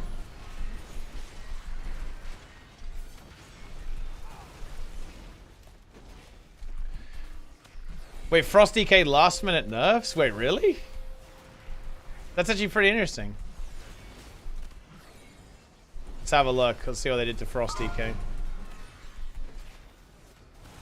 They buffed Havoc? 5% damage. Man, that's Havoc's gonna be blasting then. So they nerfed Frost DK single target, I want to say. Yeah. And they buffed Deathbringer a bit. Yeah, honestly, that's fair. Like, Frost DK was pretty OP. Look, this guy still thinks there's water here. I'm out of range.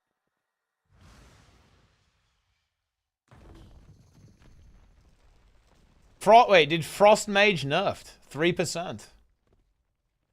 Oh, shit. Dude, pretty nice enhanced buffs. Enhanced gets buffed a fair bit. We're back, we're back.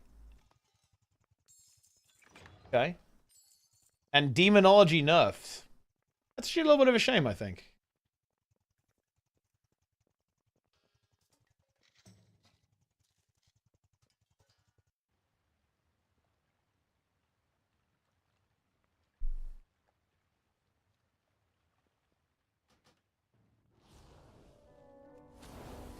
Tazred for jumping off in the lobby so they lose their... that is fucked up, actually. Oh, man. Dude, it's kind of cool that you can get like an extra myth piece there. It means the gear progression is going to be so fast. Like potentially getting one myth piece every week is kind of crazy, right? Extra myth piece. So if you're doing mythic raiding and you're doing hard mode, that's actually a lot. I think they'd appreciate it if you visited them. Usable for 3k? Oh, I mean, yeah, of course. Like, you can go way further than 3k with any spec in the game. I'm pretty sure, like, you can do title on every spec, pretty much every season. It's not a dating... Listen, don't... Planix, do not give up. Planix, do not give up. Come and share my light. Log in to World of Warcraft, Planix. Now. Planix, are you ready to 21st man us? We need you, Planix. We won't even get past fucking Plexus normal, dude. Oh, I was hoping I could do that.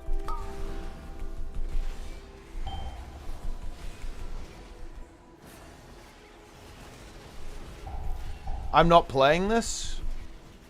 It will take 5 hours to update. Look, that's 5 hours well spent. Log in.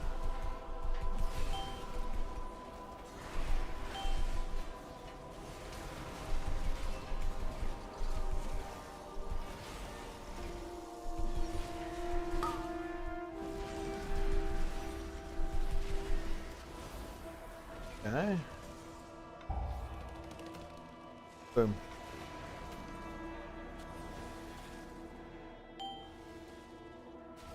Boom. Dune Flayers. Oh, I mean, they're never cooked for me, bro. Sounds like a skill issue. I love Blizzard.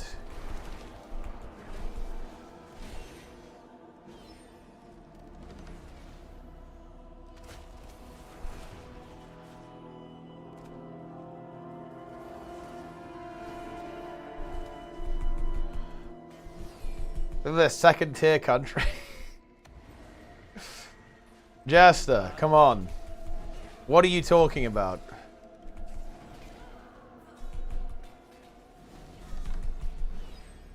I saw Jester the other day talking about, like, professing his love for the USSR.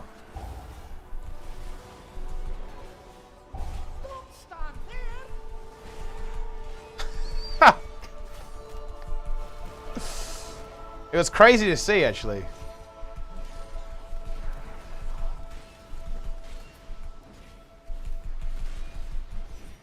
Your address isn't good enough for the Kuma CEO?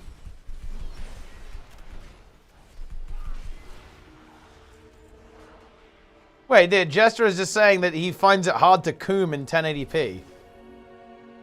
I didn't realize your eyes were that bad. He needs the higher resolution or he can't coom. That's crazy. Oh wait, when you said Kuma CEO, do you mean like the Twitch CEO? Oh, because didn't he get caught? Didn't the Twitch CEO get caught? Like his feed, like his what was it? Like his clips feed or something? Wasn't it just like Kuma streams? Look, you know, the man knows he knows his platform. I don't tell you, he knows his audience.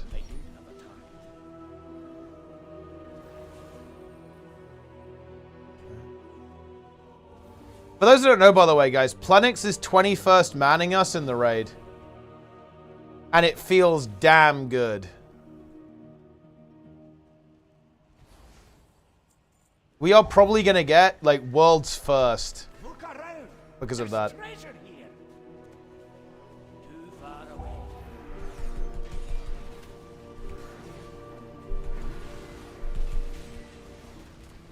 Feral buffed. Mice is happy.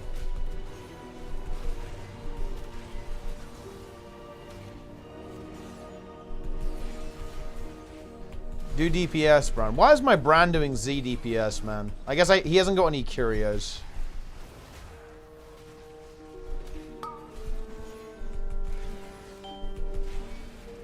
This is the weird thing. Like, wait, are overcharged delves still a thing? Or is that like mechanic just gone? Man, they did so much random shit in Season 2.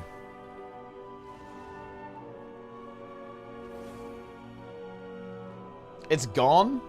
So, like, why did they add that? Like, why did they even add that to the game? Like, why did they do that? That's so weird. Ooh.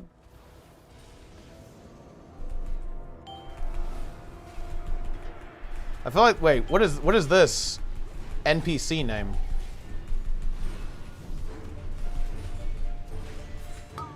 What's going on here? I feel like it's gone a little bit wrong here.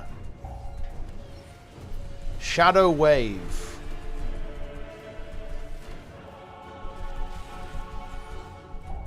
Oh wait, read the full name.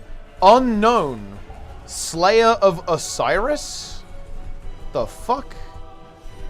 What is this? Oh wait, is this a wait, what is this? Is it a player?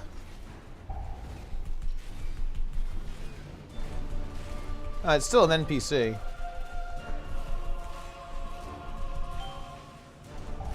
Wait, they die? So someone died to the mob, and now I get to see that like, I can make fun of them for dying to the mob? That's actually very high tier. Once again, Blizzard cooks.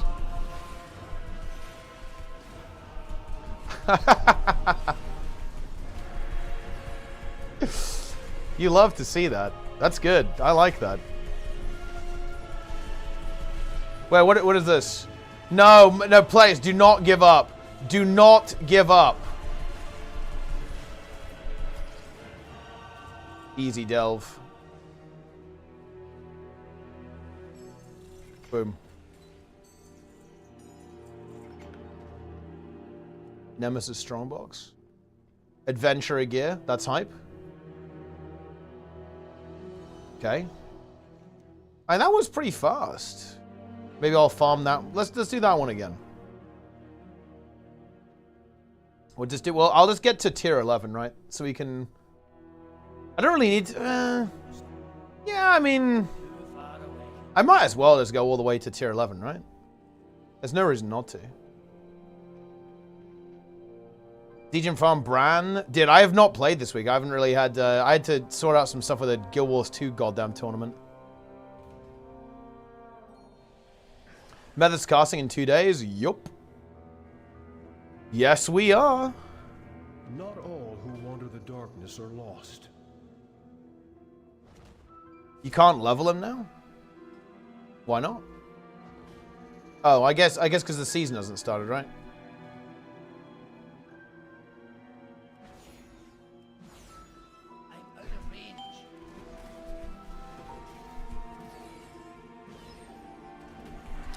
You know, this is something that blows my mind.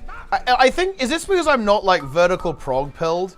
But, dude, people do, like, the most pointless shit in this game. Like, I can't imagine going degen this week.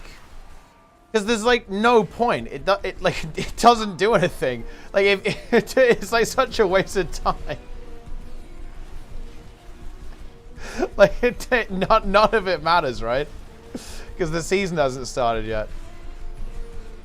People do like the stupidest shit in this game. It's like the seeding. Like, if you did seeds in a Mirdrasil, like, what is wrong with you? There's actually something wrong with you if you did that. Wait, freaking monkey? So how is seeding peak content?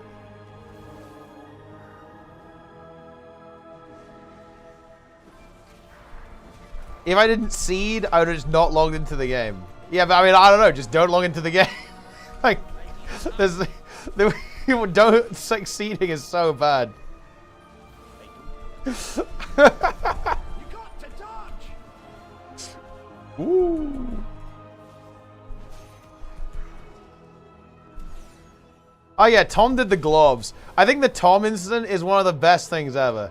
He did this like really degenerate grind for Valor Stones, and then Blizzard just deleted it from the game and said, well, it doesn't actually work anymore. That's insane. That's actually brutal. It's also extremely funny. Ships are coming for us.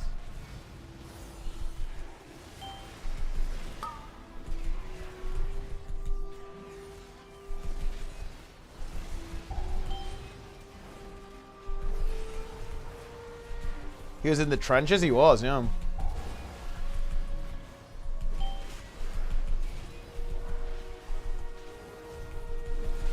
I'm dead to this delve.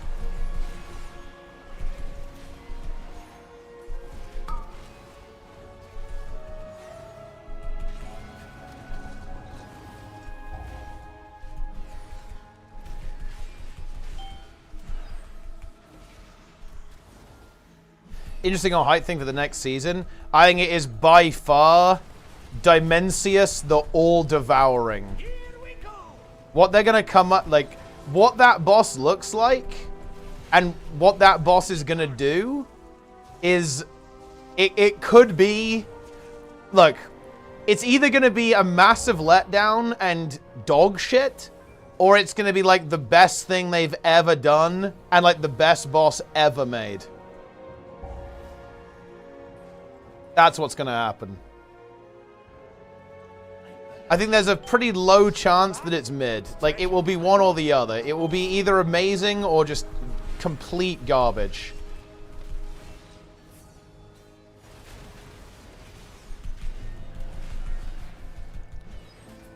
They're going to go... I think Dimensius is going to be amazing.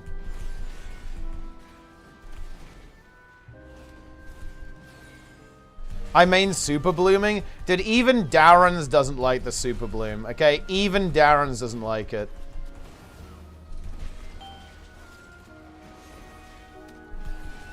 And the fact that it's even called the Super Bloom is inherently troll.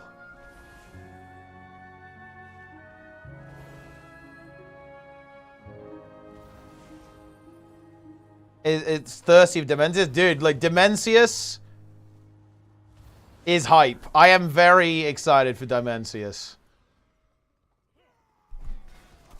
This is why WoW is good, guys, because something that is just kind of inherently ridiculous can be exciting. Like, he's called Dimensius the All-Devouring, and yet it's gonna be hype. That's crazy. Fury Warrior? I think Warrior is actually slightly in the shitter right now, but it's obviously going to be fine, yeah.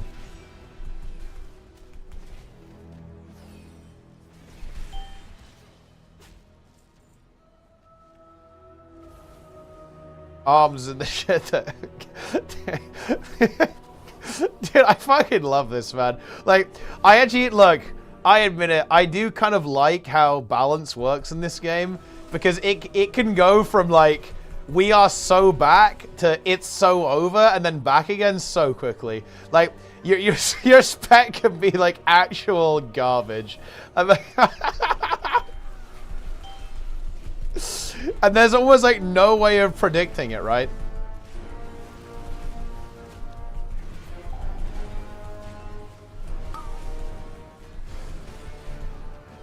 Yeah, exactly. Like, you know, they just nerfed demonology. Like, all the warlocks were just like, oh my god, finally, it's time, it's time. And they got nerfed. Unlucky. It is what it is. You hate to see that.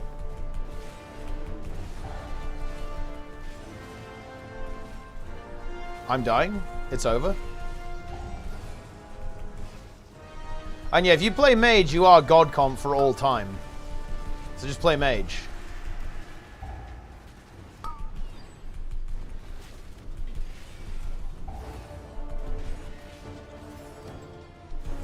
Truly bipolar. It just happens quickly and it happens frequently as well. They'll just like completely dumpster a spec. So yeah, you know, this time your spec is shit. Unlucky.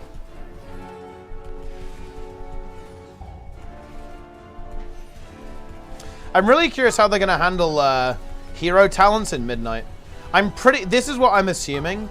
My assumption is that these hero talents are going away and they're replacing them with new ones for Midnight. That's my assumption. Because I can't believe they'll just add extra ones, right? That's just insane bloat. So then they won't do that. Yeah, it's supposed to be evergreen, so I think they'll, like, replace them and, like, add new ones. Boom. Okay. And yeah, this seems like a pretty good one to spam. I'm just going to spam this one. Better stable Demon Hunter. DK is DPS. DK.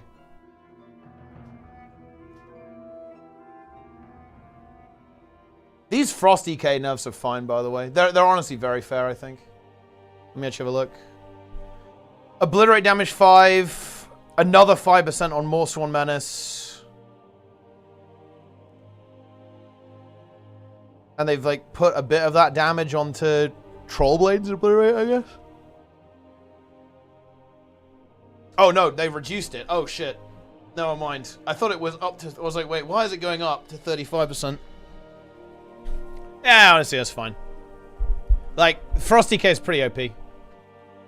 It's still going to be really good. Just the single target's a bit low.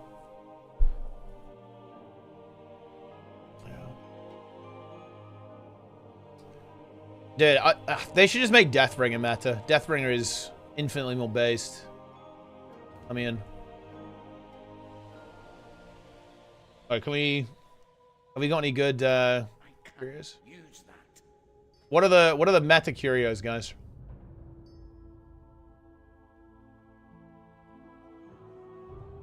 Okay. When Brand uses gathering tools, yep, no one cares.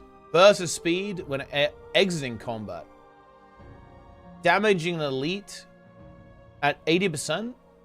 Reduces the elite attack and cast speed. Killing the elite is a stacking 2% haste buff. Okay.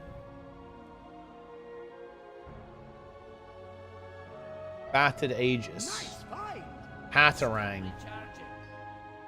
Hatterang. Pull out random hats and throw them as enemies, dealing moderate damage and applying 1 debuff. Let's pick the Hatterang, guys. Battered Aegis.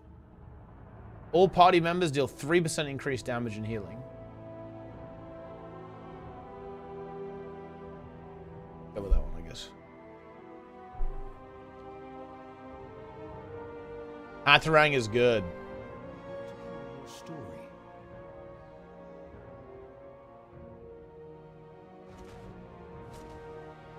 So yeah, you might be on Fury Warrior. You could be on Fury Warrior, GT Jester. Oh no! Wait. No! I didn't talk to the guy. Wait, can we actually... I wonder if we can circumvent it. See if we can get around that.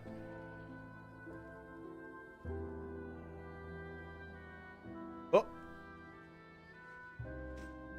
Ah, you cannot.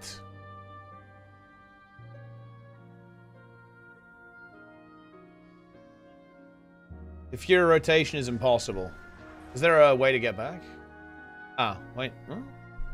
I think I'll just die, I guess. Flat. It can't end like this. Not like this. Let's keep a strategy in mind for the next fight. That's a good idea. Shout out Bran, bro.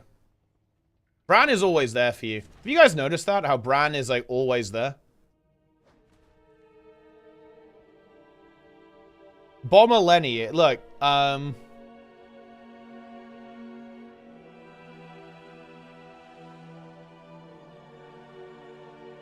Lenny. You keep saying on my YouTube videos that, like, Fast Car has died. And, listen, I know you're a memer and, like, a troll, I guess, but listen, okay? If that's the case, that feels really bad, but if that's not the case, don't joke about that. It's not funny. I can't attack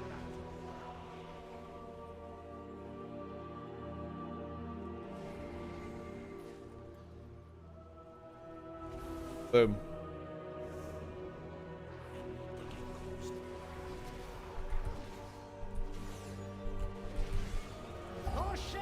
coming for us. Oh. I don't have a car. You got to dodge. I'm dead. I'm dead. I'm dead. Be careful.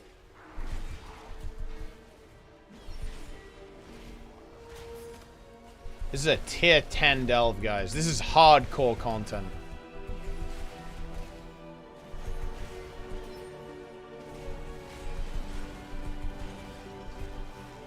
Ultra hardcore. Only real gamers can complete this.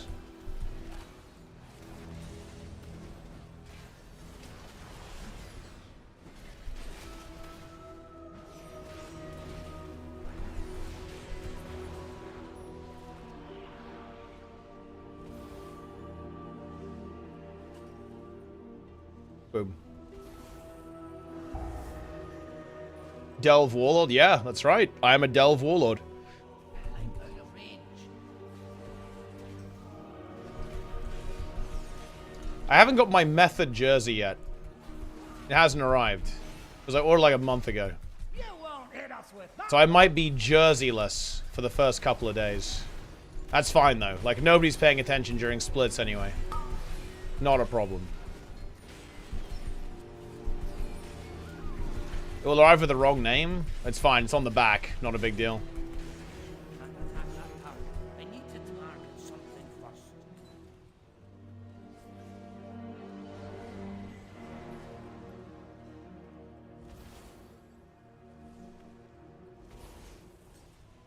Boom.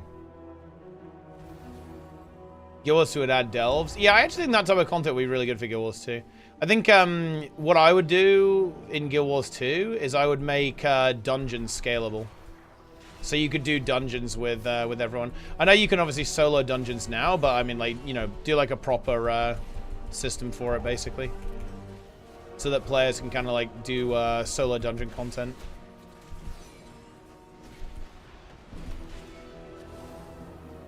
Oh, I actually did not want to do that.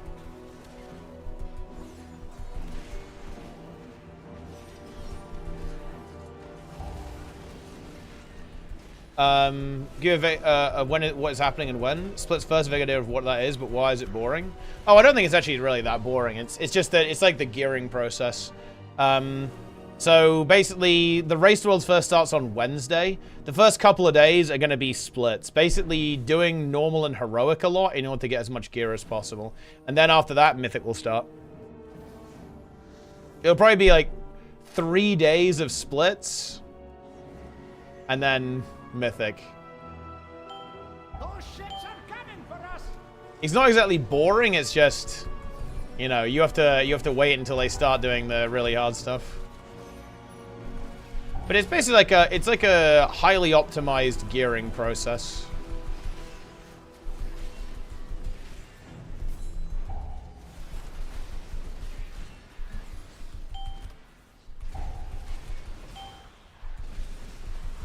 I think it's going to be I'm very interested to see like how the tuning is, because we did the first 6 bosses on Mythic on PTR, and none of them felt that hard. Mechanically as well, right? They were all relatively chill. I think Blizzard are trying to make it a little bit less crazy, except for the last 2. The last 2 I think are going to be completely insane. Like Nexus King on Mythic is insane. Potentially one of the hardest bosses, maybe, you know, one of the hardest bosses we've ever encountered. Certainly in our journey in the game. And I expect Dimensius to be similar. But I think they're trying to not make like the first 4 to 6 like as crazy. I don't think they want another stick scenario, right? They don't want sticks again. Anything like that.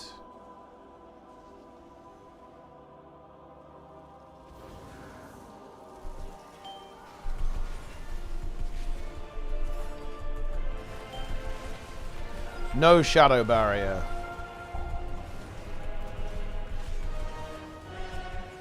Every boss should be Styx.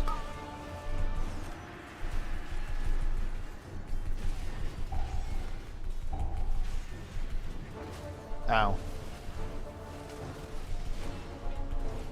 Dude, I need to get better at reading chat while playing this game. This is a major weakness for me right now. Even delves are too hard. Race what's first? Starts on Wednesday. Well, tomorrow, really, obviously, for the US. But from our perspective on Wednesday.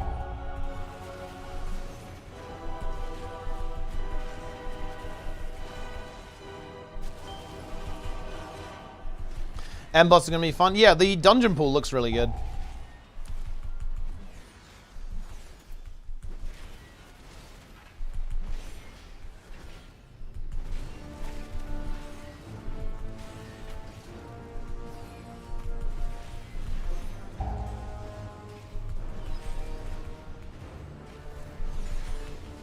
Raid mine was 8 bosses. Yeah, that's right, yeah. Some of them have more. The kind of like the 8 boss standard is like a new thing they're doing. Some of them have gone up to like 13.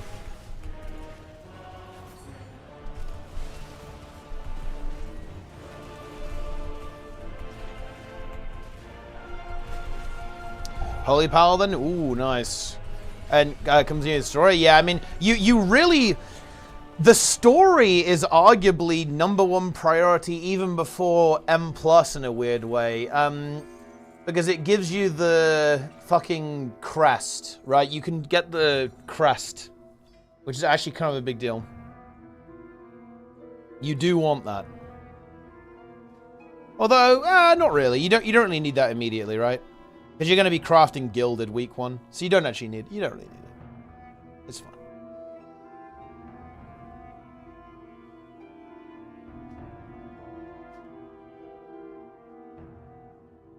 Uh-huh.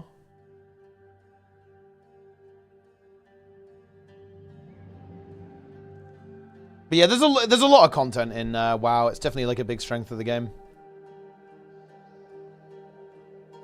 Let's see, how many have we done?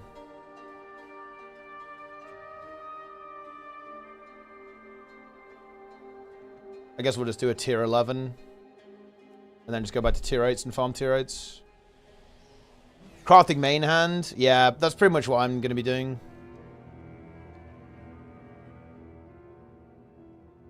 The sacred flame guides me.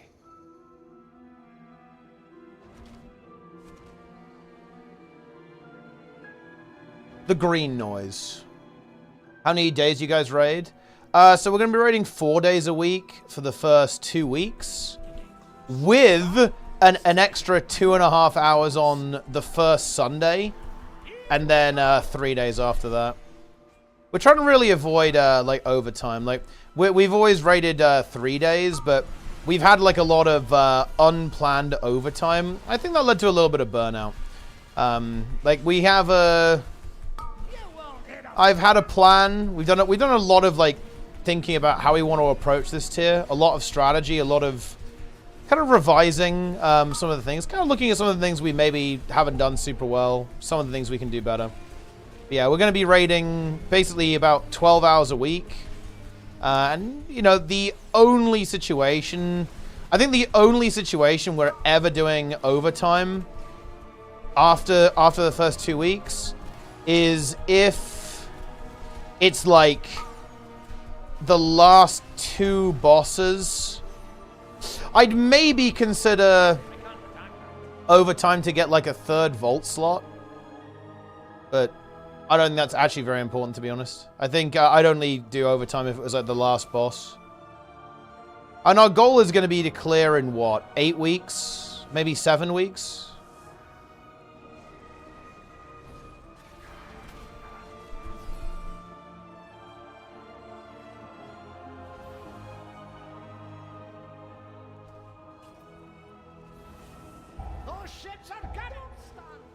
Boom. And I think that's actually pretty realistic. We struggled a lot last year, but I think that was... there are reasons for that, and I think I've addressed the reasons. So that should be fine.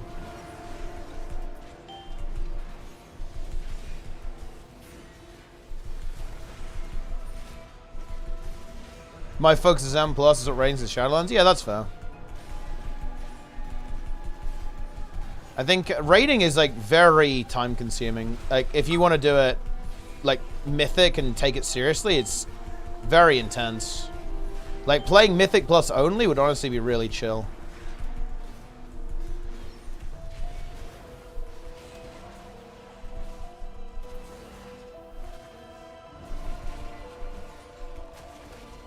Heroic Split, you get nothing, Jester, and you'll enjoy it too. Unbound Remnant.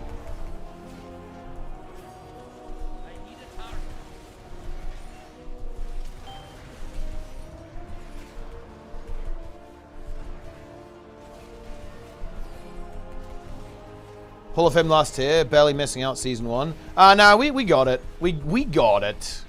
We pushed it hard. We did like turbo. We did like turbo overtime to get it. We actually, honestly, I love this. Look, it was kind of crazy, but I obviously love this kind of stuff. We raided 6 days after the Ansarak nerf, and we killed it in 1 week. We went from 0 pulls on Ansarak to 0% in 1 week. It was amazing.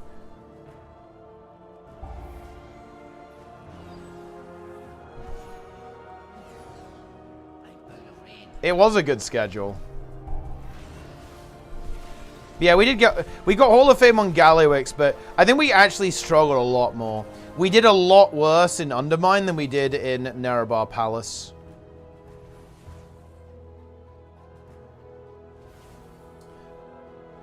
I think that honestly the big part of it was I think it was just a lot of burnout. I think we were having troubles with burnout actually. I think that Nerebar Palace was really intense. We pulled a lot of overtime, like we went hard as fuck. And I think people were pretty like tired, right? And like when we got to the bosses like Bandit, it's like, oh bro. Yeah, it was just really tough.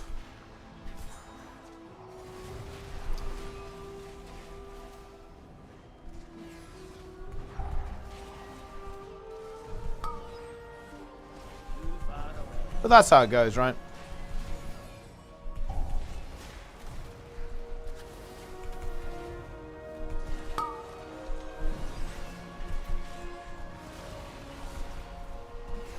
I feel pretty good about our roster now, though. There's a lot of work that's gone into it. Some blood, sweat, and tears, and a whole lot of, like, frustration, but it's got there. I think I would say our roster... There have been some losses and some gains. I would actually say that our roster is, on average, better than it was in Undermine. But it's like more evenly distributed, I would say. So we'll have to see how that one goes.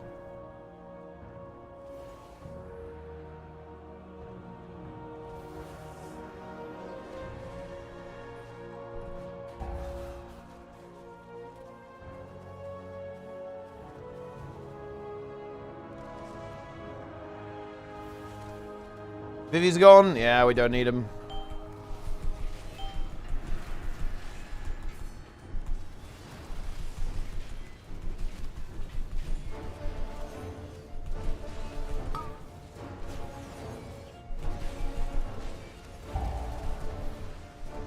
We don't need him.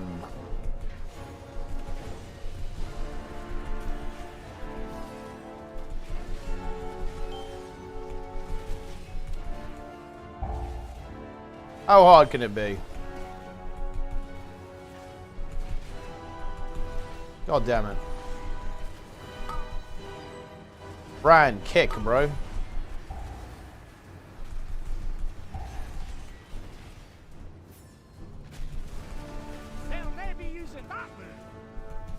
Oh, thanks, bro. Bundle previous engines, 50% off. You mean Guild Wars 2? There will be sales, yeah, at some point.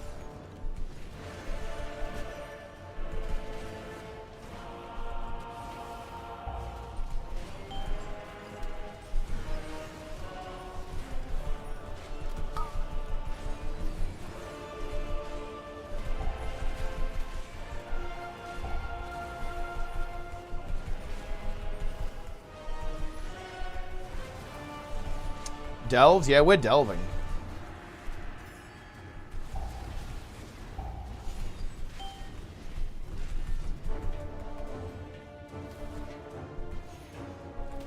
you're back? Welcome back.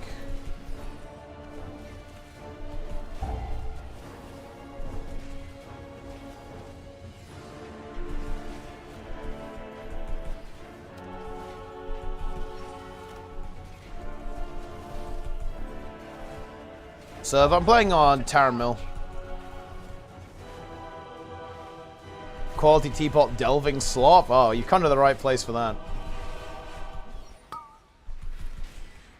We've got our delves all leveled up. When Guild Wars 3 is announced? Oh yeah?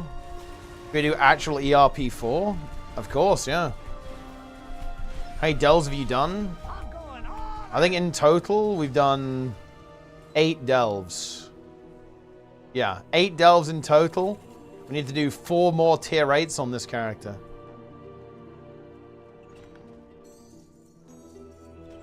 Whoa. Great, look at that. Huge undercoin.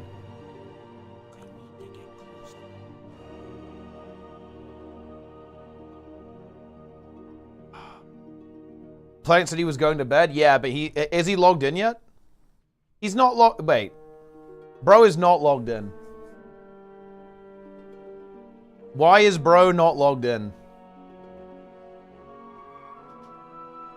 Dude, this fuck. Wait, hold on a minute. Oh man, I need the I need the taint log, okay? Because there's that one of my add-ons is like tainting the Blizzard frame, man. But I don't know which one it is. That's crazy. I'm out of range. I can't be bothered to debug it though. Delete dominoes? I probably will, yeah. I'm not sure if I have time to change it this season though. You got bug sag? It's not a bug. It's or rather, it's a bug, but it's an interaction with another add-on that's causing the frame to be tainted, and Blizzard like locks it down when that happens, pretty much. Yeah, it's this. But the problem is that it's not something that's actually wrong with the add-on, or Dominoes specifically. It's like it's something else combined with Dominoes that's causing the problem. I'm gonna go back to the sinkhole. Let's go do the sinkhole again. Wait. What about let's do this one. Mycomancer Cavern. A small description or tooltip about a Guild 2 profession trait line. Trying to get more into my own builds. Want to start with a bit of guidance. The trait focuses on power and providing offensive boons. Honestly, the best way to do that is just to read the traits, I'd say. I just read them. Then you'll get a good feel for like how to approach using the trait line anyway.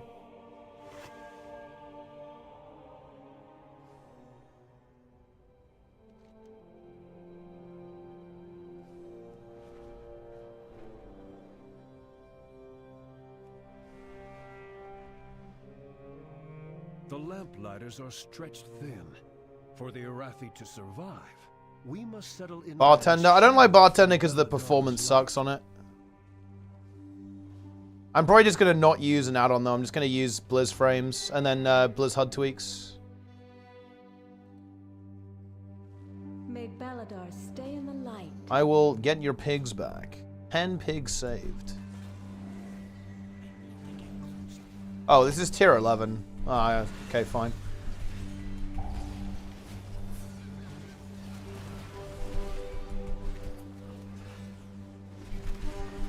The sluice. Yeah, I've already done that one. I'm just getting some variety, you know. We're just gaming. This is the only character that I actually care about anyway, really. I'll probably do it on my warrior too. I'll do like 8 dells on my warrior. But I actually need to... I just want to... I'm going to be playing Paladin as my main character in the raid, I think. And... the other stuff is just like, I'll just get it all from, you know, doing raids and stuff anyway, none plus. It doesn't matter. I think it's... like, the tank for Mythic Plus is really interesting, actually. I think there are very good arguments for Prot Warrior, VDH, and Prot Paladin. I can't attack that.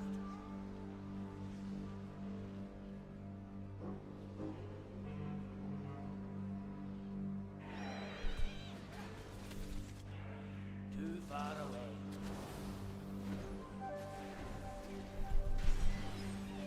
Ow.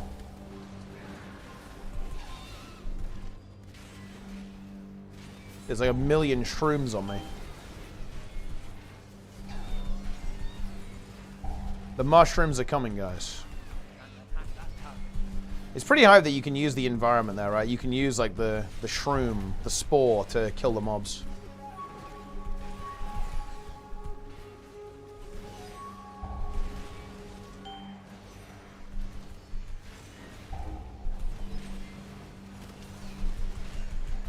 It's Feral season, I'm logging in, we bench some other melee. You are literally on Resto, Druid.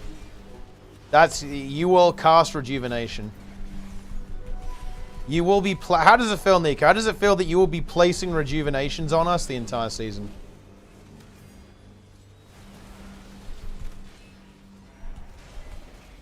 That is your only purpose.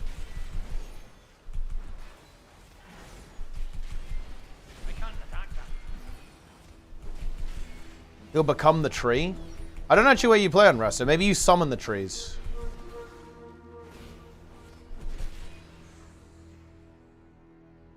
Because I don't think I'm not sure if you turn into the tree, because that's like Incarn.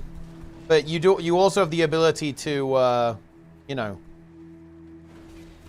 summon little trees.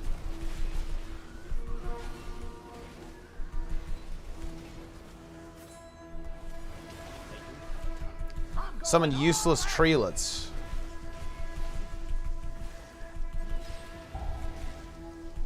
Surely they're not useless. Surely they're helpers.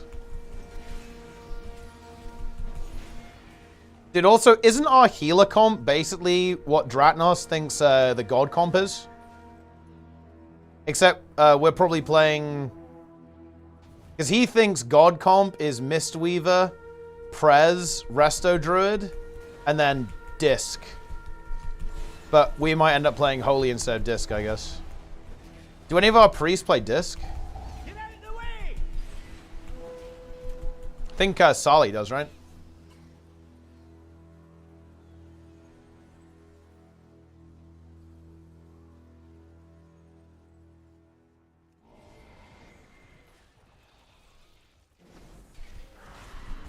Yeah, obviously Holy is fine too.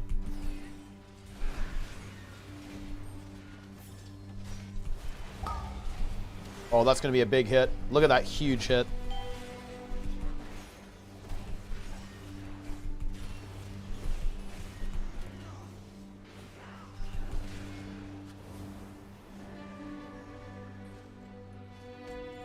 Our comp might be God. I mean, honestly, we love to see that. Wait, Darut, wait, are you serious? Are they really doing this? This guy's name is Darude, and he's like a sand elemental. Or like a dust elemental. That's crazy. Wait, he's got an ability called Sandstorm.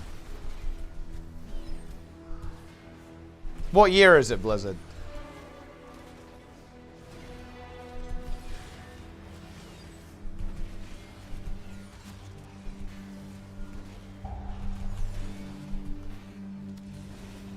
He's sandstorming. We killed him. We're saving the pigs. Nice find. No, thanks, Bran.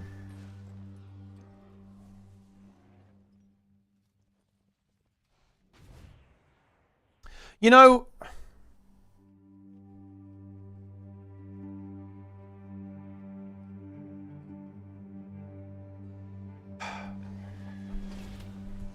at some point, guys, I might have to drop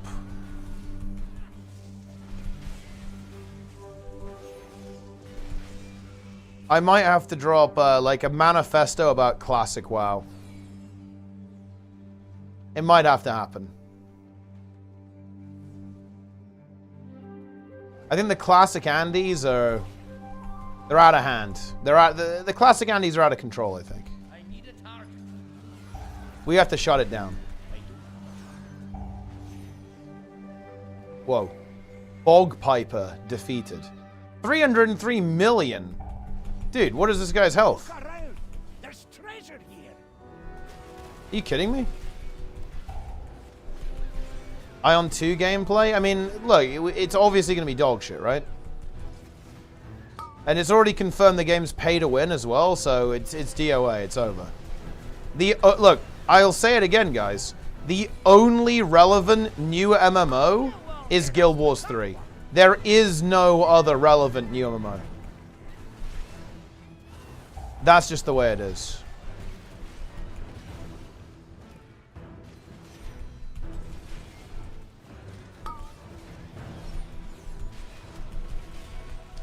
Every other new MMO is just bad.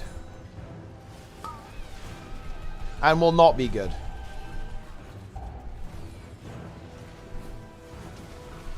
This guy has a lot of health. Rage bait? No, I think that's true.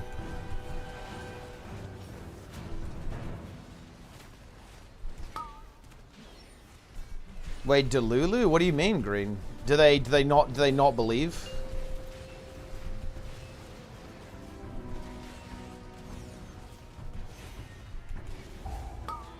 Not convinced? Well, I mean...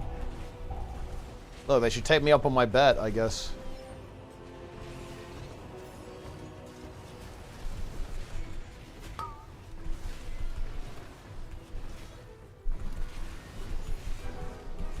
Guild Wars 3 real news? Yeah, pretty much.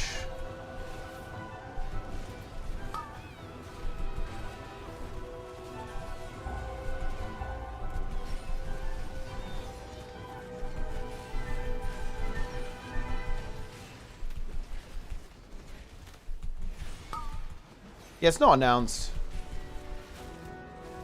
I think the next studio update for Guild Wars 2 is going to be really interesting.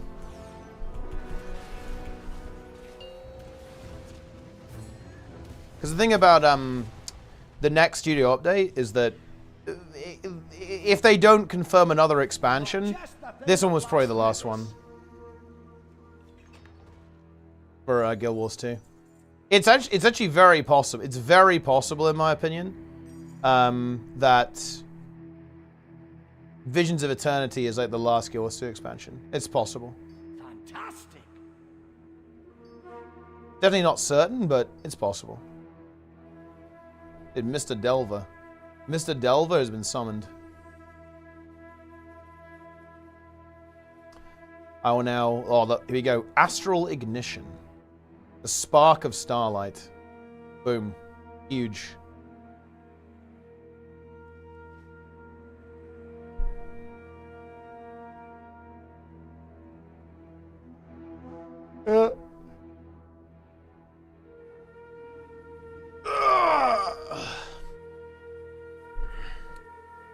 Bit more of a bang? I mean, I don't know. Who knows? Maybe this expansion's got elite specs. A crumb of info in 20... I'm fucking thirsting. Yeah, I think it will be pretty interesting. They will drop content, I believe. I understand your frustration, Gaora, but do not rush to conclusions. Let's see. What delve should we do now? I might just go do the mushroom one again. This one's pretty fun. Plans for the cosmetics to carry over? Nah, they will never do that. My cosmetic collection wiped clean? I have bad news for you. There is a 0% chance there's any carryover at all. It'll be like a Hall of Monuments kind of thing, but that'll be it. You got Paladin? Yep. That's probably what I'm playing in the raid. I just farm some tier 8s now. Yeah, it's a new game, guys. You're not gonna have the cosmetic rewards. Start fresh. Which year is the year of Guild Wars 2? Realistically, either the first year of the game or HOT launch. Kaivaza, question mark, question mark. I will, yeah, I will at some point. I always do the delve bosses. But right now, we gotta do delves.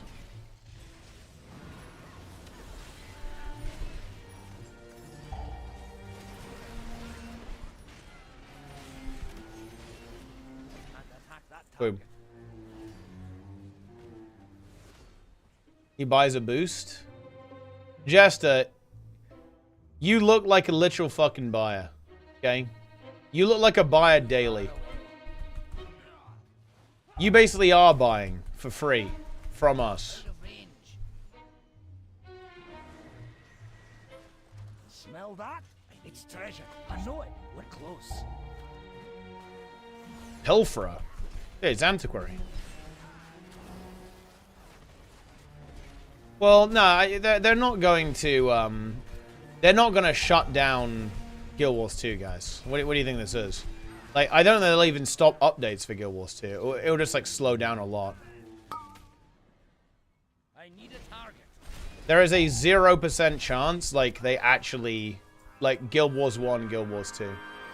There's just no way they would ever do that.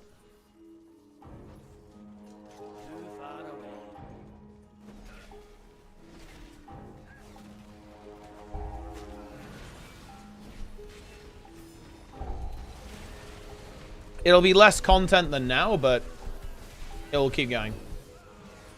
I can't attack that. The card game? No, we haven't heard anything about that. Here's your take of the spoils.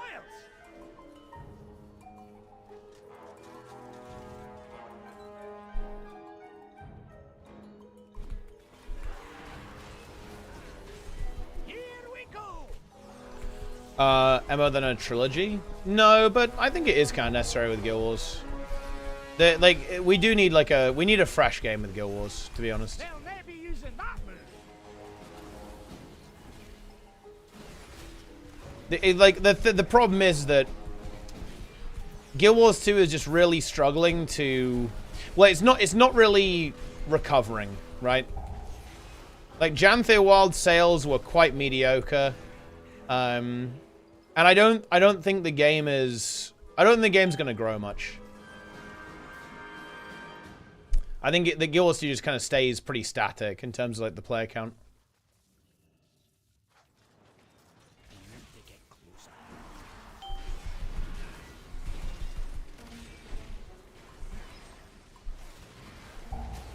Will it be called Guild Wars 3? Quite possibly, yeah.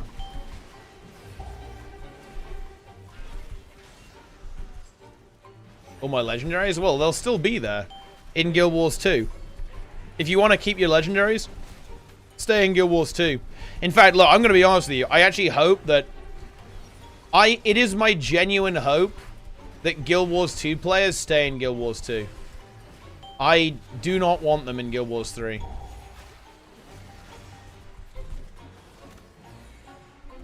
Well, at least not all of them. Some of them can come, but, you know, not all of them.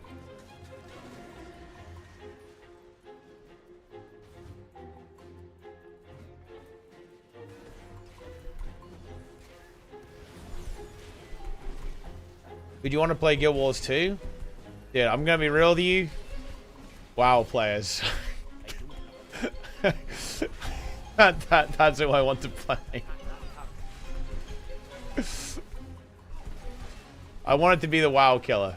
For real.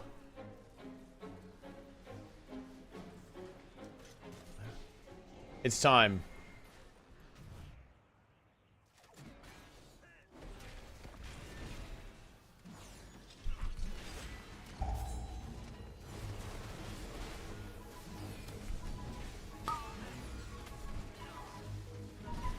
WoW players are based.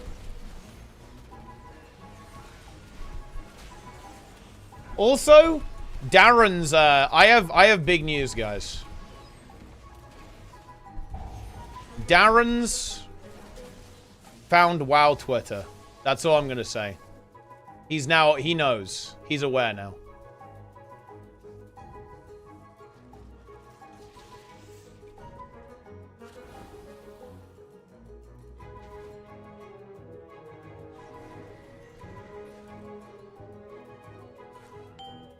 He's in. ArenaNet are a lot better at making Guild Wars than they are at making WoW. Well, I don't want them to make WoW. I want the WoW community. I want like WoW. I want the WoW community in Guild Wars 3. So I want like Race to Worlds first. I want MDI. I want simming, gear inspect. I want all that shit. That's what needs to be in the game. And I also want PvP. We need PvP too. Will Guild Wars 3 be PvE focused? Yeah, like every MMO. But I'm hoping it has PvP too. I'd be pretty sad if it didn't have PvP. We deplete.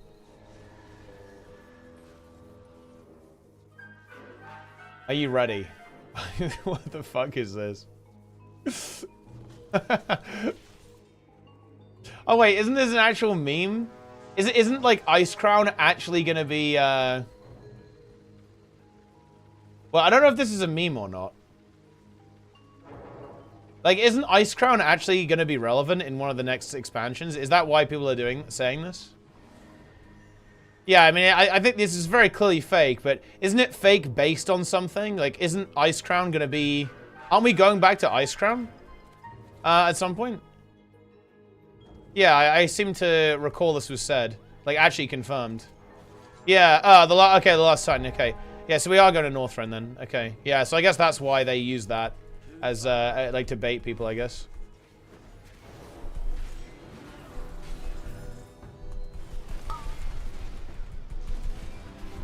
That's pretty cool.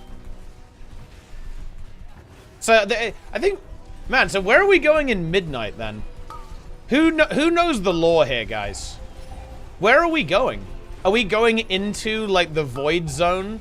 Is that something that you can do in this game? Can you go into the Void World as a mortal? To defeat the Void Men?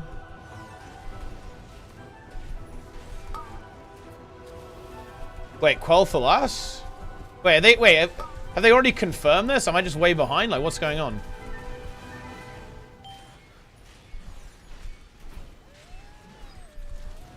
Oh shit, dude, I'm not paying attention. This is big though, actually. I mean, I've just got no spoilers. Zarathar's gonna corrupt the Sunwell. Dude, Zarathar is our friend now, okay? She would never do that. We're friends.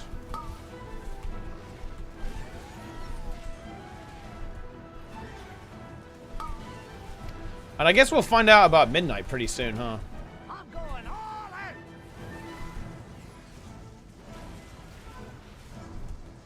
Bro, not pay attention? Dude, do I look like someone who pays attention? No.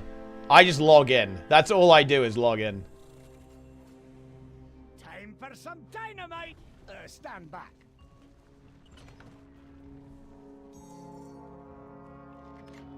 Boom. Huge loot. Look at that loot, guys. We're just feasting right now. Bran is the end boss? That would be a big plot twist.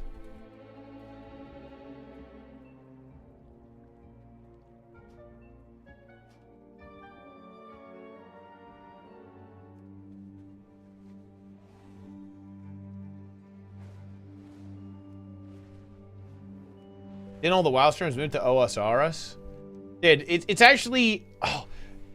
Do you know what I hate? Do you know one thing that I really hate, guys? Misinformation is so unbelievably fucking effective. It's like... One, no, it was the classic Andys that have gone to OSRS. Two, it's like the 1 month, or like it was like 1 week, 2 weeks before the next massive retail patch. And 3, there's like nothing going on in Classic right now. Oh god. Dude, it's actually crazy. Like, misinformation is so effective. Like, that's what's really scary to me about it. It's so effective. Like, OSRS is dog shit. I don't agree with that at all, actually. It's like,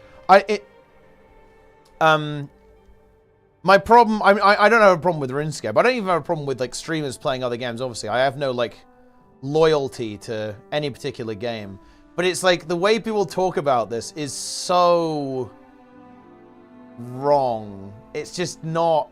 It's incorrect information. It's very strange to me when people talk about it this way. Let's see, what delve should we do next? I'm gonna go do the new delve again. Let's go.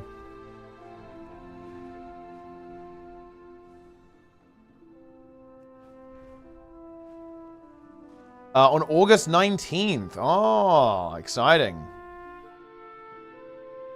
Where's OSR? It's old school RuneScape. Yeah, it's basically like the OnlyFans crew. Like the OnlyFans crew is playing OSR, which I think is really good. I think it's cool. Yeah.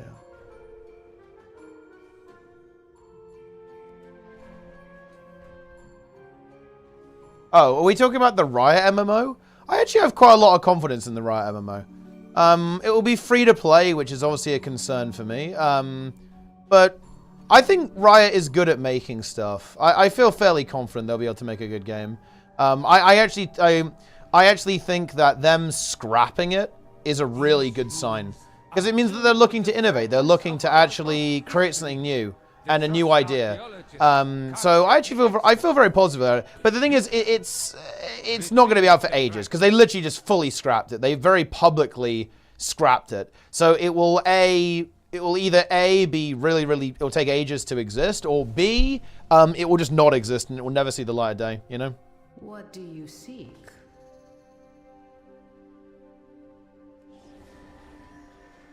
It will exist to milk? That's definitely true, but I don't think that that prevents it from being a bad game, or prevents it from being a good game, that is.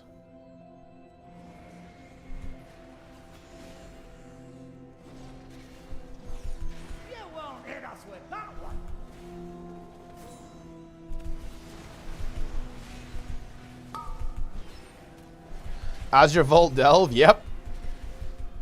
I think it looks like the new delve, or this delve here. If I had to guess, it's going to like rotate to different areas where the ethereals are kind of taking over. So I think what's going on here, right, is that the ethereals have tried to take over the Azure Vault. Well, I guess they've succeeded even, and we've got to go stop that. Make it feel too small for no reason. Why do half the characters know each other, interact with each other? I guess that is kind of weird. Oh look, I just liked Arcane, man. I don't know what to tell you.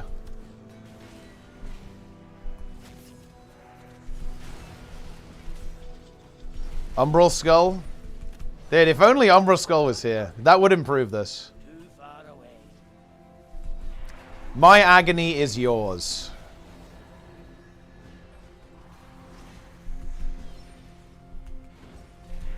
Lamer, dude. Lamer actually is like a wise tree gathering NPC.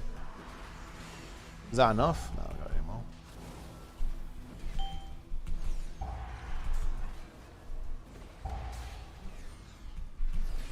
There we go.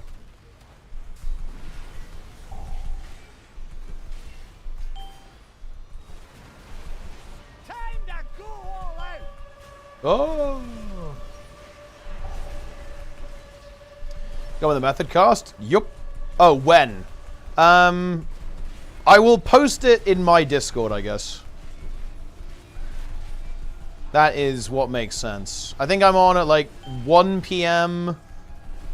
Europe time on Wednesday.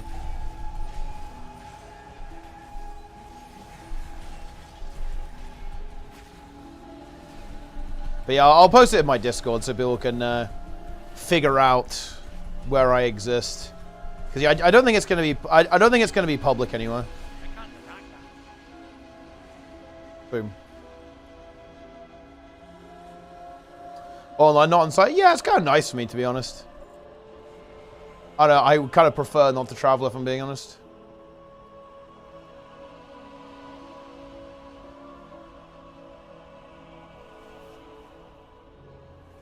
How long has Guild Wars 3 been in the works? If I had to guess, I think they were working on it during the first apocalypse of the game. So in other words, I think they were working on it at the end of Season 4. Because that was the first moment when they basically started like not looking at Guild Wars 2. And then obviously they, you know, they were forced to stop doing that by the Koreans. So that's when that obviously changed, but, you know. I think, oh wait, yeah. No, right now I do take 4 damage. Okay. Just for a guy in OSRS named Teapot Knight? Oh, it's me. I'm multivoxing. Shall I get the rescue? Huge.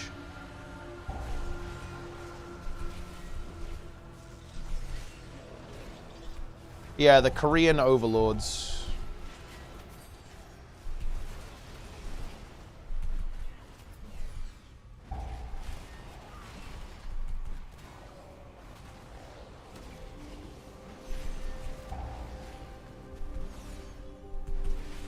Boom. We take the portal. Where there is. Boom. Why did they feel the need to add this, guys? Do we have any idea? What is this? Together we will show them the price of their transgression. And it's death, by the way.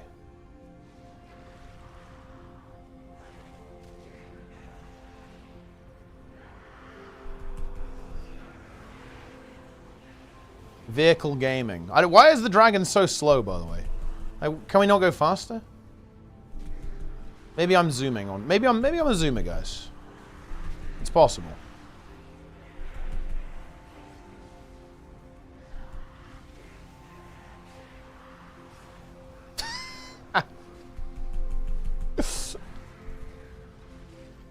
Wait, why can I not hit these? What is this?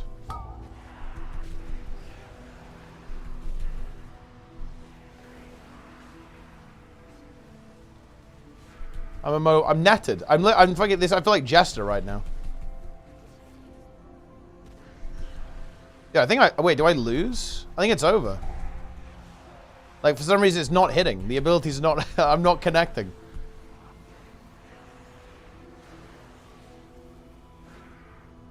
The Arcanist. Yeah, look. These guys are just immune. I'm flying away. See you guys later. Oh. Get owned. Absolutely dumpstered.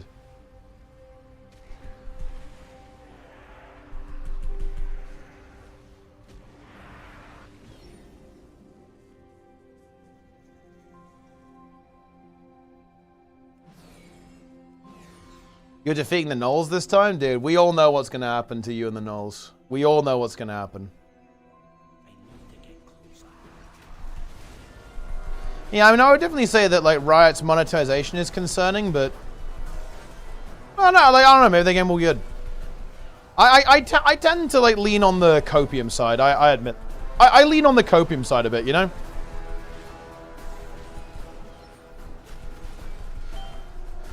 I guess the concern would be, obviously, like, the probability of the game being kind of gacha-oriented or semi-pay-to-win are higher, because obviously, like, League is really big in China, right? So they obviously have, like, they really care about the Chinese market, and that does increase the chances of basically, like, degenerate business models. Like, I think that's kind of what Tom's getting at, maybe? I'm not sure. I think that is true, unfortunately.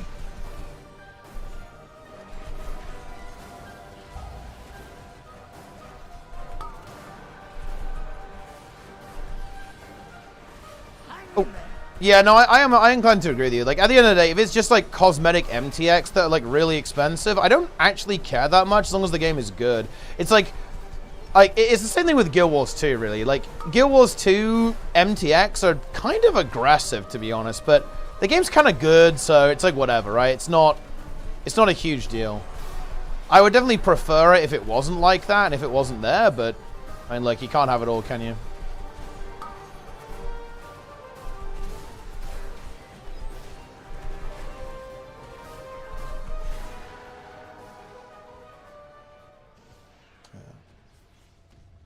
So heavily, though, that is true. Yeah, obviously, it is true. And you know, if you have MTX, like, the game ends up like goofy as fuck.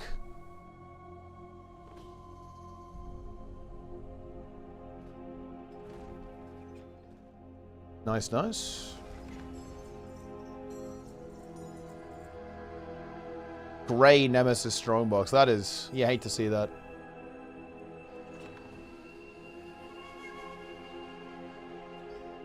Let's go upgrade the cloak, I guess.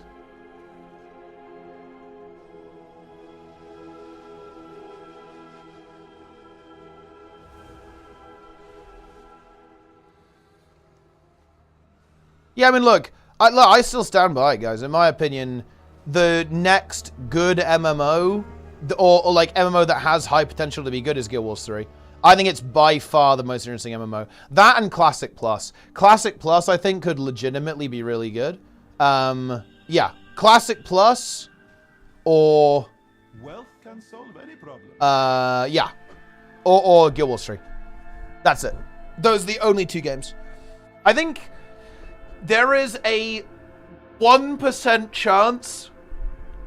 There is a 1% chance. 1%.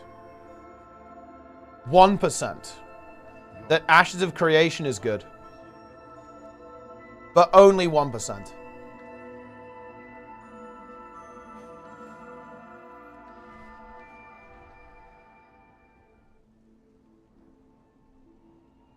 But, caveat, if it's good, I actually think it could be really exciting. But again, there's only a 1% chance it's good. But if it is good, it will be a big hit. It will be like, full world PvP, full based. The combat is very similar to Guild Wars 2, by the way. I'm on the PTR because I have the pay-to-win early access. The combat is very similar to Guild Wars 2. It feels like a combination of New World and Guild Wars 2 in the good way. It's like very action-oriented.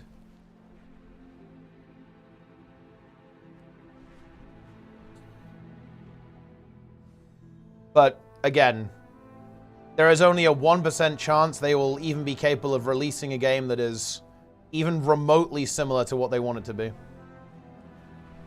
Relaunch the system they have now? They honestly should, yeah. Like, well, I mean, I'm not sure if that would really go down very well or like what that would look like, but yeah, it's a real shame that New World was so undercooked. It's actually a pretty decent game now. But yeah, it's essentially dead, sadly. What delve do I want to do? I'm going to do the excavation site 9. I don't like the waterworks. I always dread that delve. Sucks. I don't really like the Ashkahet ones either. I like the Hallowfall ones. Maybe we could do some Hallowfall ones after this one. Brave Girl's Rest. I don't really like that one. I don't like the candle one. OSRS is popping, #1 MMO. Nah, it's still retail WoW. But OSRS is probably #2, yeah.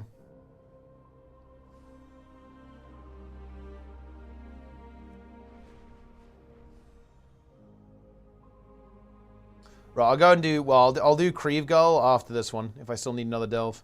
I think this is the last delve I need, though. Yeah, because this is tier 7, and that means I've done... Yeah, because the one after that would have been a tier 8 delve.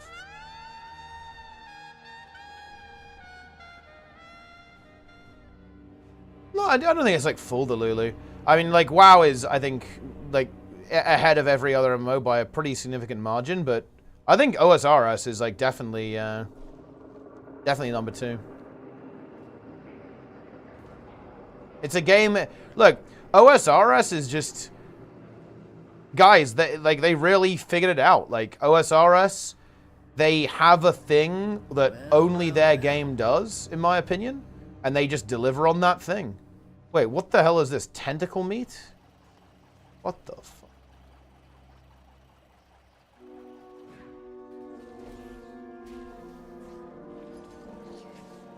Okay.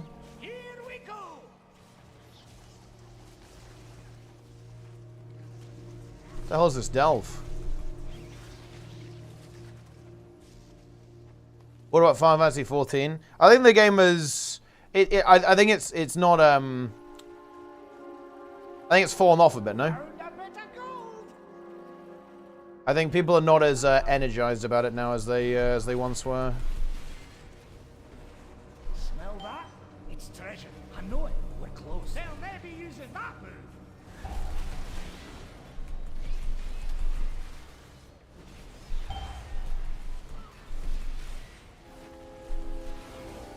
You need to play for like a month to get a good grip on it. It's just not my type of game, to be honest, Lynn. Like, I do not like vertical progression games. And OSRS to me is like the ultimate vertical progression game. Because it takes so fucking long, right? Like, to level up and stuff.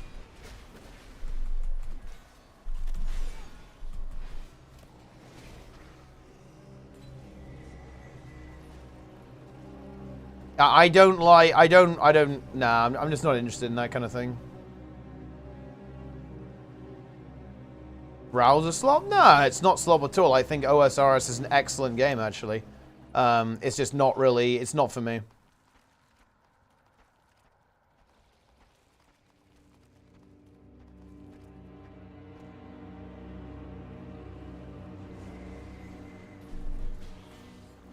I have a lot of respect actually for OSRS because, in my opinion, and I know that Jagex isn't perfect. I'm sure that you guys can tell me all sorts of bad things that Jagex has done, but I really like that company, right? Like they don't try to do any bullshit. They just say, yeah, like this is what our game is. We're very committed to this type of gameplay, and we're gonna keep making it for you. Log in. And I think that's good. I wish there were more companies like that.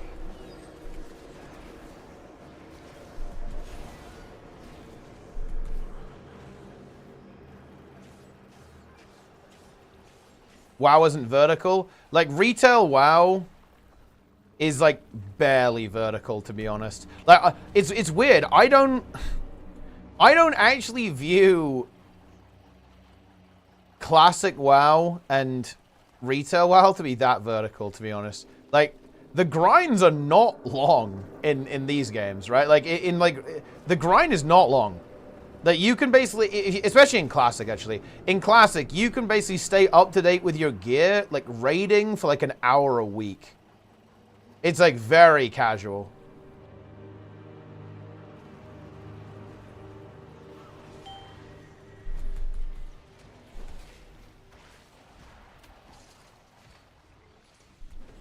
It's kind of the same in retail. Like, retail WoW is, it's not very grindy.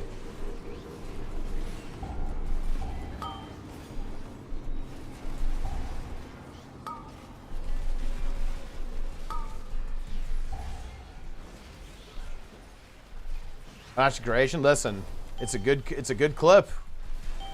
Look, I say that as someone who has bought into the... Look, I paid the 250 tax, okay? I paid the tax to get into the beta. I regret nothing. But yeah, it's unlikely.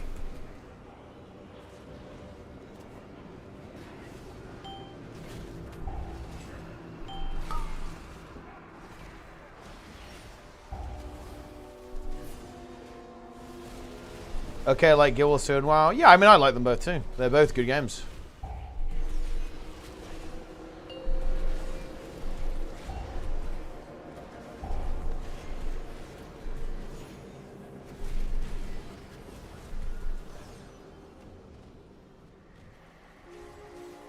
Oh, I was an info. No bow, 0 out of 10. Oh no. Well, I mean, look, you've got animals though, so you got that. It's not really the same as a bow though. This is an absolutely bizarre delve, guys. We're like chopping up tentacles for some kind of culinary purpose. This seems pretty weird.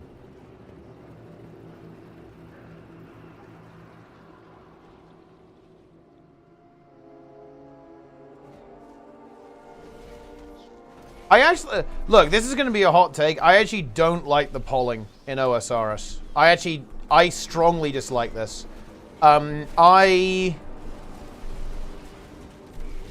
My approach to this is I think getting feedback is good, but ultimately, in my opinion, the developer's vision for the game should always take precedent. I know that might actually be a pretty unpopular take, but I do think that. I think dev vision... I think that diluting dev vision is bad. Nah, it's not even players not knowing what's good for them. It's that I think it's important that the devs own their game, right?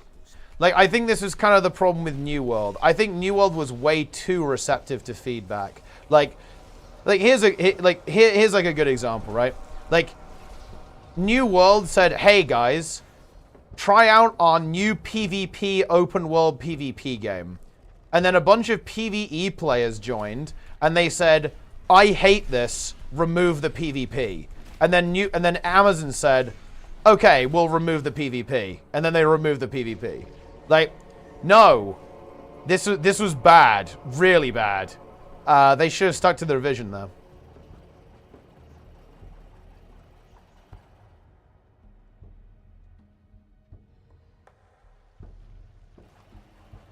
It's basically the players crying the game got harder. They're saying, "Okay, tough shit, make it harder again." That is actually, that is based. That is extremely based. OSRs would have met many new skills by now. So that is really interesting. I'm not sure if that's true though, because I think the devs of that game are actually very intelligent, and I think this is true of all classic MMOs, in my opinion. But I actually think a really key feature of OSRS is that the finish line doesn't move. Not really. Like, the finish line for OSRS has been 99 since day one, right? Like, it's always been 99, and it will always be 99, right? They're never going to add 120 attack. I'm aware that in RuneScape 3, some skills go to 120, but you get my point, right? Like, that is a key feature of the game. So I think the devs are very smart. Like, I think they would be very cautious with adding new skills for that reason, because they understand their game.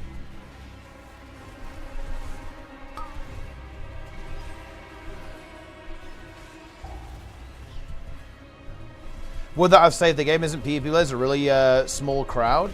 I mean, I think it could have had PvE as well, but I think they shouldn't have...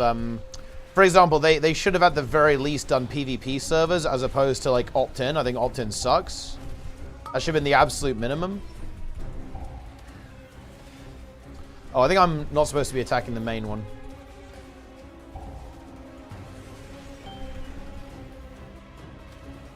I'm tentacled. It's over.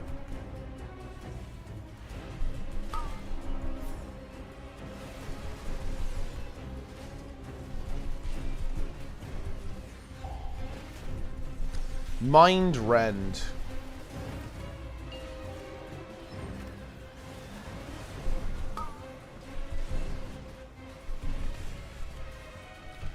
Tentacle must be destroyed.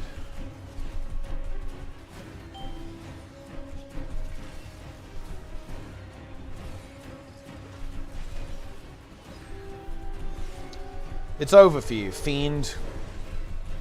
Owned.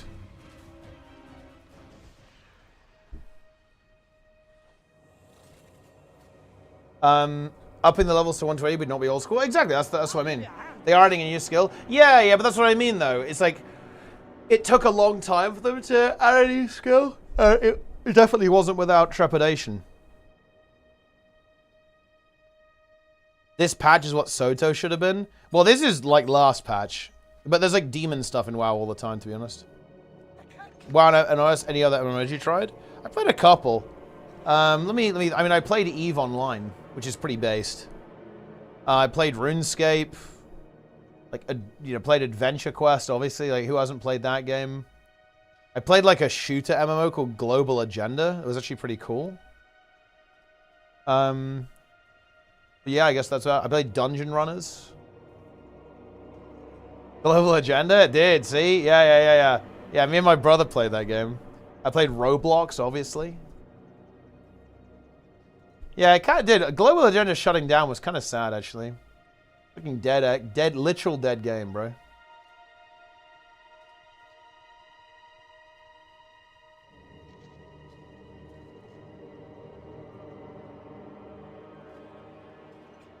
Ah, we're complete with delves. Nice. Didn't play. I actually, you know what's funny actually, Envy? I did log in to BDO and played it for a couple of hours, but I wasn't into it, to be honest. I regret not playing Arcade though. I like big time regret not playing Arcade. 100%. That was not good. But it shut down before I had like the opportunity almost.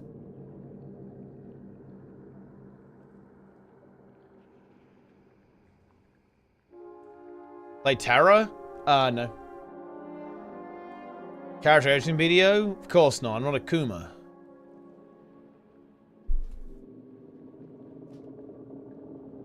For money in Arcade? I mean, I've no idea. I've never even played the game. I basically had a choice between Arcade and Guild Wars 2, and I picked Guild Wars 2. Battleon.com did. Like, Adventure Quest is a pretty base game, I'm gonna be honest. This game also wasn't an MMO as such. It's still going, actually. I played a game called The Kingdom of Loathing. It's actually a very funny game. It's like a text-based, turn-based game. It's technically an MMO. You can interact with other players and even do like group PvE in a really weird roundabout way. It's something. It's an interesting game.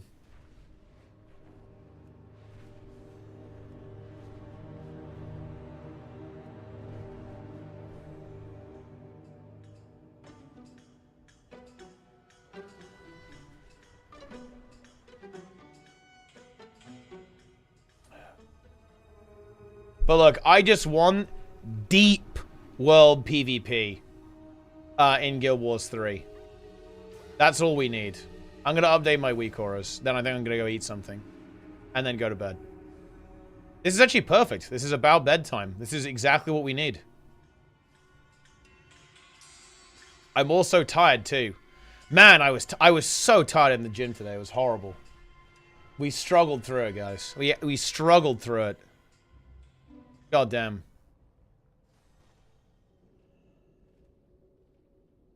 Update. Go. Wait, actually, what happens if my Hearthstone? What, to go through Guild as a new player? I'd say so, yeah. Dude, look at that. Look how beautiful that is. Look how many weak auras I don't have.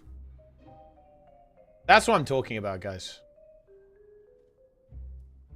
Notice how my... Notice, guys, how my UI is not just infested with weak auras. Just notice that. Just think about that. I don't know how you have 3k weak auras, bro. Oh, someone asked me, is my UI from scratch? The answer is yeah. Am I excited for M+? Yeah, I think it looks really good. Like, this looks like a banger season. This is going to be a fat season.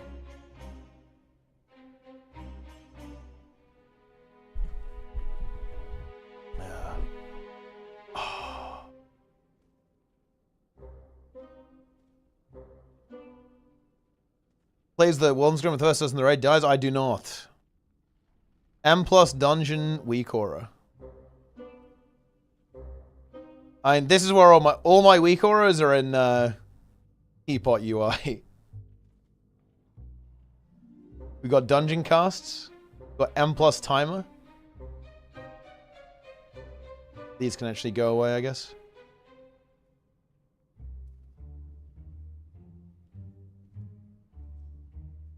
My UI is 934 weak auras.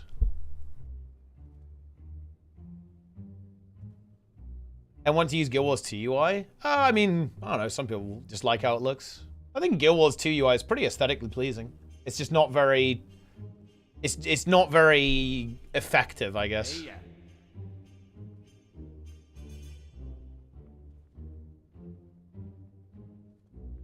Weak auras always felt like black magic from beyond the veil that a frail mortal like me could never design or comprehend. I mean, they're actually very... I mean, they're very simple. Like, it's, you know... And that, they're not hard to understand at all. Like, obviously, the ones that have custom coding are a bit different, but...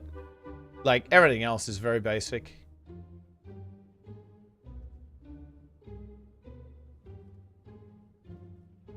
Like, you know, you just go, okay, you want to track that spell? You want to show the GCD?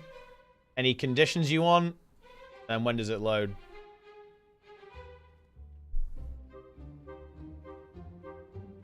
I can't even design a weak aura. I'm told for that. Nah, you'll be fine. Go see Clarity Legal. Yeah, that would be really nice. Or actually Refect, more specifically. If they made Refect, if they okayed Refect, that would be hype. Look what's good on Wago, and I get it. I mean, look. Dude, you gotta customize. You have to customize it fully. I can't stand... Look, every UI pack I've tried, it just hasn't been quite right. It's been, like, kind of okay, but not exactly how I want it. And now I have my UI, like, vaguely how I want it.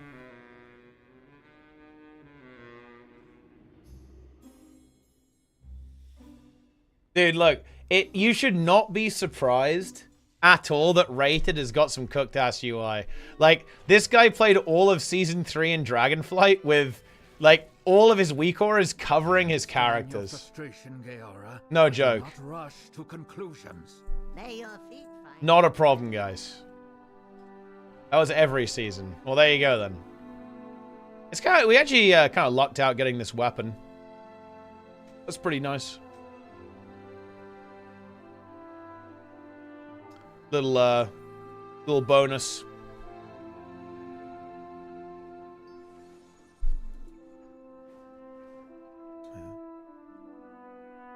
Default UI? The default UI is honestly pretty good in WoW now. I think that it is relatively recent that it was pretty good, but it's actually pretty good now. I think you do not need to use a single UI, weak aura for your UI at this point. Like, edit mode is good enough.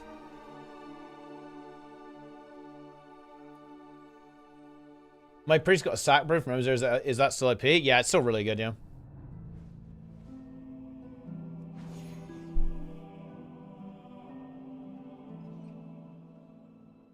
Ah, look at that. Rated. Logged in. Wait, bro. Oh my god. His name is Zinshi. Defiler's End. Bro, he's role-playing. Look at that. Look at all that. Wait, dude. 121 million artifact power. 2.8 million. Wait. 330 million artifact power. Wait, this is 2 billion artifact power, actually. What the fuck is this? These numbers. That's crazy.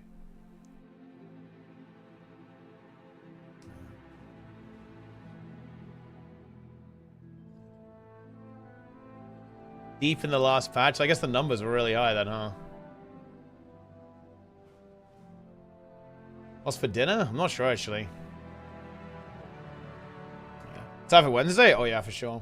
Wednesday is going to be big. It's a massive day. I'm playing M+, then we're casting the world's first race. Split edition. And then I don't know what we're doing. Then I'm raiding. Then we're doing splits of our own. It's going to be good.